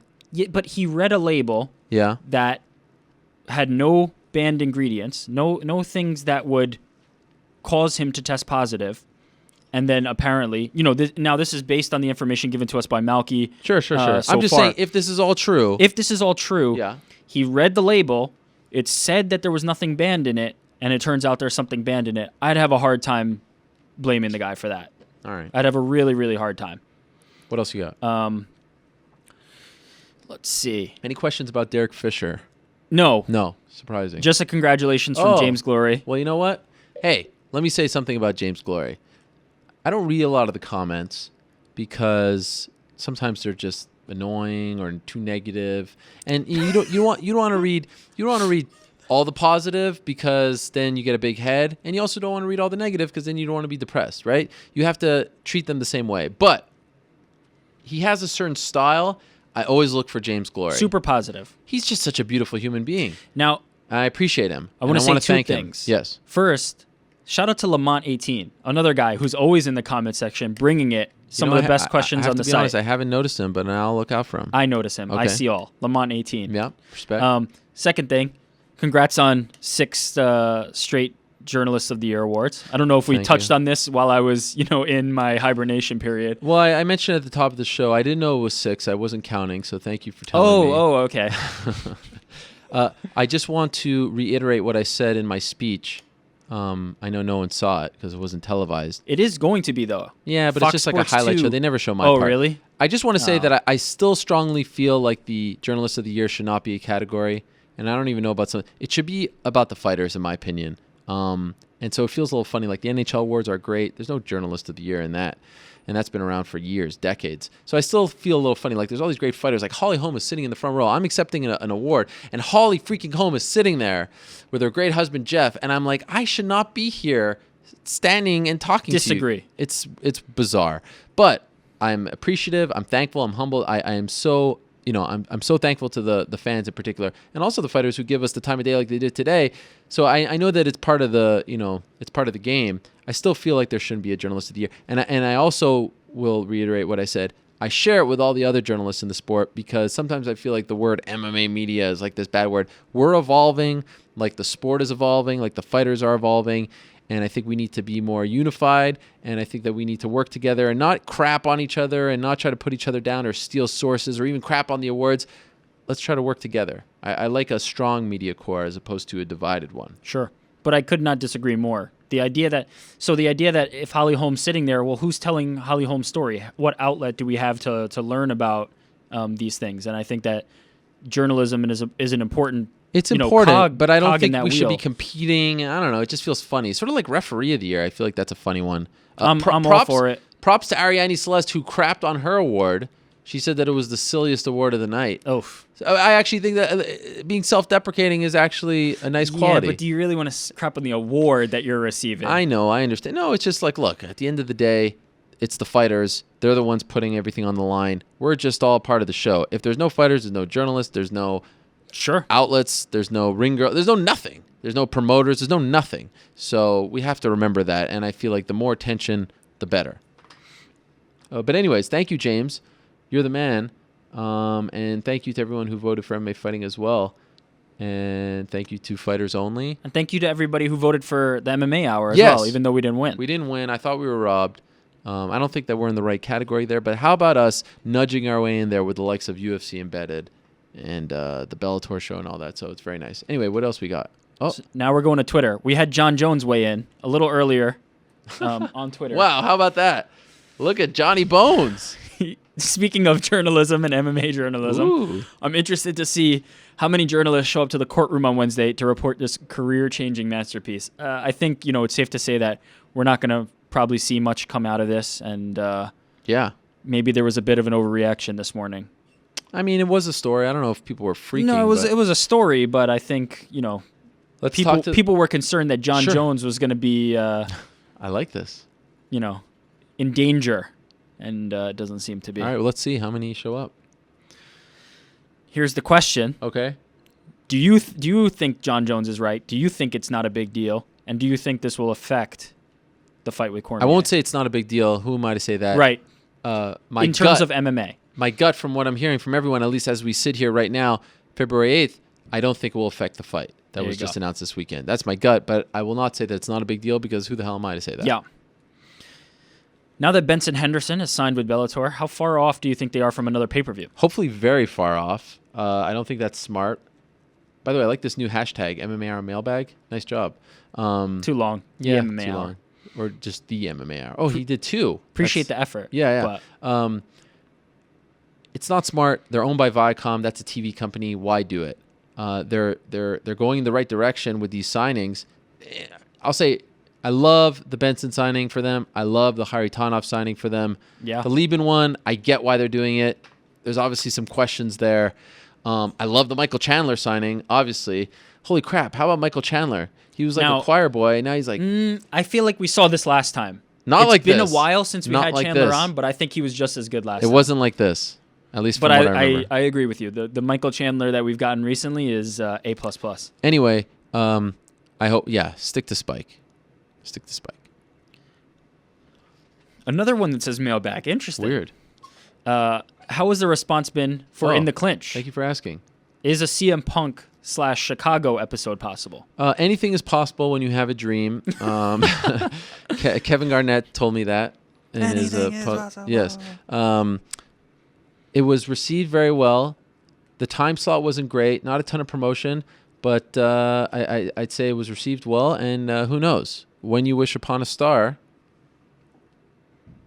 How's the rest of the song go? You done with the cliches over here? There's no difference who you are. Is that how it goes? I don't remember. But anyhow, I appreciate everyone tuning in and giving it a push. And yeah, who knows? We'll see. Again, I said it was just a pilot, so we'll see. This is our last one. What did you guys think of Cam Newton and his walk-off after the game? Recall anyone doing this at a press conference or done to you personally, Ariel? That's a great question from a guy who usually doesn't give us any good questions. Oh, wow. Joe Daddy. Usually Joe Daddy. A troublemaker. One time asked me if I wanted French fries in the lobby of a hotel in, I believe, Houston or Dallas. Anyway, Joe Daddy's a good guy. He's actually a longtime fan and supporter. I love him. I saw that clip. I felt for him. And can I just say, I don't know how much of the clip that you saw. This is Cam Newton. I saw it, yes. Okay, quarterback of the Panthers. They lose in very frustrating fashion. Everyone thought they were going to win, at least most people. Shout out to Chuck Minhall, the man that had his Broncos won. Did you hear the questions that were being asked? Those were some horrible questions. I mean, they were almost like condescending. The tone was condescending. I have no problem with what Cam Newton did. He answered a few questions. They were all stupid for the most part, I thought. That was on the media. The guy just lost the Super Bowl. A little tact, a little sensitivity. You can ask things a certain way. He probably wasn't going to answer anything, all that elaborately anyway. But the 3-minute clip that I saw, those are some of the dumbest questions I've heard. And you know me, I don't like to criticize media ever. And I just couldn't believe that he actually stuck around for 3 minutes. And now that it's also been revealed that apparently somebody from the winning side was sitting very close by, and they were interviewing them. Yes. And they were essentially gloating. And it's, if you're sitting there trying to answer these questions about the toughest loss of your career and you're hearing some guy gloating about the win, feet away from you, I can't imagine it's the easiest thing in the world. Well, then shame on the NFL for setting it up that way. I was wondering who was sitting next to him talking, because usually it's like, NBA finals, they're at the big podium and everyone gets a chance to talk. And I know there's a lot more people involved in an NFL game, but it just seemed like a lot of chatter. It felt like a pre-game scrum. For the quarterback of the losing team of the Super Bowl. Do you feel like it's his responsibility to face that music, though? He did. He faced it. He showed up. He didn't have to show up. He did have to show up. Says who? What do you mean? He's mandated to show up. Does he have to if he lost? Yes. Well, I don't think he should have to. It's good that he did. He did. He left. The guy just lost the Super Bowl. Sometimes we have to remember that, these are human beings. They're emotional. He'll talk. He's been great with the media. He's had a great year. He's great with the fans. We need more Cam Newtons. And if he's going to show his emotion and get, all worked up and leave, I have no problem with it. I'm not going to be one of these media guys that say, he has to sit there and listen to our stupid questions. Come on. That's actually one of the reasons why I'm so happy that I get to cover MMA, because there's just nothing to talk about in these games. Like, what are they asking him? There was not like, I know you saw their defense, but did you expect that kind of defense? I mean, obviously he saw their defense. Everyone knew they had good defense. Like, what do you want him to say? No, but think of it. If let's assume the questions were asked, the questions that were asked were better, though. Wouldn't you relish that opportunity to speak to somebody who had just suffered that defeat if given it? Yeah, absolutely. I mean, those are some of the best interviews, right? But there needs to be some tact. And look, we've been watching sports long enough. The loser interview of a sports game, especially millionaire athlete, like, they're not going to give you much. Yeah. Sometimes they go off the grid and they give you a tremendous interview. But if you're going to sit there and ask dumb questions And in particular, not so much the dumb questions, but in that kind of tone. And then when you add to the fact that you just said the guy, someone who won was right next to him, I mean, what do you expect? So I think the NFL is actually partly to blame. I think the journalists are partly to blame. And yeah, you could blame Cam as well. Like, yeah, okay, fine. He should have sat there for 10 minutes or whatever it is, 7 minutes. I don't know what it is. He sat there for 3 or something like that. Fine, blame him. But I sympathize with him. He's a human being. He just lost the Super Bowl. It was devastating. Come on. I'm with you on that. Yeah. And also, the Super Bowl to me, like, what has happened to the Super Bowl? What do you mean? I feel like we've gotten good games the last couple of years. You didn't even watch it. You were celebrating the Chinese I didn't watch New it Year. live. I did watch it. It sucked. Give me game one of the NBA Finals any day. This game was not good, but what about last year? Last year was incredible. The best part of the Super Bowl for me was the halftime show. And I know it's cool to crap on it. You're I thought it was a Coldplay fantastic. fan, right? No, freaking Bruno Mars. Guy kills it. Big Coldplay fan. Vibrata. Daniel Bryan has retired. Is it an angle or not? I don't know. Okay, good insight. What else before we go? As I said, Chris Lieben signs. Kharitonov signed. I gave you the BJ Penn update. Yeah, how about that? Yeah, that was something. A lot of big stories coming out today. Chris Carriasso retired. A lot going on in the world of MMA, but I think we are done.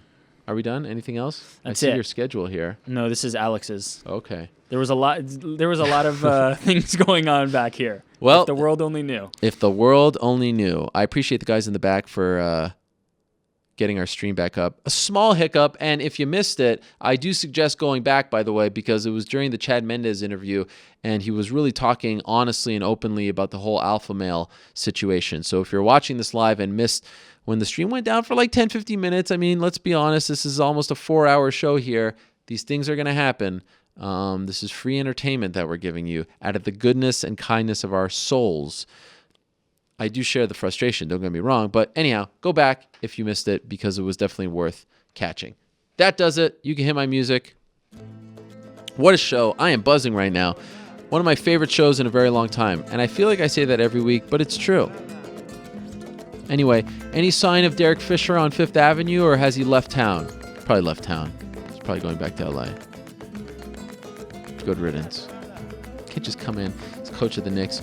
No coaching background. Smug attitude, condescending. What is going on? Yeah, sure, the team sucked last year, but come on. Tom Thibodeau, wherever he is, drive that Cablevision truck, give him a gazillion dollars, and bring him back home. Okay, I know most of you don't care about all that, so I'm going to thank Mike Jackson for coming on. The best to the truth. Thank you very much to Ben Rothwell. Great stuff from him. As always, good luck on April 10th. Thank you very much to Eddie Alvarez. Great stuff from him as well. Congrats on the win. Michael Chandler, congrats on the new deal. Great stuff from him as well. All the best to Alexander Gustafsson on his move and in the future. Great stuff from Chad Mendes. Honest stuff. Really enjoyed talking to Chad. Great stuff from Henry Cejudo. Henry Cejudo up the ante. Finally, someone poking at DJ. The R-bomb. The Rodin bomb. I love it. Tremendous stuff from Rafael dos Anjos. Can't wait for March 5th. UFC 196. Holly Holm Tate also on that card, of course. And thank you very much to Yoel, Romero, and Malki, Kawa. Good luck to him as they try to clear Yoel's name. That's it for us. If you missed anything, iTunes, Stitcher, YouTube, all that good stuff and more. Back next week, same time and place. Until then, I say peace. I'm out of here.